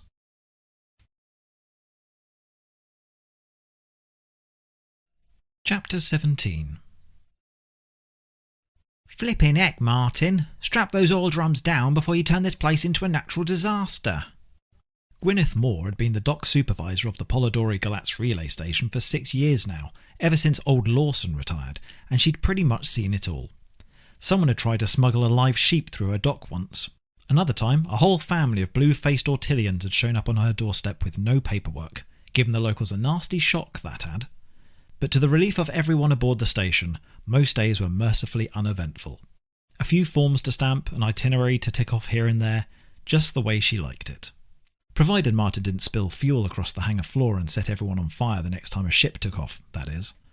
"The buckles, you Nimrod! Fasten them down with the buckles!" Gwyneth shook her head as she marched across to the other side of the hangar. A small queue of new arrivals had formed by the security gate. The passengers from the new Terror ferry, presumably. She checked her wrist-mounted datapad and tutted to herself, then radioed the control tower overlooking the dock. She could have waved up to the silhouettes behind the plexiglass window if she wanted to. "Any luck hailing that transit shuttle?" she asked. "Negative," the tower operator replied. "Not since they confirmed their intention to dock. It looks like they're on an automated approach. Could be that the pilots have left the cockpit to ready the ship for inspection." "Damn irresponsible for them both to leave," Gwyneth grumbled. "Their registration cleared, right?" "Yes. Silver Valley Mining Company, shuttle registration 76R14-12. En route from the Desmodonte orbital station over in the M18 system." "All right," Gwyneth shrugged resignedly. "Keep trying to reach them, will you? I don't want either of us getting a nasty surprise when I knock on their door." 10 minutes later, a transit shuttle adorned with the Silver Valley logo trundled into the hangar on the automated docking mechanism. Pilots didn't fly their vessels directly into the PG relay station, partly because of the risk that pilots with a few hard drinks under their belt might take such instructions a little too literally, but also partly because waiting for visitors to find a suitable bay in which to dock took too much damn time. Instead, incoming ships docked with steel clamps on the exterior of the station and were subsequently carried into the hangar on an industrial set of rails. The giant clamps set the shuttle down in a size-appropriate bay and then retreated back along the ceiling to the access tunnel. The Silver Valley shuttle hissed on its hydraulic landing gear. Gwyneth marched over to the new arrivals with as authoritative a gait as she could muster. Ignoring comm requests after being granted docking clearance wasn't against the rules per se, but it had certainly earned them a stern talking to. "2 pilots," a voice from the control tower announced through the datapad strapped to her wrist, "and just the 1 passenger. No cargo to declare." "Thank you, Isabel," Gwyneth replied. "I'm more than capable of reading the file myself," she added after disconnecting comms. The operators might work on the story above, she noted, but they do well to remember who was actually higher up the pecking order. "Open up," she said, using her datapad to speak directly to the pilots in the cockpit. "Gwyneth Moore, dock supervisor. I need to inspect your vessel before you can alight." No answer. She started to be concerned. 1 passenger, no cargo. Bit suspicious if you asked her. Possibly smugglers trying to hide their contraband. She thumped her fist against the door set into the fuselage. "Open up! That's a damn order!" Still no response. Now Gwyneth was really getting worried. Screw contraband. For all she knew, there could be a bomb on board. That was the problem with automated docking systems. A pilot could theoretically bail out of their ship during the clamping procedure, and the station would obediently deliver its own destruction. Not that Gwyneth could think of any reason why somebody would want to do such a senseless thing, but still, there were a lot of unwell people in the galaxy these days. "I'm still not getting a response," she said to the control tower. "Overriding the door now. Isabel, get the security team on standby, will you?" It had been years since she'd used the automatic override tech, and that one time was only because the delivery shuttle's ramp had gone on the fritz. She placed the hockey puck-shaped device against the shuttle's door, waited a long 20 seconds for it to bypass the vehicle's security systems, and then wrenched open the door the moment its work was complete. Gwyneth was hit immediately by an overwhelming stench of tangy vomit, rotting cabbage and raw meat. She covered her mouth with one hand and instinctively drew her sidearm from its holster with the other. Another thing she hadn't done for years before today. Something bad had happened here. She didn't know what yet, but it was really, really bad. Nothing good ever smelled like that. "Isabel, forget standby. Get the security team down here right away. We've got an incident." "Understood, ma'am." The shuttle's steps hadn't extended, so Gwyneth had to grab hold of the handles beside the door and haul herself up into the hold. She immediately covered her mouth and nose again. Keeping her pistol close to her chest in case somebody jumped out at her, she inspected the dim cabin. The lights were off. 12 seats, all empty. No sign of the shuttle's supposed passenger or any luggage. No sign of an altercation either, besides the broken bulbs. The engines to the rear of the modest ship pinged and thunked as they adjusted to the change in temperature. "Hello?" she called out. "Is anybody in here? If you can hear me, make yourself known. I'm armed and I will interpret any sudden movements as hostile." Still no response, as expected. Gwyneth thumbed off the pistol's safety catch and approached the cockpit. The foul odour turned her stomach. The sliding door partitioning the cockpit from the general cabin was ajar and off-kilter. Holding her breath, she shoved it aside. "Good flipping grief," she gasped. The two pilots sat slumped in their seats, their eyes rolled back in their heads and their mouths stretched into silent screams of terror. Something had dug its teeth into their necks and devoured their esophagi. Their skin was grey and wrinkled. Chunks of gore had splashed across the dashboard and the bottom half of the cockpit windows. Blood still dripped from the flight sticks. Gwyneth raised a trembling arm to her mouth and spoke quietly into the datapad. "Control, listen up. I've got 2 dead bodies here. Both have had their throats torn out. I need a medical team dispatched and a perimeter established around Bay 8 right away. It looks like we might have an escaped predator on our hands." "Stars above. Shall I alert the UEC?" Gwyneth ground her teeth. She hated getting those jackboots involved. Always led to a lot of paperwork. But with 2 dead pilots on their doorstep, this was already outside of PG Security's usual remit. "Yeah," she sighed. "I reckon you probably should." The metal floor of the cabin croaked behind her. Gwyneth froze, the hairs on the back of her neck standing on end, her eyes fixed on the mechanics working outside the cockpit windows. "Permission to come aboard, officer?" She slowly turned toward the dry, alluring voice. Behind her, a tall man stepped out from the shadows. The crimson tint in his otherwise grey irises seemed to arrive before the rest of him. His expensive suit was drenched down the front with sticky blood. "Don't you take another step," Gwyneth snapped. She raised her gun and pointed it at the rich man's chest. "Stay where you are and put your hands on your head. Now here's what's going to happen, okay? My friends in security are going to cuff you, and then you and I are going to take a long walk down to the holding cells together. Real easy, real slow, all right? Play nice or I'm going to put a bullet in you. Do you hear me?" Novikov grinned. His teeth were red. "I will take that as a yes." Gwyneth Moore was hardly proficient with firearms. Her only previous experience firing a weapon was during basic training the best part of a decade ago. But she was no fool. The man had already killed 2 pilots. Nobody would doubt he'd come for her as well. She pulled the trigger twice.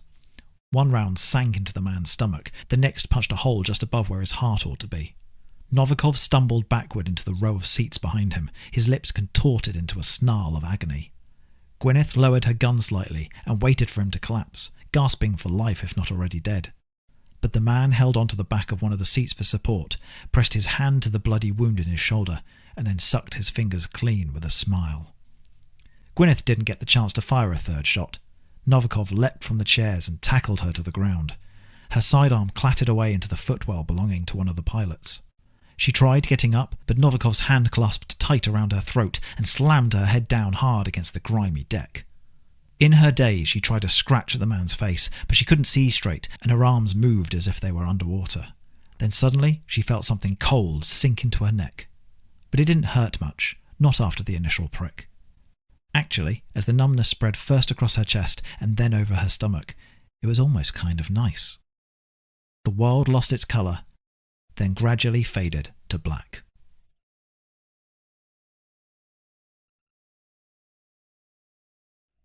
Chapter 18. While Novikov was still in transit to the Polidori Galatz relay station, and the 2 pilots were yet to have their throats eviscerated, Roger Hawthorne had become more trapped inside the Site 4 mining facility than ever. "When you say those freaks are inside the base," he hissed into the walkie-talkie, "where exactly do you mean?"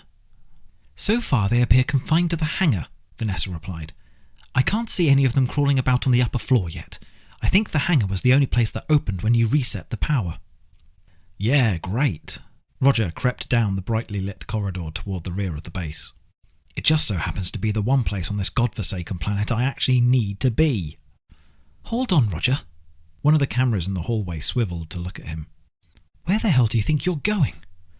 "The hangar, obviously. We need that shuttle to escape from the Desmodonte. Isn't that what you said?" The empty pause that followed didn't fill Roger with much confidence. "Vanessa?" "Technically, I can recall the shuttle from here, now that the power is back on," Vanessa replied in an admittedly apologetic tone. "If I have to, I mean." "If you have to?"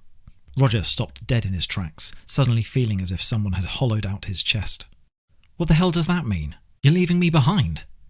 "I'm not leaving you behind," she insisted, before adding more sheepishly, "I'm just saying that my survival no longer depends on your own. So you'll only abandon me if saving me is too difficult, is that it? Be reasonable, Roger. You've seen what happens to people once they're infected. They're abominations. I can't risk letting a single one of them get off the planet, even if it's you. I'm sure you understand that." Roger clenched his jaw and squeezed the walkie-talkie until he heard the plastic case start to crack. "Then you'd better figure out a way to get me on that shuttle without bringing any of my friends along for the ride, hadn't you? You're a smart woman, Dr. Singh. Think!" He increased his pace as he hurried down the corridors, half expecting to run into one of those twisted, drooling gargoyles every time he peeked through a doorway or around the next corner.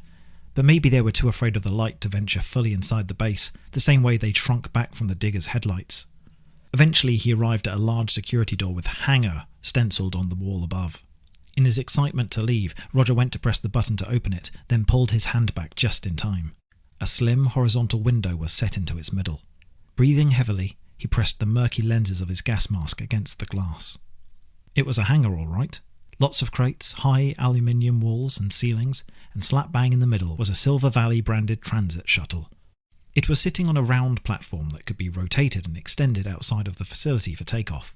The 15-metre-high shutters it faced had been rolled back on their runners to reveal a few stars and a hell of a lot of black rock. Unfortunately, the hangar was flooded with mutated workers. Roger counted perhaps a dozen of the deformed creatures skulking between the shadows beneath its hanging bay lights, maybe more. One was even lying prone against the roof of the shuttle. They snapped and snarled at one another like diseased dogs. Stars above. He leaned against the wall beside the door. The place is crawling with them. "I told you it was bad, Roger. I'm sorry. We'll have to figure out another way." "Don't you dare recall that shuttle," he snapped. "The escape pod has no fuel, and even if one of the other mining sites has something left over I can use, I'd never make it that far, not in the pitch-black night with those monsters skulking about. If I don't leave on that shuttle, Vanessa, I'm dead. Figure something out." "I don't know what you—" "A distraction," Roger said, cutting her off. "That's what we need. Whatever the engineers have become, they're not smart anymore. They're feral like animals. If we can lure them away from the shuttle somehow, maybe I can sneak over to it without them noticing." "It's certainly an idea," Vanessa replied. "It would need to be big, though, otherwise not all of the creatures will notice it. What did you have in mind?" Roger peered back through the window in the door. His whole face felt itchy. If only he could remove his mask to scratch it. "An explosion would do the trick." "I'm sure it would, Rambo, but how do you suppose you'll go about making one? Did they teach you exothermic chemistry in law school?" "I thought you might have a suggestion, given your field. Maybe I could overload a fuel pipe or something." "Good grief, Roger. I'm a geologist, not an explosives expert. Stick to something real. Besides, surely you want to attract those freaks' attention, not send them running." He let the arm holding the walkie-talkie fall to his side and closed his eyes. Vanessa was right. This was hopeless. Tantamount to suicide. He almost screamed when the radio crackled to life again. "Roger, if we don't get that shuttle moving soon—" "I think I have an idea," Roger interrupted, his eyes widening behind their lenses. "But we'll have to time it perfectly." Roger was almost glad there weren't any firearms on site. He probably would have gone gung-ho the second he saw another of those gargoyles in the grey, decaying flesh. Either that or accidentally shot himself. But in the absence of a weapon, at least he had a plan. It was a long shot, a real Hail Mary, as the American footballers used to say, but so was any plan the moment he passed through the hangar's door. It was all or nothing. No backup if things went wrong. Those doors had opened quietly enough, thank goodness. Roger had expected them to grunt aside like a constipated rhinoceros, alerting the gargoyles to his presence and instigating what would have likely been a short-lived and extremely bloody chase down the base's corridors. He wished Vanessa could keep him updated of the monster's whereabouts using the hangar's numerous security cameras, but, given that the walkie-talkie was their only method of communication, that would have rather defeated the point. They needed complete radio silence.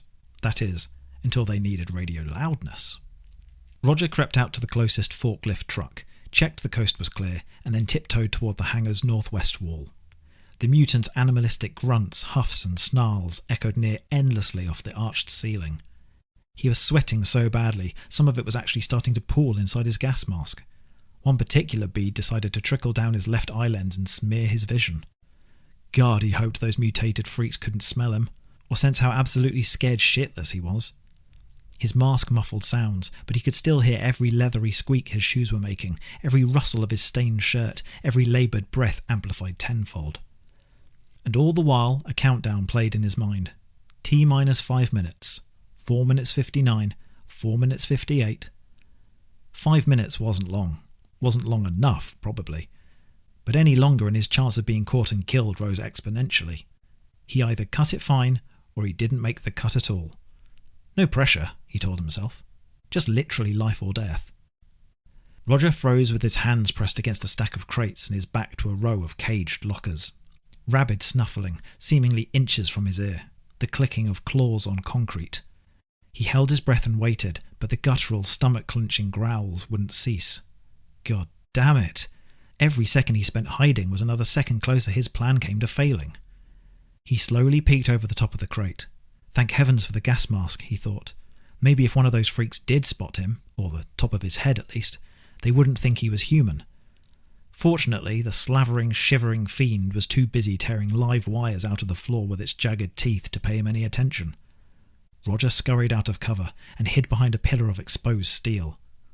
The corner of the hangar was only 9 or 10 metres away now, but even though it was somewhat secluded thanks to the gantry running overhead, there wasn't a lot in the way of hiding spots, and he'd already wasted a good couple of minutes getting this far. This would have to do.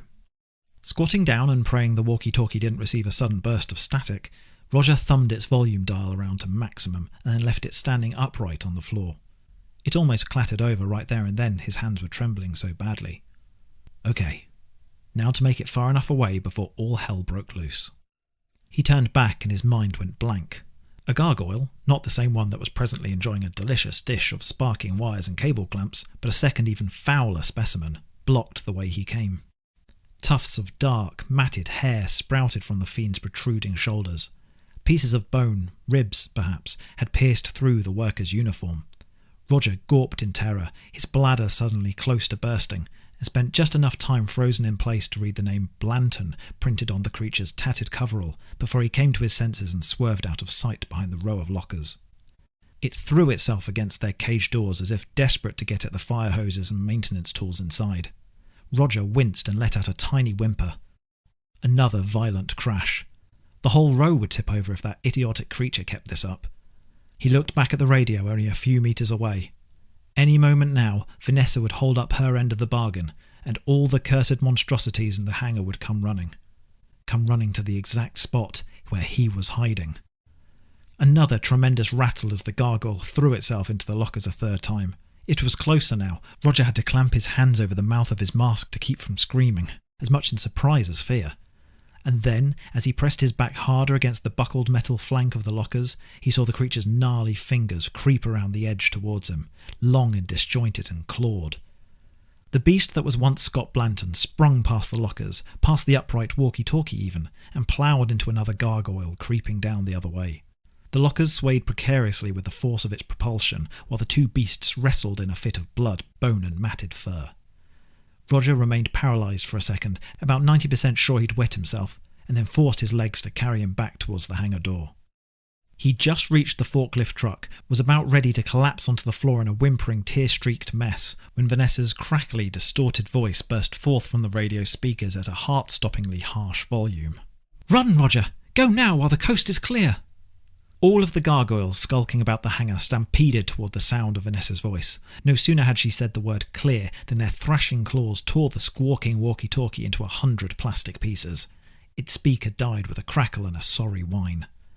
Roger was halfway to the shuttle when the first monster noticed him, whipping its head back and bellowing out a primal roar. The radio now dead, their attention collectively turned to the bag of flesh pelting across the concrete. Roger didn't look back, not even as he heard the harrowing clatter of claws and the thunder of twisted feet behind him.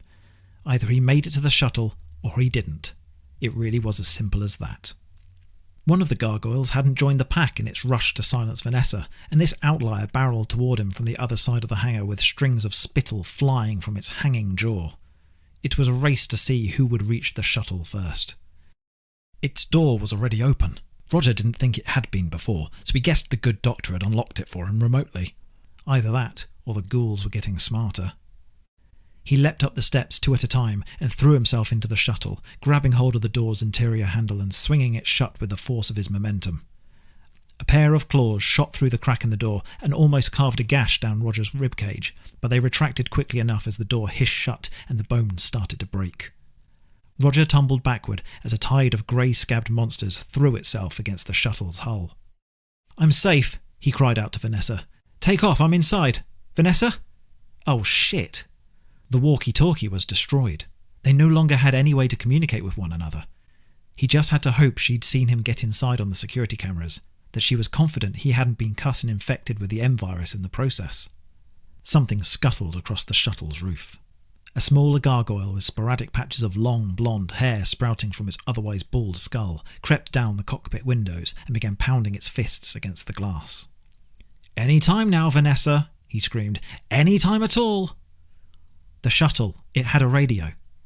Ignoring the mutated worker snarling at him from the other side of the window, Roger hurriedly inspected the cockpit's dashboard until he found it.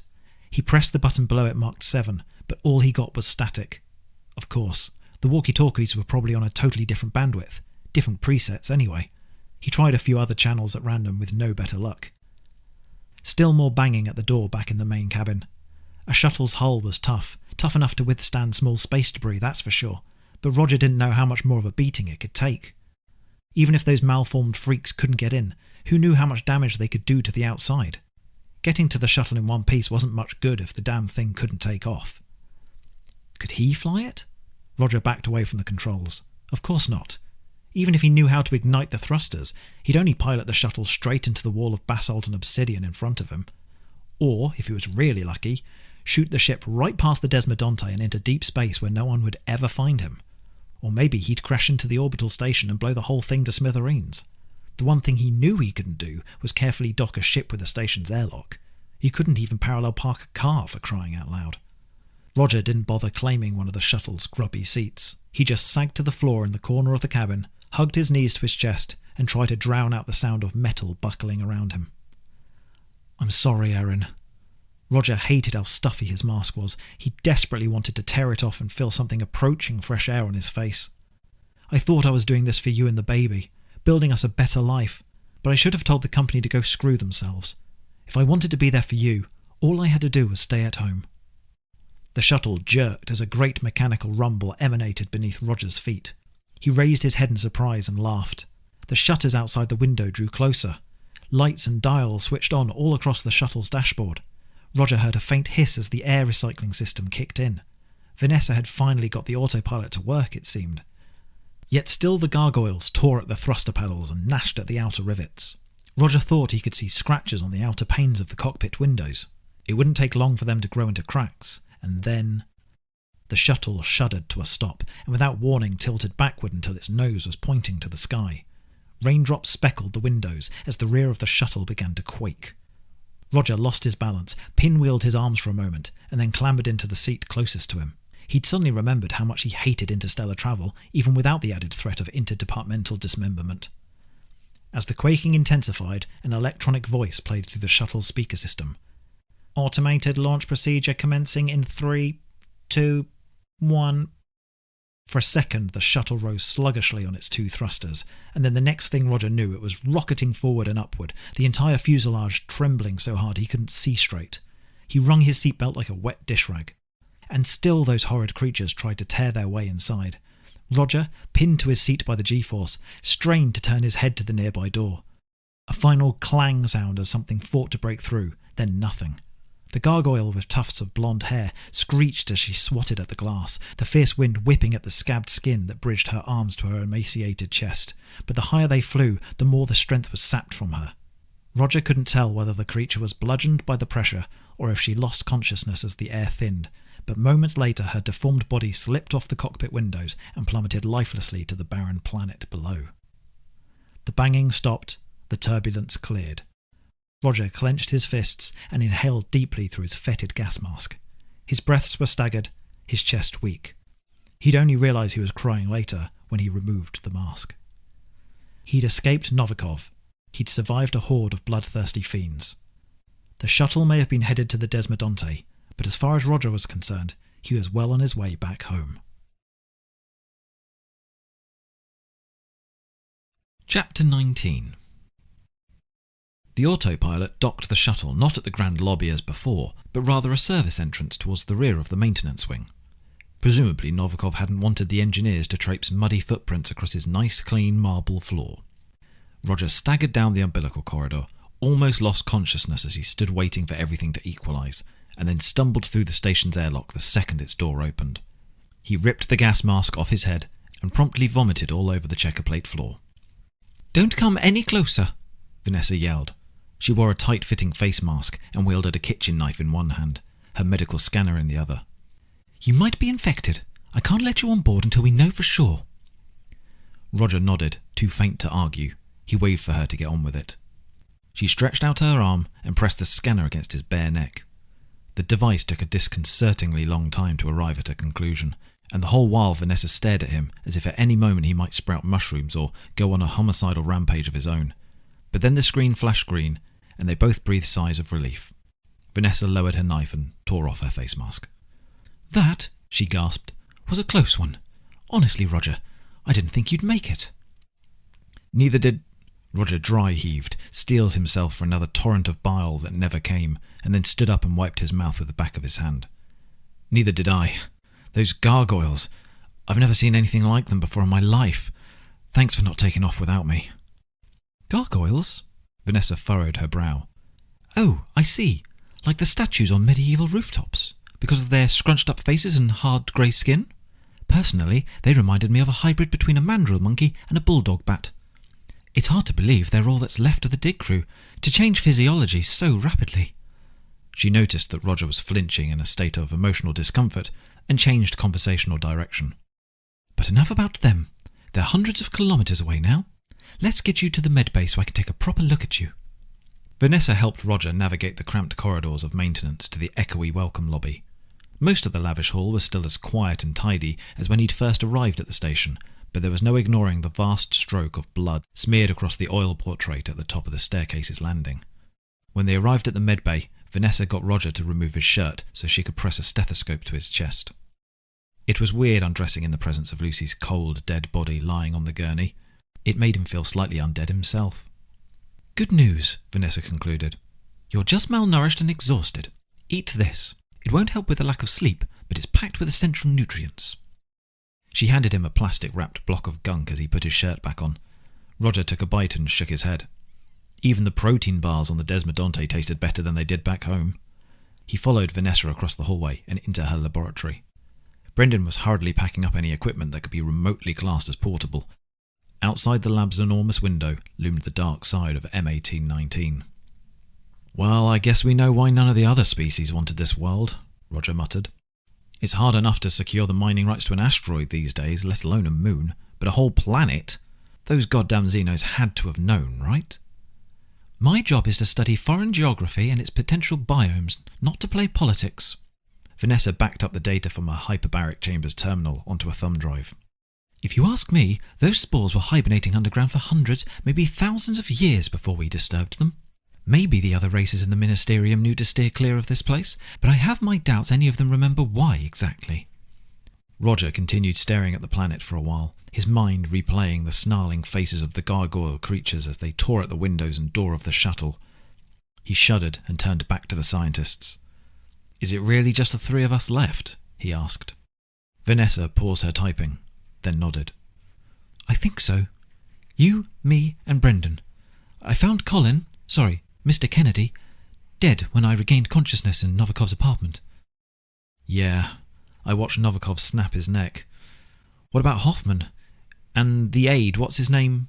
Vogel?" "I haven't seen Hoffman since breakfast." Vanessa looked at Brendan, who shrugged. "I presume he's dead too. As for Vogel, the poor man hanged himself in the supply closet. I don't know why. I guess he was scared of what Novikov might do to him, maybe. Who knows?" "There was a young man working in the maintenance wing," Roger said. "He called out to me while I was running away from Novikov. Did he—" Vanessa shook her head. Another nobody who got in Novikov's way, Roger supposed. "Just us three, then. Okay, that's something. Wait, what are you doing, Vanessa? You're not bringing the M virus with us, are you?" Vanessa had unlocked the bomb-proof containment unit beneath the transparent chamber and was now carefully transferring the remaining vials to a reinforced refrigerant box covered in bright yellow biohazard stickers. "I have given it a proper name," she replied distractedly. "Pandoravirus sanguinis. And yes, I am. The virus has escaped quarantine, and that means someone will need to develop a cure. The only way to do that is with samples. Unless you fancy asking Novikov to donate blood, that is." "I just thought we were trying to escape that stuff, not spread it around." "The samples will be perfectly safe inside this specimen container." She clamped the lid shut. "Specialists transport all sorts of deadly pathogens in these things, and provided nobody pours the virus into an open wound, there shouldn't be a problem anyway. It's not airborne without the spores. Right now we have much bigger things to worry about." "Peter Novikov," said Brendan. The 50-something-year-old assistant set down a crate of lab equipment and shook his head wearily. "I've worked for the Silver Valley Mining Company for nearly 15 years. Novikov has never struck me as stupid. Why on God's green earth would he do something like this? Not just to us, but to himself." "I assumed he was on some kind of health kick," Vanessa replied with a dry laugh of disbelief. "The way he was drinking wine," this last word she said with air quotes, "and getting even leaner than usual. I don't know, maybe he was sick and didn't tell anybody. Or maybe he's just like every other trillionaire who wants to live forever. If it's not experimental anti-aging plasma transfusions and gene splicing, then it's transferring their consciousness into a synthetic supercomputer, right? They'll do anything if they think it'll keep them from dying like the rest of us." "Even if the rest of us have to die to make it happen," Brendan grumbled darkly as he picked up the crate and lugged it towards the shuttle. "I assume Novikov injected himself with a much lower dose of the virus than the engineers at the dig site were exposed to," Roger said once Brendan had left the laboratory. "But you said he still had those grey scabs, like his body was crusting over. Do you think he'll eventually become one of those freaks?" "Given enough time, yes," Vanessa replied. "But who can say for sure without studying him? It's hard to tell whether the blood he's compelled to consume keeps the virus from mutating him further, or if it actually hastens the process. But in either form, he's a threat. We have to stop him." "Stop him? Did crashing through a coffee table make you forget how that went for us last time? Unless I misheard you over the radio before, Novikov is no longer on the Desmodonte." "No, he's headed for the Polidori Galatz relay station, which means that's where we're going too." Roger took a step backwards, snorting and waving his hands. "Are you kidding? I say we load up the shuttle with as much fancy food as we can find in this place and then set a course all the way back to New Terra. Let the UEC Marines deal with Novikov. I've had my fill of near-death experiences, thank you very much." "That shuttle won't get us to New Terra," she snapped. "It doesn't have the fuel for that sort of trip. We'll need to make a stop somewhere anyway, and the only port for light years is PG Station. But that's beside the point. Nobody else in the galaxy knows what this virus is or how to deal with it, not even the Marines. If we don't cut it down before it spreads, this nightmare is only going to get worse." "Not for us it won't." "Do you really think that, Roger? Who do you think the authorities will blame when they find people torn to shreds or with all the blood drained from their bodies?" "Novikov." "Yes, of course." Vanessa rolled her eyes. "But it's your signature on that compliance report, remember?" "Stars above." Roger paced back and forth and ran his hands through his greasy hair. "Well, I hope you plan on bringing something that packs a bigger punch than a sleep aid this time." Vanessa clicked her fingers and gestured for him to follow her over to a workbench on the other side of the lab. On it sat a chunky black industrial flashlight with an impressive bulb and rubbery carry handle. "I had Brendan fetch this from maintenance while you were planetside," she said, picking it up. "It's a 100-watt ultraviolet flashlight. Works out at about 1600 lumens. The technicians mostly use it to detect fluid leaking from the pipes. Do you remember me telling you that the virus doesn't like natural light? I figured if both the virus and the host react equally positively to blood, maybe they'd share a comparable reaction to ultraviolet rays too." "Now that you mention it, the gargoyles down on the planet really didn't enjoy me switching on that digger's headlights. They actively avoided touching the beam. I put it down to them operating in absolute darkness, but maybe it was more than that." "There's a relatively rare condition called solar urticaria," Vanessa explained, shining the flashlight against her hand, "whose sufferers experience severe rashes when their skin is exposed to ultraviolet radiation. I suspect those infected with Pandoravirus sanguinis will undergo an even more visceral reaction, perhaps deadly if exposed for long enough." "And if the worst it gives Novikov is a tan?" Then hopefully I can blind him long enough for you to run up and stab him. I don't know, Roger. We're all just doing the best with what we have. I know. Roger raised his arms, then let them drop to his sides. I'm sorry. I just really want to go home. Me too. You won't catch me working off-world for a while. Maybe I'll even apply for a job on New Terra. There are still plenty of biomes on our homeworld we know next to nothing. Holy shit! Vanessa flinched so violently she almost tripped over the biohazard container behind her. Roger followed her eyeline and let out a frightened curse of his own. Lucy Moray had sat bolt upright on the medbay's gurney and was staring across the windowed corridor at them with glassy, black-ringed eyes. Her unkempt brown hair tumbled over her ghost-white shoulders and breasts. She didn't breathe, didn't blink, just sat there as rigid as a department store mannequin. Vanessa grabbed hold of Roger's arm to steady herself, eliciting yet another yelp of surprise. It's just rigor mortis setting in, she gasped, her other hand pressed flat against her heart. Heaven help me. I keep forgetting that the virus delays the decomposition process. Which Roger would have found a much more reassuring explanation if Lucy's corpse hadn't chosen that moment to smile.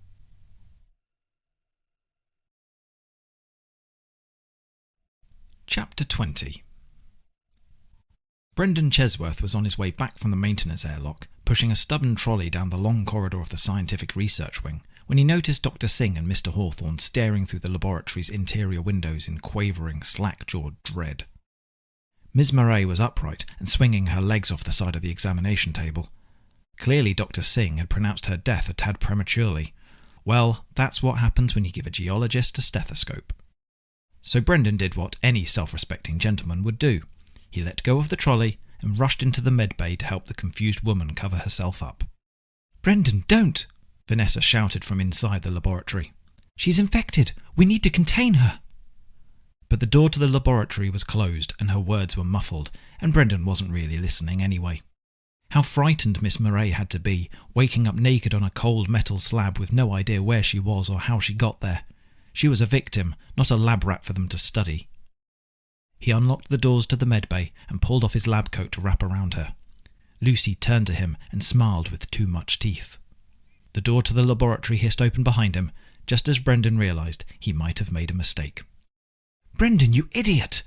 Vanessa screamed as she ran into the corridor with Mr. Hawthorne.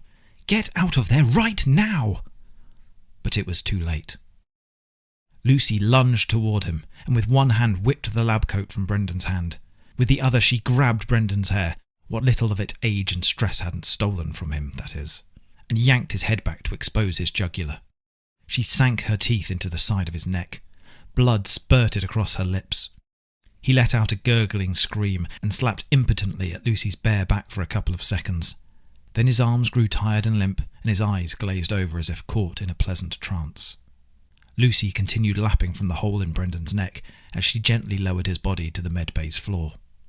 Roger felt as if he were in a trance of his own, a terrible, paralysing nightmare.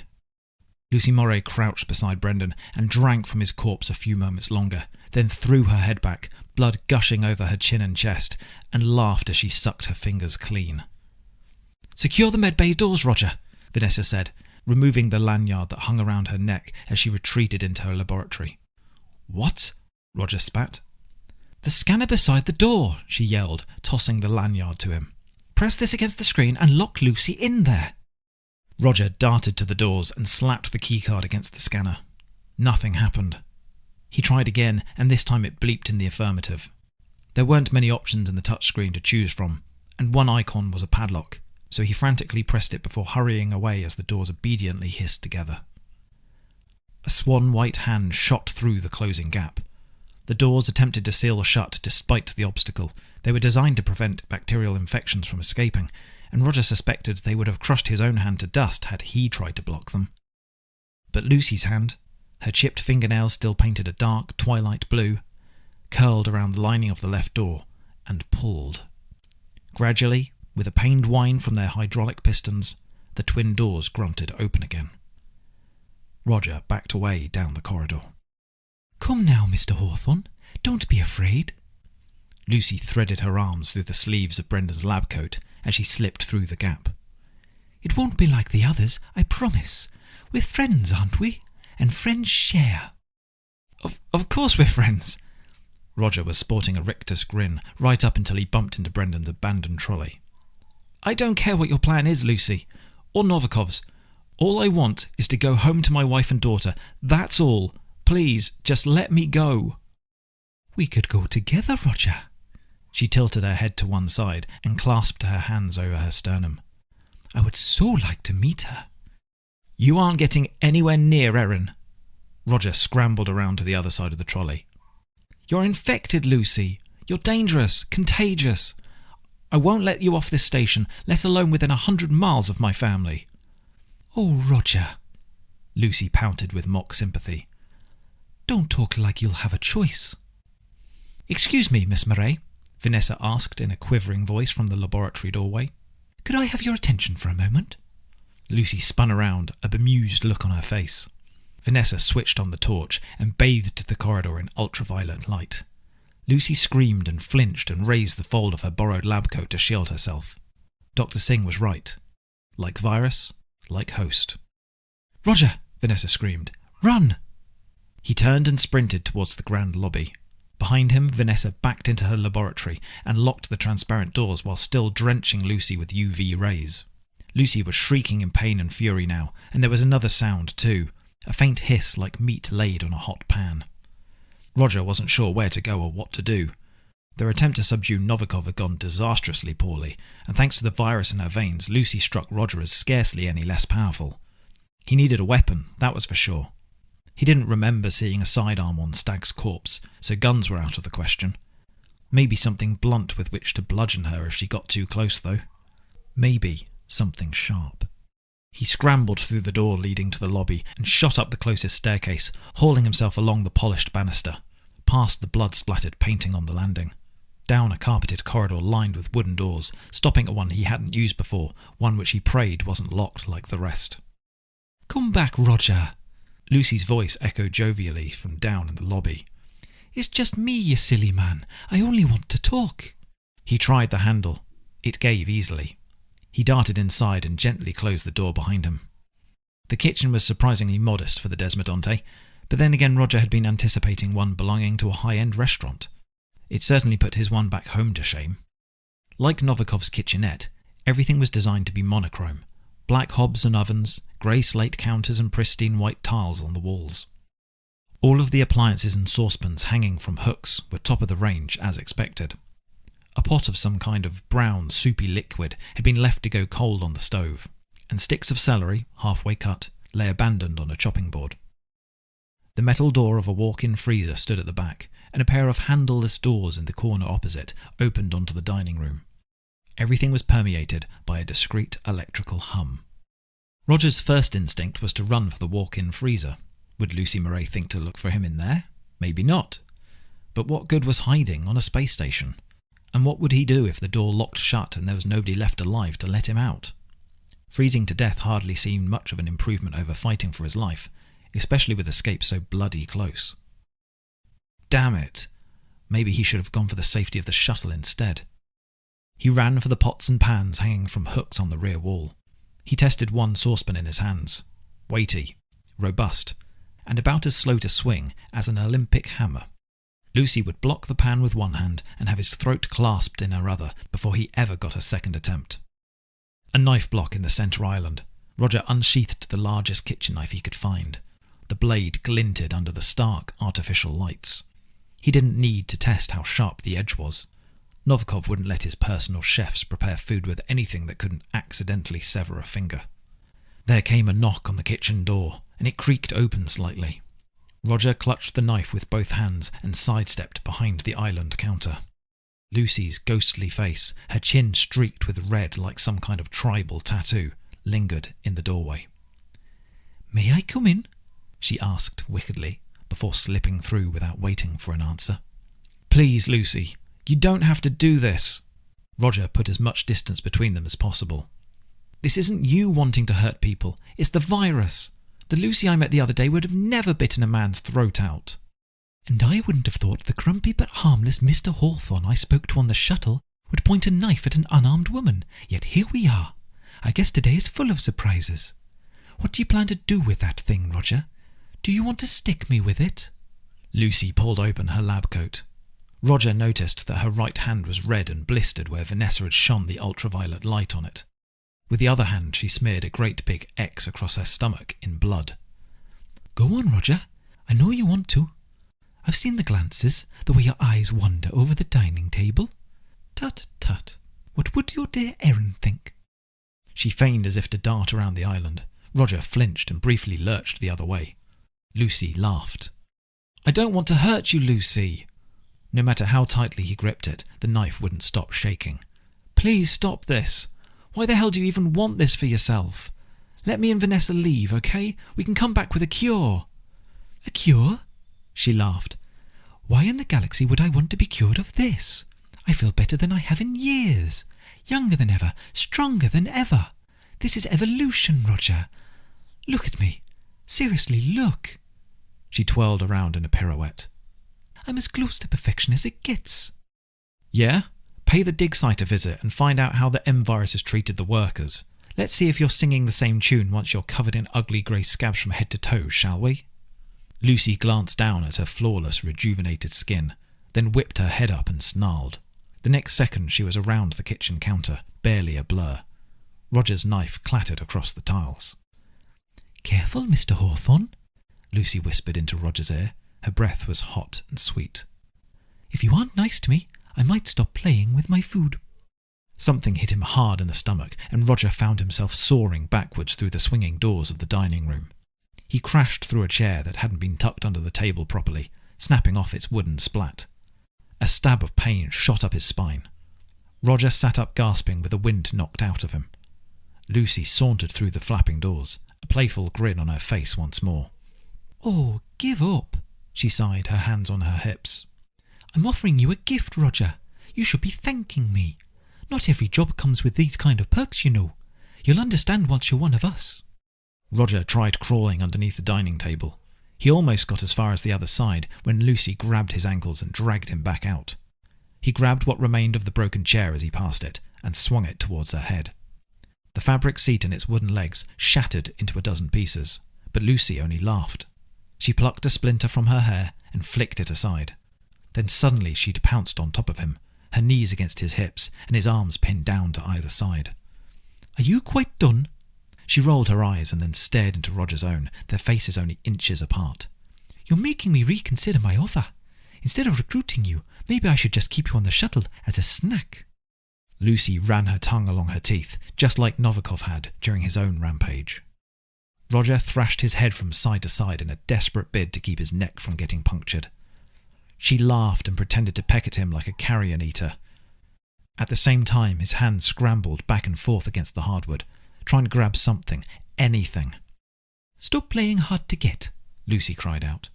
"Do you know how many men would die for this?" She ducked her head and almost got him. The fingertips of Roger's right hand brushed something hard, a shard of wooden chair leg. He stretched out his hand until he could inch it closer, then grasped it in his palm. But his arms remained pinned to the ground. Or they did for the next couple of seconds at least. Lucy got so frustrated with Roger flailing his head about that she let go of his right arm and grabbed him by the hair instead. He sucked in air as he felt a clump tear from his scalp. But as she lowered her mouth to feed, he yanked over the shard of wood and held it upright between their chests. Roger tried to stab her with a chair leg. He really did. But lying underneath Lucy, he didn't have the leverage, nor the courage to kill somebody he'd been on friendly terms with only yesterday. Even so, Lucy must have felt something prick the skin above her heart. She glanced down at the stake, her manky locks brushing over Roger's face, and then laughed at him. Just laughed. She tugged his hair even harder, exposing his neck fully, and with the other hand grasped the stake to keep him from plunging it upward. But now both of Roger's hands were free. He didn't need to push the stake up when he could pull her down. Roger flung his left arm around to the back of her lab coat and shoved her body towards his own. The blunt end of the chair leg pressed achingly against his breast. Lucy was still laughing in lustful glee when the sharp end pierced her heart. Roger felt warmth spread over his chest as Lucy screamed in anguish an inch from his face. She could have taken that moment to sink her teeth into his neck, to retaliate in kind, but instead she sat bolt upright, gawping at the chair leg protruding from the ruptured flesh above her breast. Black blood gushed from the wound in a torrent, washing the X from her stomach and dousing Roger in sticky tar. Lucy's fingers trembled down the length of the stake in agonised bewilderment. Her eyes fell back to Roger, and for a moment he saw the old Lucy, the human Lucy, pleading for help. Then the last of that light faded from her, and she collapsed on top of him, the chair leg sinking deeper into her chest with a sickening crunch. Roger lay with Lucy on top of him for a few seconds, coughing and groaning as hot blood continued to ooze over his shirt and groin, and then carefully rolled her to one side. He could hear a voice in the corridor. Vanessa, he thought. "Hello? Roger, where?" Vanessa threw open the dining room door, carrying her heavy-duty flashlight by its handle, and almost continued running down the hallway before she spotted him lying behind the long table. "Heavens, are you okay? Where's Lucy? Is she—" Crying out in surprise as she noticed Lucy's lifeless body sprawled beside him, Vanessa drowned it under the flashlight's ultraviolet rays. Lucy's skin crackled and reddened, but her body didn't so much as twitch. Vanessa switched the flashlight off, her shoulders sagging with relief. "Is she dead?" Roger wheezed. "If she isn't, she's doing a fantastic job at faking it." "Yes, but will she come back like she did last time?" "I don't think she did come back, Roger. I don't think Lucy ever died, just went into a sort of dormant state while the virus worked her over." Vanessa went to check Lucy's pulse, remembered how little use that had proven before, then withdrew her hand and helped Roger to his feet instead. "But that's just a hypothesis," she said, pulling him away from the body. "And I'd rather not be here to find out." Chapter 21. It didn't matter how much of a rush they were in. Roger wasn't going anywhere without first changing his clothes. He returned to his bedroom and threw almost everything he was wearing onto the rug. Terrified as he was that Lucy might return to life as she'd done once already, or had appeared to auto-resuscitate if he trusted Vanessa's medical assessment, he darted into the shower to scrub the blood off his body. Then he picked out some fresh clothes from his suitcase, frantically got dressed, and hauled his luggage downstairs to the airlock in the maintenance wing. Vanessa was waiting. "Is this everything?" he asked her, nodding to the crates of supplies stacked up outside the airlock. "Everything that isn't nailed down," she replied. "It probably seems silly, but some of this is my life's work. It's the data I care about, you see, not the equipment. And I stocked up on medical supplies too. Tranquilizers, opioids, the UV flashlight obviously, anything that might give us an advantage." "And you're sure we need to bring those with us?" The small refrigerant box covered in yellow biohazard stickers rested atop a crate of kitchen supplies. Just looking at it made Roger shudder. "With the exception of what's flowing through Novikov's veins, these are the only samples outside M1819. Vanessa shrugged. "I know taking them with us seems dangerous, but I'd much rather we have them than they fall into the wrong hands. Even if the company disavows Novikov's actions, I'm sure they'd consider these samples an extremely valuable asset." Roger wasn't sure who else he'd trust with a deadly pathogen, certainly not the UEC, and the Silver Valley Mining Company did technically own the rights to the entire planet, including whatever biological entities were discovered there. But he deferred to her wisdom. It was her field after all. He picked up a strange rifle-like contraption from one of the open crates. "What the hell is this?" "That is a rivet gun for use on the outside of the station," she explained, gently putting it back in the box. "And next to it is an ion torch for cutting holes in metal."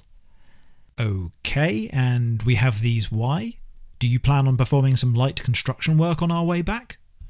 "Look, I asked Brendan to grab whatever weaponry he could find, okay? This was the best he could do. We also have a bunch of iron nails in case we need to, stop Novikov the same way you stopped Lucy." Roger shuddered.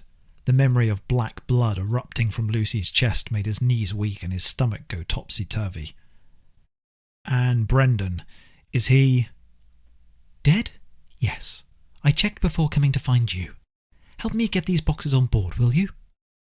One by one they hauled the supplies down the airlock's umbilical corridor and into the shuttle's passenger cabin. The bigger crates they stashed towards the back. They strapped some of the smaller boxes into the seats and, at Roger's insistence, safely secured the sample container inside one of the ship's lockers, padding it with dirty rags for good measure. "I've got a question," Roger grunted as they set down the second-to-last box. "Just the one?" Vanessa laughed. "I think I have enough to keep me in research for the rest of my life. Go on, ask." How come Lucy changed into an infected person like Novikov and Sheridan Stagg didn't? Novikov had been tapping the poor guy's blood for days. "I've been wondering the same thing," she replied as they picked up the last crate, "and I think it comes down to transmission. For one thing, Novikov never bit the guy, at least as far as I can tell, which means Stagg was never exposed to the virus via fluids. Same with Maria and Kennedy. Even if he fed on them, he made sure to kill them first. And secondly, Stagg's body was entirely drained of blood. Lucy only had about 1.5 litres left when I examined her, but that must have been enough for the virus to take hold." So the victim needs to be bitten to transmit the virus, but not killed outright? Exactly. That's my theory anyway. It wouldn't surprise me if Novikov was testing the same hypothesis. But hold on. Roger dropped his end of the crate and dusted his hands together. If Lucy came back the way she did because Novikov left enough blood in her for the virus to mutate into her nervous system or whatever, then won't the same thing happen to Brendan? They stared at each other for a moment, then sprinted in opposite directions. "I'll get the shuttle prepped for launch," Vanessa screamed down from the cockpit. "I'm locking the doors," Roger yelled back. Vanessa wouldn't have had the slightest clue how to operate the shuttle had she not done the exact same thing from Novikov's secret computer. Ignoring all of the buttons, dials, switches and flight sticks, she turned to a terminal on the inside wall and selected the Polidori Galatz relay station from its presets. When prompted to input an authorization code, she used the same one from before. It worked. Lights flickered on and electronics whirred as the autopilot system worked through its pre-flight checks. Meanwhile, Roger reached into the umbilical corridor and pulled the shuttle's metal door back. It suddenly seemed a lot thicker and heavier than he remembered from his trip up from the planet. The second it clanged shut, he wrenched its locking lever into an upright position, then collapsed backwards onto the nearest chair. Good luck punching your way through that, Brendan, virus or no virus. He screamed as an angry banging sound reverberated through the corridor bridging the ship with the station. Vanessa hurried back down the steps, her face blank and pale. "Do you think it's him?" Roger asked. "The change can't be that fast, can it?" Then the shuttle's comms unit crackled to life. "Dr. Singh?" said a voice Roger hadn't heard since breakfast. "It's me, Hoffman. I didn't think anyone else was still alive." More banging. "Come on, woman. Open up, will you?" Roger glanced at Vanessa, then darted for the locking lever on the door. But Vanessa grabbed his hand and pulled him back. "Not so fast, Roger," she whispered, as if afraid Hoffman might hear them. "Nobody's seen Hoffman for hours. How do we know he isn't infected like Lucy?" "You still have that medical scanner thingy, right?" "Of course," she said, picking it up from one of the boxes. "But it only works at extremely close range. If we open those doors, it's already too late." "Vanessa, please," Hoffman pleaded. "Don't leave me to die out here." Roger hesitated, then climbed the steps to the cockpit. For some reason, he hadn't expected the view of space outside its windows, and it took a few seconds of staring at the endless stars before he remembered why he was up there. He found the shuttle's radio and pressed the transmit button. "Mr. Hoffman? It's Roger Hawthorne. Can you hear me?" "Hawthorne? Thank goodness you're okay. Please take me with you. I'm stuck here if you don't unlock the door." "Are you infected, Mr. Hoffman? Has anyone bitten you?" A confused pause. "Bitten me? No, of course not." "Where have you been, Hoffman?" Vanessa asked, joining Roger. "Brendan's dead. Vogel hanged himself. The whole station's a bloodbath." "I was hiding in the employee bathroom," Hoffman replied with no sense of shame. "I saw Novikov kill Kennedy and I ran, all right? The man's fucking deranged. What did you expect me to do, clock him one around the jaw? Check the camera. Come on, check it." Vanessa pressed a button to enable the video feed. Screens switched on throughout the shuttle. The first camera showed the shuttle from the perspective of the connecting corridor. The next was a grainy close-up of Hoffman's sweaty, wide-eyed face. He was staring into the monitor beside the airlock. "Do you see me?" he spluttered, constantly glancing back over his shoulder. "Please, Vanessa. We've worked together for years. I'm scared. I keep hearing weird shit. Just take me with you, okay?" "I don't know, Hoffman." "For God's sake, Singh, I'm not sick, I swear." Roger looked pleadingly at Vanessa, who sighed and nodded. Neither Novikov or Lucy had behaved like this. If anything, the virus seemed to fill its host with unbridled self-confidence. He marched down to the door and pulled the lever, but it wouldn't budge. "Door's locked," he called up to her. "Oh, shit," she replied.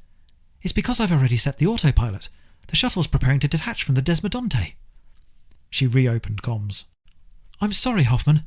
The shuttle's already set to head to PG Station. There's nothing I can do to stop it. We'll send help, okay? We'll notify the company as soon as we arrive. Someone will come and get you, I promise. Don't leave me behind! Hoffman screamed, hammering at the airlock doors even harder than before. God damn it, you bitch! Don't you leave me here to die! The clamps holding the transit shuttle in place disengaged with a clunk, and the umbilical corridor slowly began to retract. Small jets of air pushed the shuttle away from the station. Roger watched on the nearest monitor as Hoffman continued banging desperately on the airlock doors for a few seconds longer, tears streaming down his distraught face. Then he hurtled upstairs as if he'd seen something terrible enter the lobby. The grainy camera feed flickered and died moments later. He'll be okay, Roger told himself. He will, right? But Vanessa didn't answer. She just walked back up to the cockpit and cried. The shuttle was definitely smoother than the rust bucket in which the old drunk had shepherded Roger and Lucy to the Desmodonte, but there was something about a ship flying completely on autopilot that made the turbulence so much worse. The moment the shuttle had jumped to subspace, Roger unstrapped himself from his seat and sprinted for the tiny bathroom cubicle at the rear of the cabin. He promptly threw up into the rusty metal toilet bowl. There was a knock on the door. "Are you all right?" Vanessa asked from outside. "Yeah, I'm fine." Roger gradually returned to an upright position. "Just running on fumes, that's all." He twisted the faucet. The sink was made of the same tarnished chrome as the toilet and the door, and after a lot of clunking from the pipes and an ominous whistling noise, a spluttering surge of brownish water gushed out. Roger let it run for a few seconds until it was something approaching clear, and then splashed his face. It was only when he raised his head to the cloudy, peeling mirror installed above the sink that he realised just how haggard and unwell he looked. Even the dead security officer in Novikov's secret room had a better complexion.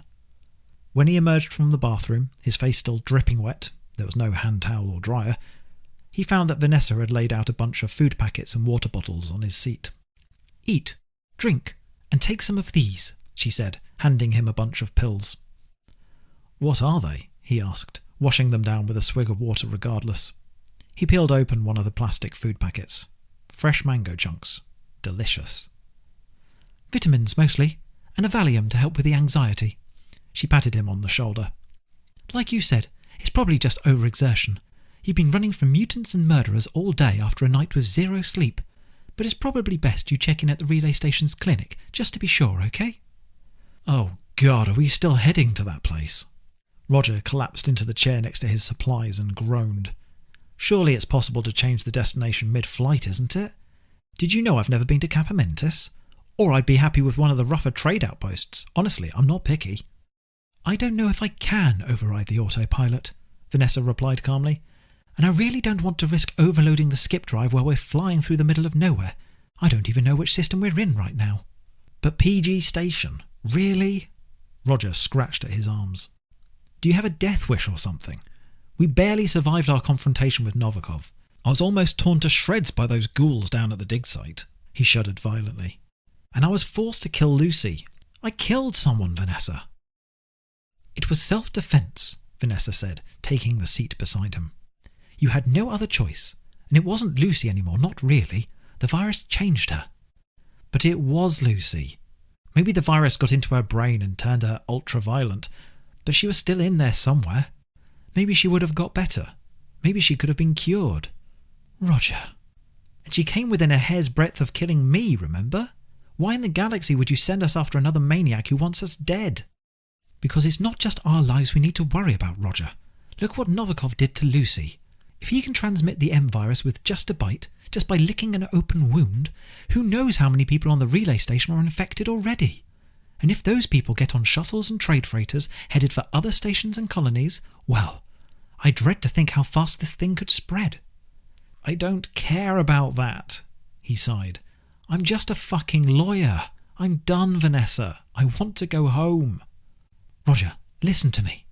If the M virus finds its way back to New Terra, there won't be a home. You do understand that, right? It'll spread through its cities like 1,000 heat-seeking missiles. Do you think your wife will magically be immune? That Erin will somehow be out of harm's way?" "No, of course not, but..." "And she's pregnant, for goodness sake. I don't even want to think what the virus would do to a baby." "Stop it!" Roger leapt out of his chair and paced the length of the shuttle. I get it, okay? We're all fucked. Everyone's going to die. No, they're not. Vanessa stood up and grabbed him by the arms. Because the second we get to Polidori Galatz, we're going to alert station security and set up a new quarantine. They'll send in the UEC Marines and they'll contain the virus and keep everyone from leaving. Including us. This is never going to end, is it? Of course it is. And we will get you back home to Erin, okay? Roger nodded defeatedly. Yes, he'd make it back to New Terra. Eventually. Maybe not in time for the birth, but better to be alive and late than never see his daughter at all. But first we have to stop Novikov, Vanessa said, eyeing the UV flashlight stored beside them. Whatever it takes. Chapter 22. Why isn't anyone responding? Roger asked Vanessa as their shuttle drifted towards the Polidori Galatz relay station. Flight control, do you read me? Vanessa repeated into the microphone. This is a Silver Valley Mining Company shuttle requesting permission to dock. Is anybody there? No answer, only static. I really don't like the look of this, Roger said, squinting at the station growing closer outside the cockpit windows. And I don't know about you, but there's no way I'm flying this ship into that dock. We don't need to, thank goodness. Vanessa gave up trying to hail the station and moved on to cleaning her glasses with the hem of her shirt. The autopilot will guide us to the exterior clamps, and the station's automated docking mechanism will take care of the rest. And if we need to make a quick escape? Now that's a whole different problem, she said, replacing her glasses with a sigh. We don't, basically. Not unless we can find whoever's supposed to be manning the radio.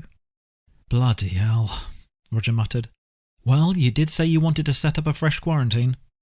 Roger anxiously chewed his fingernails as the shuttle ambled towards a complicated array of girders, clamps and rails on the outside of PG Station. He took a sharp breath and shook his finger. It was bleeding. God damn it. He sucked it and winced. Just what he needed before hunting down a bloodthirsty murderer. He'd basically made himself shark bait. The automated docking mechanism set their shuttle down with a weighty sag. The metalwork of the fuselage pinged and clunked. The engines wound down with a throaty hum. Otherwise all was calm and quiet. Eerily so. Do you see anyone else in the hangar? Roger whispered. Nobody, Vanessa replied from the cockpit. She shut down the shuttle's autopilot, but kept its primary systems on standby. The whole place is deserted. No dock workers in sight. Do you think they've gone into lockdown already? I wouldn't have thought so, she replied, joining him by the door of the shuttle. If they did, why would they leave the docking system online? Roger closed his eyes, took a deep, wavering breath, and reminded himself of all he'd survived already. I guess we'll find out soon enough, he said, yanking the lever to the side and pushing open the door. The creaking of its hinges echoed through the giant hall. Roger heard gears grinding together as the clamps retreated along their rails. Something bleated on the far side of the hangar. Not an alarm necessarily, but some kind of alert that machinery had been left running for much too long, perhaps. Nothing else. Weapons? Vanessa asked, peering outside. Definitely. Vanessa returned for her ultraviolet flashlight. Roger, who'd spent the rest of the trip familiarising himself with the tools at hand, picked up the rivet gun. He had to carry it in both hands like a heavy-duty machine gun, but it promised to fire rivet bolts at up to 50 metres a second. Outside an atmosphere. It was only recommended for extravehicular use, apparently. They each took a pair of long iron nails, basically railway spikes in all but name, in case things got a little bit too close for comfort. I might live my life behind a desk, Roger whispered as they descended the steps outside the shuttle, but I've watched a ton of old movies, and if I've learnt anything, it's that we need to stick together and watch each other's backs. I'm not getting jumped from behind. Sounds like a decent plan to me. She nudged him with her shoulder. Hey, that shuttle down there, is that the Silver Valley logo painted on its side? She shone the flashlight towards the other end of the deserted hangar. Roger twisted his neck around and squinted. It certainly looked similar to the shuttle they just landed in. Yeah, I think so. Novikov's? Vanessa shrugged. Who else's would it be? They edged towards it, Vanessa casting the beam of her flashlight left and right, Roger scanning the shadows with his rivet gun. He'd never fired one before, and Vanessa had never even seen one used. Deep down, he was hoping the mere threat of it would be enough. Careful, Vanessa said as they drew near. Look at the steps. The diamond-treaded steps leaning down from the shuttle were slathered with blood. Some of it still dripped between the sheets of metal, albeit rather gloopily. "This sounds like the worst idea ever," Vanessa whispered, "but we ought to check inside." "Do we? Do we need to, Vanessa? I have a pretty good idea of what happened here already." "Somebody might need our help. This isn't a discussion." "Fine," Roger sighed through gritted teeth. "But just so we understand each other, this isn't a stop-and-ask questions situation, is it? Novikov has killed people. If we catch him by surprise, you douse him with every last watt of that thing, yeah?" "Absolutely," she replied, nodding with a nervous fervour. "We can't take any chances." Vanessa climbed the steps, her shoes sticking to the claret, while Roger remained outside in case anyone even vaguely gargoylean crept up from behind. He heard Vanessa stifle a shriek a few seconds later. "What is it?" he hissed. "Dead body." Her words were muffled. Roger guessed she'd covered her mouth. "Looks like a dock worker. Her throat's been chewed out." Faint clanging footsteps as she approached the cockpit. "Oh my God, both of the pilots are dead too." "Novikov's been busy," Roger muttered to himself. How many victims was that? 7 confirmed, 8 if you counted Lucy. Probably more. He realised with a sense of unreality that he was standing in the exact same docking bay as when he'd alighted the first shuttle what seemed like a lifetime ago. The grumpy veteran, the red-headed woman in a corpo suit, the mother and her easily distracted daughter. They all came back to him in perfect clarity. As he traced the path they'd taken up into the station proper, he noticed fresh stains marking the way. "Bloody shoe prints," Roger said, nodding to the floor. "I'm no expert, but they look fancy, not like the boots of a guard or a dock worker, and they lead to the security gate." "Nice detective work," Vanessa replied, emerging from the shuttle. "I found something too. The dock worker was armed. Evidently it didn't do her much good." A gun was in her hand. An old Glock 17 model, if you had to guess. She held it out to Roger, grip first, and smiled uneasily. "Do you want it?" Roger considered the hefty weight of his industrial rivet gun and shook his head. "It's all yours. Just don't aim that thing at any windows, okay?" They headed for the security gate, each walking to either side of the bloody footprints until they blended with the concrete's pre-existing oil and grease stains. Roger recognised the body lying sprawled out behind the scanners before they reached him. It was the same immigration officer who'd checked his papers the other day, who'd scoffed when Roger said he was heading on to the Desmodonte. Well, nobody was laughing now. "Is that an alarm?" Roger asked. A klaxon wailed from somewhere deep inside the station. "Sounds like the emergency siren." The scanners beeped as Vanessa hurried through to check the guard's terminal. "Yes, it looks like this guy triggered a station-wide alert. The UEC will be on their way for sure." "Good. Let the Marines handle this. They'll know what to do. They probably deal with crazy shit like this all the time." "You're not getting out of this that easily, Roger. They've got no idea they're dealing with a deadly foreign contaminant. They literally don't know what to do. And they could be the best part of a day's flight away. We're here, and we know how to stop this virus. So one way or another, that's what we're going to do, okay? Or do I have to face Novikov by myself?" "That's an option." "Mr. Hawthorne!" "I'm joking," Roger sighed. "I couldn't live with myself if I let you go in there alone." Vanessa gave him a stern look and marched down the hallway. Roger blew out his cheeks in exhausted incredulity and trudged after her. "Of course," he added to himself, "I can't live with myself if I'm dead either." The relay station's main thoroughfare was in ruins, but at least the red emergency lighting did a decent job at hiding the blood. The shelves of the general store had been knocked over, presumably in people's panic to get away, and the corpse of a young woman lay crumpled beneath a toppled display stand. Her limbs were all twisted, as if she'd been crushed or trampled. Bottles of beer had smashed on the linoleum, and their contents were trickling over the store's front step and into the gutter. The electronics store, more a workstation than a shop, Roger once again thought to himself, was less destroyed, though the counter at the front was splashed with dark blood. The victim could have been any one of the bodies lying in the street. The shutter of the entertainment kiosk had been hastily pulled down by its proprietor before any real damage could be done. The information screens to the right of the thoroughfare's entrance were still on, but their screens were locked with red warning signs instructing residents to return to their homes and secure their doors. The circular heat lamps hanging from the ceiling flickered as badly as the neon advertisements bolted onto the bare walls. Roger could remember if they'd been like that before, but he did know that it hadn't been this cold. He wished he hadn't left his coat on the shuttle with the rest of his luggage. "This is even worse than on the Desmodonte," Vanessa whispered as they inched forward. "Back on the station, Novikov either snapped somebody's neck or he drained their blood. But this is carnage." The quantity of bodies was bad enough. 3 in the street alone, and all wore the uniforms of security guards. But it was the state of the bodies that made Roger want to run screaming from the station. As Vanessa pointed out, there was none of Novikov's previous restraint on show, none of his, well, deadly decorum. They were in chunks and pieces, an arm torn off here, a leg snapped back there. A decapitated head had rolled down the gutter and propped itself up against one of the rusty supports. One guard had been ripped in half, his steaming intestines forming a dividing line between one shuttered storefront and the next. Roger grimaced as something wet splattered against his shoulder. He looked up and fought to keep his stomach down. Offal was dripping from the pipes running along the ceiling. "Do you think Novikov's getting worse?" he asked Vanessa, as they carefully stepped around the hummocks of flesh and body parts.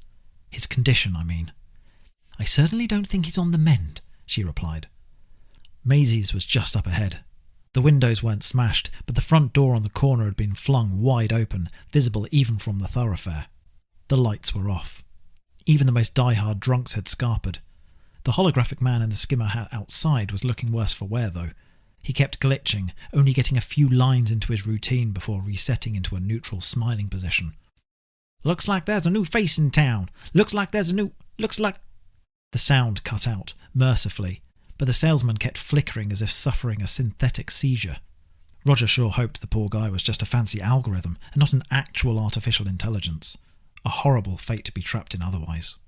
Vanessa and Roger both jumped as a piercing scream materialised from the back room of the clinic, followed by a tremendous crashing sound. They glanced at one another, tightened their grips on their weapons, and crept closer. The clinic was in disarray. The med boxes and hypo needles that once lined the store's walls instead lay scattered on the floor. Loose pills ran through the cracks in the concrete. The Asian man with tattoos Roger had previously seen working behind the counter suddenly flew out of the modest unit and crashed into the concrete pillar opposite. His white coat was lacerated in 6 different places, and his face was scratched to hell. Roger darted forward to help despite his nerves, but Vanessa stuck out her arm to stop him. "Don't."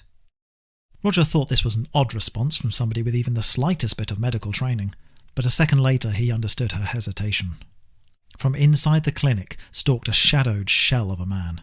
His suit, once a dark charcoal grey, was so saturated with blood it adopted a slightly crimson hue under the heat lamps. His shoulders were hunched, his spine beginning to arch. Thick grey scabs had spread over the backs of his hands and neck. The man who had once been Peter Novikov grabbed the pharmacist by the collar of his coat and sank his teeth deep into the man's neck. Blood spurted across Novikov's face like water from a drinking fountain. "Yep, he's definitely worse," Roger mumbled, suddenly finding it hard to swallow. "The more blood he drinks, the faster the virus mutates," Vanessa concluded, her voice laden with awe, "and the closer he gets to the engineers down at the dig site." Novikov noticed the two of them standing there for the first time, grinned, and tossed the pharmacist's body aside like a used handkerchief as he stretched back to full height. "Dr. Singh," he exclaimed. "Mr. Hawthorne. Why, this is a surprise. I'd thought you both dead, or at least permanently reassigned in Roger's case. And look, you brought gifts. I dearly hope you don't intend to use them on me." "This is your only warning, Peter," Vanessa shouted. "Give yourself up quietly. Let the UEC Marines take you into custody. Do that, and I'll even testify at your trial to say you weren't in your right mind, that the virus was to blame for all this. You have my word. Just stop hurting people, please. Let me help you." "Help me?" Novikov laughed, but to Roger it sounded more like the bark of a jackal. "How? By curing me? The virus is the cure, you fool." "How can it be the cure," Roger yelled, pointing his rivet gun at the mangled corpses, "if so many people end up dead?" "Ah, yes, Mr. Hawthorne, the renowned businessman, offering me his invaluable insight. Stick to what you know, whatever the hell that is. All progress demands sacrifice." "Just as long as the sacrifice isn't yours, right?" "You don't give up a king to save a pawn," Novikov said with a sarcastic smile. "He won't listen to reason," Vanessa said to Roger. Novikov was a stubborn bastard to begin with. Now he's downright insane. We have to take him out. Take me out? Another dry laugh from Novikov as he licked the pharmacist's blood off his fingers. Oh, Vanessa, you are a darling. You've run that experiment before. I thought scientists knew better than to repeat the same mistakes. But that's the thing about experiments, Novikov. Vanessa raised the heavy flashlight. You change just one variable and the results can be wildly different. She switched on the flashlight and drowned Novikov under its beam. For a split second, Novikov looked bemused, and then he turned his back on Vanessa with a wail of agony. He raised his hand to shield the side of his face, and the grey scabs popped and blistered. Vanessa performed a double take at Roger. "Why are you just standing there?" she screamed. "Shoot him!" Roger snapped out of his stupor and pulled the trigger. The rivet gun took a second to warm up, and then fired out a rivet bolt so fast Roger almost fell over backwards. It struck Novikov in the thigh, splashing black blood as far as the clinic's counter. He roared in pain, but remained with his back to Vanessa's flashlight. Roger would have laughed with triumph had he not been so revolted and mortified. Still, he fired again, this time carving a groove across Novikov's back. But when he tried pulling the trigger a third time, the rivet gun only hissed and coughed out a death rattle. Either the charge or the CO2 tank was empty. "Are you telling me Brendan didn't check the batteries?" he yelled at Vanessa. "Are you telling me you didn't?" she screamed back. As Roger frantically tugged on the trigger in case the rivet gun sprang back to life, Novikov's posture straightened out. By now he'd lifted the lapel of his suit jacket to shield his face, though torrents of blood and pus poured from the backs of his hand and neck. The hole in his leg where the rivet bolt had punched through didn't appear to cause him much discomfort, however. Snarling but not turning around, he slowly backed towards the flashlight. "For crying out loud," Vanessa screamed. "Do something, Roger!" "Throw me the pistol!" he shouted back, dropping the rivet gun to the floor with a clumsy clang. "What?" "The Glock you found!" Roger screamed incredulously. "Throw it to me!" Vanessa fumbled for the handgun tucked into the waistband of her trousers and tossed it over. Roger caught it, just about, and for the shortest moment feared it would go off in his hand and kill one of them. It didn't, but in attempting to retrieve the gun, Vanessa's grip on the weighty flashlight had faltered. The beam dipped only marginally, but Novikov saw his opening. He spun around and lunged for the flashlight, swatting it from Vanessa's grasp with the hand not hemorrhaging fluids. It hit the concrete wall and smashed. Novikov grabbed Vanessa by the throat and, sneering with delirium, lifted her high into the air. Roger had never fired a gun before, not counting the industrial rivet gun, that is, which was a gun in name only, and the recoil was much greater than he anticipated. Even so, the first round punched into Novikov's stomach. The man barely flinched. Roger shot him again, this time in the shoulder, and Novikov dropped Vanessa to the floor. She scampered to the flashlight, but there was no fixing it. "A little primitive, wouldn't you agree?" Novikov snarled, plucking the round from the wound in his shoulder and letting it drop to the concrete with a delicate metallic plink. "You'll have to do better than that." And suddenly Novikov was next to him, nothing but a blur of blood and blackness. The Glock 17 clattered across the floor to the glitching hologram as Roger crumpled in the opposite direction. He sat up, looked down at his ribs, and groaned. His shirt was torn open, and a long gash had opened up down his side. He kicked backwards across the floor as Novikov strode towards him, grinning with wet, crimson lips. "I admire your tenacity," he said, "but your efforts are sorely misplaced. This is evolution, Mr. Hawthorne. Stop fighting it. You've already been left behind." Roger kept crawling away. As his back bumped into a metal girder, a pencil-thin line of yellow light cut across the toe of his left shoe. Stemming from the circular window overlooking the central staircase, the beam grew an inch wider with each passing second. Novikov didn't appear to notice. "You should have thought of your family," the blood-crazed CEO continued, scowling down at him. "Under my wing, you could have actually been somebody. And you," Roger struggled to wheeze out, "shouldn't have flown to a system with 2 sons." Novikov hesitated for just a fraction of a second as he processed this information. Then the twin stars of the Polidori Galat system coasted into view behind him and bathed the entire street in natural light. Novikov doubled over in agony. Steam rose from his suit as his flesh bubbled and boiled. Howling like a wounded dog, he fled from the thoroughfare and crashed through the door of a stairwell leading down to the station's sublevels. Vanessa hurried to Roger's side a few seconds later when it was evident the psychopath wasn't coming back. "Are you okay?" "It's not that deep a cut," Roger said, wincing as he climbed to his feet. "I'll be fine. It looks like there's a 5-finger discount on antibiotics if I need them." Vanessa glanced at the semi-collapsed drug clinic and barked out a dry laugh. "Do you think you can keep going?" "Keep going?" Roger pulled his hand from the wound. It wasn't bleeding too badly. "Why? The bastard's trapped down there." "Novikov's hurt, but we don't know how well he can recover in the dark."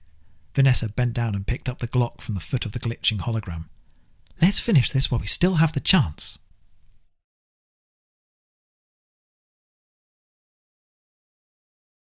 Chapter 23.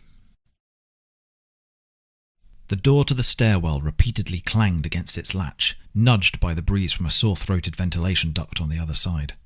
With the cut down his ribs still throbbing from the antiseptic spray Vanessa had administered, but mercifully no longer bleeding too profusely, Roger pushed the door open and peered over the concrete banister. Coast looks clear. A bloody handprint was smeared against an identical door one level down. Roger turned to Vanessa, who nodded. Novikov must have come this way. He clasped an iron nail in each hand and sneaked through. The red emergency lights present in the thoroughfare were just as prevalent down in the engineering tunnels, but now there were no other screens or neon signs to augment their meagre light. If anything, the klaxon was louder too. They faced a dark labyrinth of slitted vent panels, whirring junction boxes, and leaky copper alloy pipes that changed direction on a whim. The metal grates in the floors rattled when trod upon, and in a few places were even slightly loose.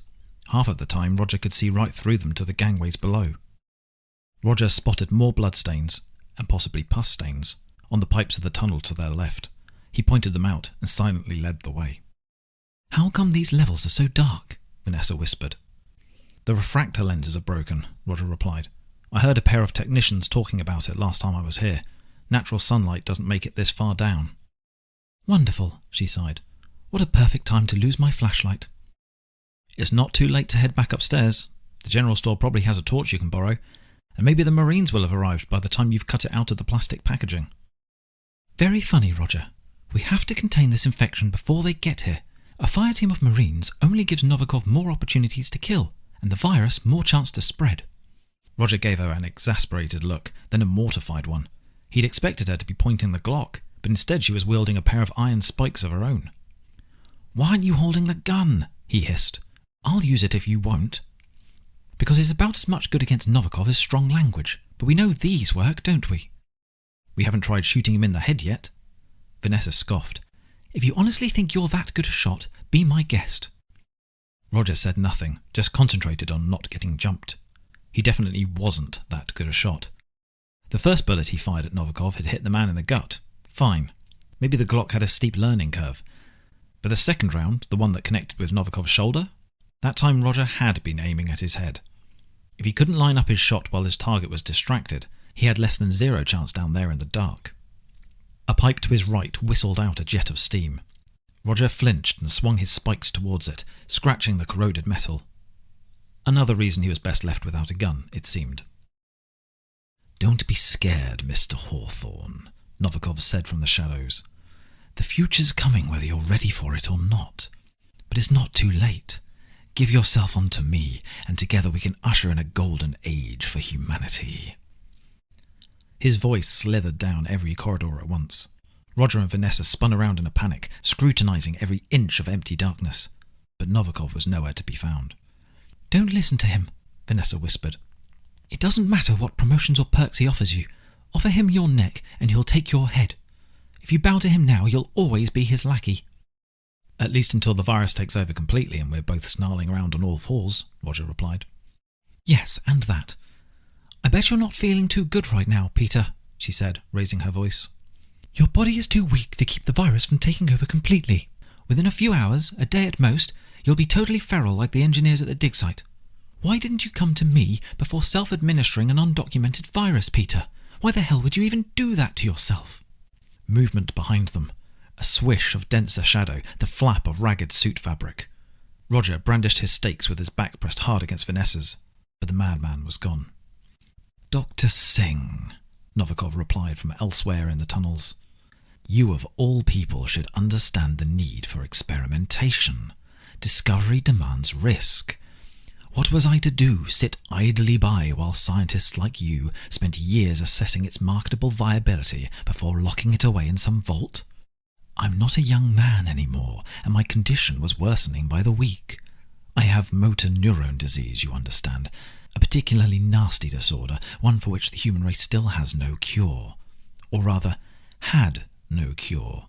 This M-virus, as you call it, has the potential to eradicate all defects from the human genome. I've never felt so alive. Phlegmy coughing from ahead and behind. Roger's gonads shriveled up inside him. Alive? More like a walking corpse. Though not bad for a man suffering from numerous bullet wounds, a gaping hole in his thigh, and third-degree burns from head to toe, he supposed. Oh yes, it sounds like you have a perfect bill of health. Vanessa silently gestured for Roger to follow the path running parallel to her own. It's killing you, Novikov. Can't you see that? It's corrupting you, and it'll keep corrupting you until there's nothing left. So you say, but one quick drink and I'll be back stronger than ever. It's an unknown alien pathogen, you lunatic. You're losing control of your mind, and you're covered in grey scales. Are you seriously so stupid you didn't consider the possible side effects? But it's not an unknown virus, Novikov replied from everywhere at once. It's only unknown to you. What do you mean, Novikov? Roger called out, edging down his gloomy corridor of conduits. Are you telling us the company knew the virus was under the rock before they started digging? The company? No. It sounded as if Novikov was smirking. But I did. That's why I bought the mining rights to M1819. Yes, the planet is rich with silver deposits. The company was very pleased. But it was the spores I was after. Humanity was not the first species to discover the virus, my friends. There are records of this world going back centuries. But we will be the first species to modify the virus into a cure. Roger almost plunged an iron nail through Vanessa's heart as they rounded the next corner at the same time. They'd entered a larger but no better lit junction room, one lined with large, slowly rotating fan vents. A fire hose was mounted on the wall. Once she'd caught her breath, Vanessa nodded to a glass-fronted cabinet beside the coil of hose. Roger tiptoed over, unlatched the case, and carefully slipped the axe off its hooks. A cure, Vanessa snapped. A cure for what? This relay station is littered with the corpses of innocent people you've killed to keep your hematophagy sated. The virus is the disease, Novikov. All it wants is to spread as far and as wide as it can, no matter what physical and neurological damage it does to its host along the way. You want to jab yourself with it? Fine. Be an idiot. But why in God's name would you want to infect everyone else? Let me show you. Novikov dropped from one of the fan vents overhead and knocked Vanessa to the floor. He plunged his head down as if to bite her. Roger swung the axe towards him, but he hadn't checked which way round he was holding it. Even so, the blunt side connected with Novikov's shoulder with a bone-breaking crunch. The madman howled in inarticulate pain and shrank back into the darkness. Don't let him escape again, Vanessa groaned. Roger swung the axe down, the correct way round this time, and the blade sank into flesh. It was too dark to see exactly where he'd struck him, but Novikov screamed as Roger used the axe like a hook to drag him back into the junction room's anemic light. The tip of the blade was deep in Novikov's ankle. He thrashed about on the floor like a spoilt toddler, and only now did Roger see how truly monstrous the man had become. The grey scabs had grown up his neck and over his shallow cheeks. His skull was almost pulling itself backwards somehow, tapering to a point like a rat's. The skin that wasn't hard like rock was a damp, wrinkled sheet of burns and oozing sores. Hold him down, Vanessa screamed, brandishing her iron nails. Roger left the axe where it was and grabbed one of Novikov's flailing hands. Transforming into one of those gargoyle creatures certainly hadn't sapped him of his strength. It was like trying to pin down a giant anaconda. We can't let the virus spread, Roger grunted, desperately wishing to justify himself to his former boss. Novikov thrust his hand upwards, and Roger was flung against the rubbery fire hose. He winced. The gash running down his side had split open again, trickling fresh blood. Good luck with that, Novikov spat, breaking into a wicked smile. But attacking Roger had torn Novikov's attention from Vanessa long enough for her to plunge one of her iron nails into Novikov's chest. He screamed, black blood hemorrhaging from his mouth. then again when she used the other nail to hammer the first even deeper into his heart. Vanessa scrambled backwards as Novikov bolted upright, her remaining spike clutched in both hands like a dagger in case he tried choking her again. But Novikov simply sat there, his crooked hands patting feebly at the nail protruding from the gory hole in his chest. Roger wrenched the axe free from Novikov's ankle, practically severing the man's foot, and circled around behind him. And then Peter Novikov's eyes widened with a moment of clarity, just like Lucy's had back in the Desmodantes' dining room. "I never wanted all this," he gasped. "You know what, Mr. Novikov?" Roger raised the axe. "Deep down, I think you did." He swung the axe down on Novikov's neck. Thank goodness it was sharp, because he didn't think he'd have the guts to swing it twice. Novikov's head toppled from his body and rolled to a stop between his knees. Roger dropped the axe to the floor. Novikov's blood was already pouring through the latticed grates onto the gangway below, and staggered backwards in shock. Vanessa stumbled to her feet just in time to grab hold of Roger and keep him from blacking out. "It's okay, Roger," she said, pulling him close. "Deep breaths. It's done." "Not in my head, it's not." He trembled all over. "I'll be seeing this room till the day I die."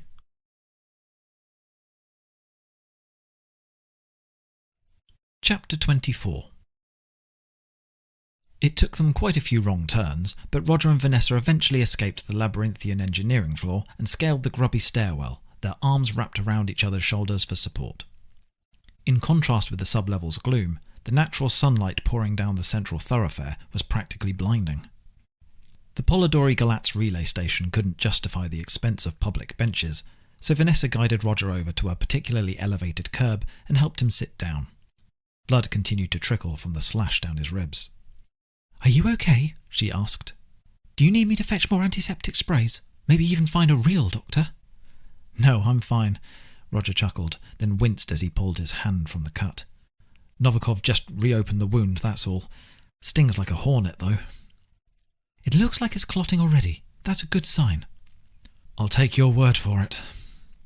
The red emergency lights continued to throb, but the klaxon, already faint to begin with, had either been switched off or worn itself out. Roger doubted the mandated lockdown was officially over.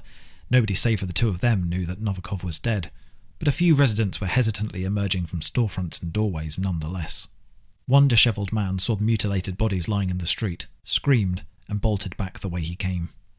Maisie emerged from her titular bar and raised a horrified hand to her mouth. If she recognised Roger sitting nearby, she didn't say anything. And why would she? Dozens of strangers passed through her bar every day. Her husband, Dale, spotted the mangled corpses and ushered her back inside. They'd almost certainly have recognised the pharmacist, if not the dismembered security team. "This place wasn't much before," Roger said quietly, "but it's sure going to fall apart after this." "I wouldn't be so sure. There's always an audience for the macabre, and there are no other outposts for light years. It's not like shuttles will have much choice." Roger still had one of his iron nails clutched in his hand. He spun it around idly while staring at the red smear of bodies. "Novikov killed so many people. I don't know if he was even thinking of how he'd get from here to New Terra. The virus just made him desperate to feed. Do you think any of his victims are, infected?" Vanessa exhaled deeply. "I don't know. Nobody studied the odds of contracting the virus, and I don't know how many of Novikov's victims are left in any state to make the change. But if they are, then we'll have a real shit show on our hands, pardon my language. None of the residents here know what the hell Novikov was, or why he did what he did. If they see us going around stabbing people who've been bitten, or even just the corpses of their friends and neighbours, we're likely to get stabbed ourselves. Maybe we can establish a proper quarantine this time. Lock up those who've potentially been infected while scientists develop a cure. Good luck explaining that to the people getting locked up. Yes, you've been bitten by a madman. Now we need to throw you into isolation until we decide whether to kill you, cure you, or let you go. We might experience a little pushback." "Maybe, maybe not. Everybody's seen what happens when this virus takes hold. If the UEC takes over the station, it'll be a choice of a medbay or a bullet." They sat together in silence, waiting for the authorities to arrive. They had to be close, surely. Somebody on the upper level was crying. Pieces of cracked concrete wall crumbled loose. Roger let the iron nail in his hand clatter into the gutter. He didn't want to hold it anymore. Do you think they can develop a cure? He asked. Who's they? I don't know. Anyone. Vanessa opened her mouth to answer, closed it again, and then shrugged. Who's to say? She replied. In theory, yes. But I suppose it depends on how much of the host's DNA is corrupted by the virus, whether a process like that can be reversed. Judging by the drastic transformation afflicting the workers at the dig site, I wouldn't put money on it. A vaccine to prevent its spread would be more achievable, I think, but even the quickest vaccinations take 6 months or more to develop. Too long when dealing with a sickness that seems to have a 100% mutation/death rate and kills a lot more than just its host. And that's if we can counteract the virus. Even now, there are plenty of conditions humanity has no cure for. Novikov's motor neurone disease, for example. That sounded an awful lot like a no. It's a pessimistic I don't know, Vanessa said, smiling sadly. Greater minds than mine may say otherwise. And for all we know, every last carrier is either dead or trapped down on the surface of M1819. We might not need a cure anymore, provided the UEC firebombs the drill site. Speaking of which... Vanessa pulled the medical scanner from her pocket. Its casing was scratched up, and there was a hairline crack in the screen from their fights with Novikov. But judging by the glow of its screen, its insides remained intact. You're still carrying that thing around? Roger asked, smiling and shaking his head. I never leave home without it. Roger watched as she clumsily pressed the head of the scanner to her own neck. He'd have offered to help, but honestly, he just didn't care anymore. The fights with Lucy and Novikov had sapped all the willpower from him. Stabbing her through the bare chest and lopping off his head with an axe, a violent shudder ran through him. Those sort of images weren't easy to shake. The screen of the scanner bleeped and went green. Vanessa was all clear. Roger tilted his head to one side so she could check him too. The scanner hummed quietly. Then it made an abrasive noise he hadn't heard before. Vanessa didn't say anything, just took a step back. What is it? Roger twisted around, wincing as the gash in his side flared with fresh pain. Ah, damn it. Is it... That's when he saw the scanner's screen. It was red. I'm sorry, Roger, Vanessa said, tears in her frightened eyes. I am so sorry. No, that isn't possible. Roger gawped at her, his body white-hot yet numb, his vision swirling. Novikov never bit me. None of Lucy's blood got in my mouth. And I definitely didn't breathe in any of those fucking spores. Novikov scratched you pretty badly. Maybe he had infected blood or saliva on his hands. A lone tear ran down Vanessa's cheek. But it doesn't matter how you contracted it, does it? Sooner or later you're going to turn into one of them. You don't know that. Roger scrambled to his feet and held out his hands in self-defense. You said it yourself. Nobody knows enough about the virus yet. Even if some of it is in my system, how can you be sure it'll mutate me the same way it did Novikov? Maybe it won't affect me as badly. Hell, I might be immune. You've seen what happens to people, Roger. Novikov, Lucy, every single one of the engineers. We can't take that chance. Vanessa reached into the waistband of her trousers and pulled out the Glock 17. Fucking hell, Vanessa. Roger backed away from her, unable to tear his eyes from the gun. Just hold on a minute, okay? I'll go into isolation. They can stick me with needles until they find a cure. That'll take months, years even. The doctors could put me on a blood drip, he insisted, or put me into a medically induced coma until they figure it out. Vanessa said nothing, only raised the handgun so that it was pointing at his head. Christ alive, Roger screamed. Now he was crying too. What are you doing, Vanessa? My wife's pregnant, for fuck's sake. I just want to go home. That's precisely why I can't let you leave. Vanessa's bottom lip trembled as badly as the hand holding the gun. We have to stop the spread. I really am sorry, Roger. Please turn around. It'll make this easier for both of us. Roger punched the wall beside him in frustration. Running wasn't an option, not with his side sliced open. Nor was tackling Vanessa to the ground, not unless he wanted to get shot in the process. Sniffing, he shuffled around on the spot. And to think I came out all this way for a bloody promotion. Please, Vanessa, I'm begging you, don't do this. Just think of your wife and child, okay? Her voice was cracked, on the verge of blubbering. I know I am. Roger closed his eyes. Yes, he thought of Erin. He saw her the way she'd looked the day she saw him off to the spaceport, all tired and messy-haired. Then he imagined her cradling their daughter in her arms, more beautiful than he'd thought possible, and he even smiled. Then came the shot.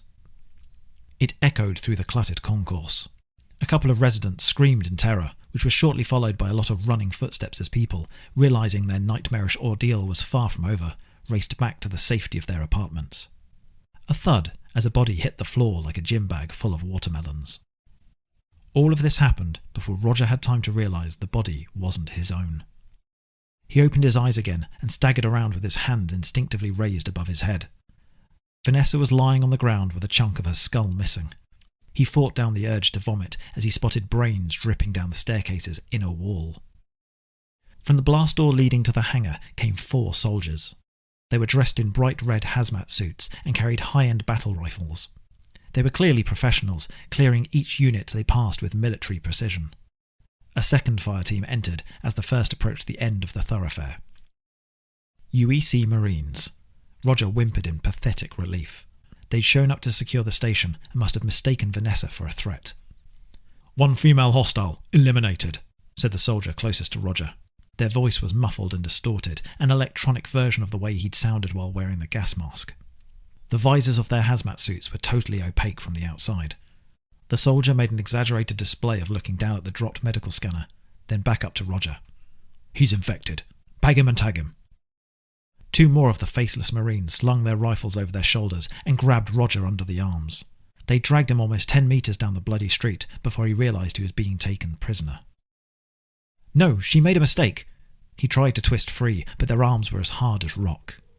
"I'm not infected, I swear. I won't change like the others. She was the one with the virus, not me." They gave no indication they were listening to him. Through the bleeping security gates he was dragged, then across the concrete hangar to a shuttle parked on the far side. Only it wasn't a shuttle as he first thought, but a much larger gunship, and the insignia on its side wasn't the stenciled UEC initials he expected, but the Silver Valley logo. Roger frantically checked his captors. The same logo was printed on the sleeves of their hazmat suits too. "I work for the same company as you, for crying out loud," he yelled as they hauled him up the metal ramp of the gunship. "I'm the senior compliance officer for the Silver Valley Mining Company, and I demand that you unhand me at once." The interior of the gunship was cluttered with crates of evidence. To the rear of the cabin was a much larger version of the hyperbaric chamber Roger had seen in the Desmodante's scientific research wing. A gruff, balding man in his late 50s stood to one side of the fuselage. Unlike the others, he wore an outfit of black Kevlar and a flimsy face mask, and he was presently inspecting a clunky, reinforced datapad. "We've secured Dr. Singh's lab samples," one of the anonymous hazmat suits said to the strike team leader. 6 vials, all intact." "Good work." The boss clicked his fingers in Roger's direction. "Strap him down and prep him for transit." Another pair of soldiers grabbed Roger's legs, and together they picked up the struggling man and stuffed him inside the hyperbaric chamber.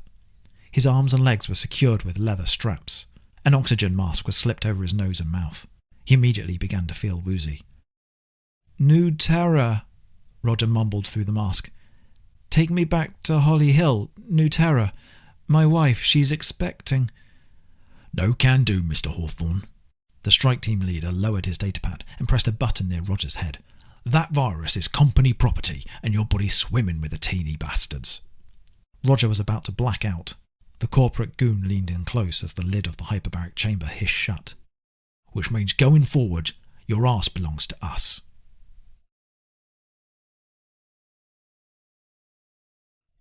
Chapter 25.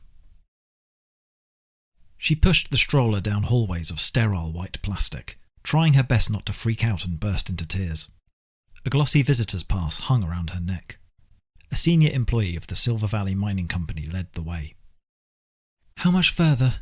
Erin asked, watching little baby Samantha wriggle about impatiently. "Not long now, ma'am," the employee replied. "Just one more checkpoint and then we'll reach the observation room." An impenetrable blast door blocked their path. A lone guard armed with a rifle sat at a console beside it. He stood up and began scanning Erin and the stroller with a wand. "Is all this really necessary?" she asked. "I'm afraid so, ma'am. This is a private facility. You'd be surprised what other companies would do to sneak a camera in here."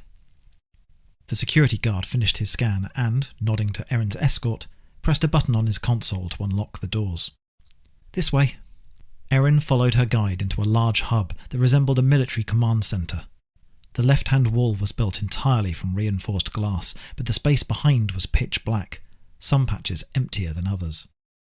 The rest of the room was occupied by rows of computer terminals that reminded Erin of the old Houston Space Center back when NASA had been the height of humanity's space program. Numerous scientists in shirts and ties typed away at their stations. Her stroller only received a few curious glances. A thin man in tortoiseshell spectacles smiled almost apologetically as he marched across the observation room to greet her. "Mrs. Hawthorne," he shook her hand. "I'm Dr. Galloway. Thanks for coming in. I hope the flight wasn't too arduous." "I want to see my husband." "I completely understand, Mrs. Hawthorne, but I have to tell you—" "No ifs or buts." She blinked back tears. "It's been 3 months since Roger left for the Desmond. 3 months since I last spoke to him. The company wouldn't even tell me he was still alive until I threatened them with a lawsuit. I want to see him now." "Okay." Dr. Galloway nodded resignedly. "Right, set the enclosure lights to 20%. No floodlights. Mrs. Hawthorne, if you'll follow me." He led her down a short ramp curving around the terminals to the front of the glass wall, then gestured to the scientist he'd called right. The man in question responded with a thumbs up. A series of mechanical clunks signified the light arrays of the enclosure switching on one by one. Erin screamed in horror and withdrew from the window. Samantha immediately began to cry in her stroller, though its frilly canopy mercifully shielded the child from the view. A few of the scientists glanced up from their workstations, surprised by such a vocal reaction. "It's okay," Dr. Galloway said, hesitantly placing a supportive hand on her shoulder. "They can't hear you, not unless we want them to." 5 hulking creatures prowled a large enclosure built from black basalt pillars imported from M1819. Their bodies were twisted, their limbs elongated at odd angles, their crusty grey skin pulled over their skulls tight enough to tear. They shrank back from the dim lights as if zapped by an electric fence and snarled at the glass.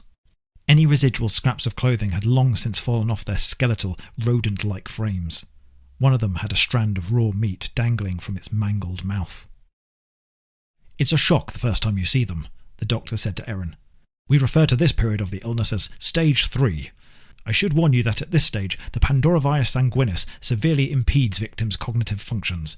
It's not likely that he'll recognise you." "Which one is Roger?" she asked, her hand trembling over her mouth. "Let me check." Galloway consulted his datapad. "Second from the right, near the back." Cowering amongst black boulders that glistened from the mist being pumped into the enclosure was a deformed gargoyle of a primate, slightly skinnier than its neighbours. A few tufts of dark brown hair sprouted from protrusions along its spine. It jerked its head towards the observation room, appeared to study the woman in her stroller with its beady, bloodshot eyes, and then skulked back into the shadows with a salivating snap of its jaws. Erin burst into blubbering, chest-hitching sobs and turned her face from the window. "That's not my husband," she wailed. "I don't know what you've done to him, but that's not my Roger. It's not him." "I understand how hard this must be for you to process," Dr. Galloway replied, "but I promise you we're doing everything we can to fix him. It's only been 3 months. If we can isolate the virus's DNA and separate it from Mr. Hawthorne's own, there's still a chance we—" "I can't do this," Erin said, grabbing the stroller and pushing it back up the ramp to the security door. She shot another mournful glance at the enclosure and descended into a fresh round of uncontrollable weeping. "You're monsters, the lot of you. You hear me? Goddamn monsters. I'll sue you into the fucking ground." Galloway said nothing, just waited patiently for her to leave. The employees around him didn't even take a break from typing. "I'm surprised her husband didn't better explain his contract to her," the doctor sighed to the universe in general once she was gone. "Given he was a lawyer and all. He's a company asset. It's all there in black and white. Hopkins, go make sure Mrs. Hawthorne is okay, will you? Fetch her a tea. And tell her she'll need to wait until this afternoon if she wants to come back in." The same employee who'd escorted Erin into the observation room now hurried out after her. A woman dressed in a white shirt and grey pencil skirt wandered over to Dr. Galloway as the security door hissed shut. "Do you really think we can cure them?" she asked. "God, no," Dr. Galloway snorted. "The only cure for Stage 3 is a bullet to the cerebellum. But the poor woman doesn't need to hear that. These specimens are far too valuable to euthanize. Pharmaceuticals, bioweaponry. The potential applications are endless. We don't need any complications. Not now." "Not when Subject Echo is proving so lucrative for the company," she added, arching her eyebrows. "A truly model employee," the doctor replied with a wry smirk. "But I dare say Mrs. Hawthorne wouldn't appreciate hearing that either." "Subject Delta's blood cell count is dropping," Wright announced from his terminal. "Feeding time, do you reckon?" Dr. Galloway checked his wristwatch. Yeah, close enough, he said, heading for the door. It's about time I grabbed myself some lunch too. You know the drill, right? Take it from here. On the other side of the glass, Subject Echo, the grey-scaled aberration that had once been Roger, crawled out from its hiding spot as a staccato bleeping noise filled the enclosure. It was a Pavlovian response. That noise meant pig carcasses would soon drop from the ceiling and bovine blood would bubble up in the artificial rock pools. Subject Echo crept to the window on all fours, stopped where it had seen the woman last. Its rancid breath misted against the thick glass as a deep guttural growl climbed up its throat. The faintest golden glimmer of who Roger used to be fought to the top of the creature's subconscious. That glimmer, barely more than a fading echo after all those months, grasped desperately at Erin's memory, and for just the shortest of moments the beast felt an alien urge to wrap its arms around her, to care for Roger's newborn daughter instead of ripping her to shreds, to rid itself of this wretched shell and finally go back home.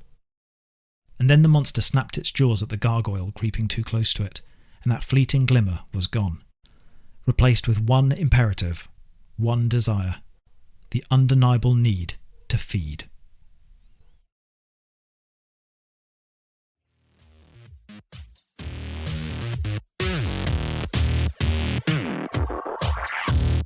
Thank you for listening. The next standalone book in the Legends of the Darkstar series is A Girl Made of Gears. You may also enjoy the Final Dawn series, another set of books set in the Darkstar Panorama universe. For a full list of available titles, please visit www.twr.com.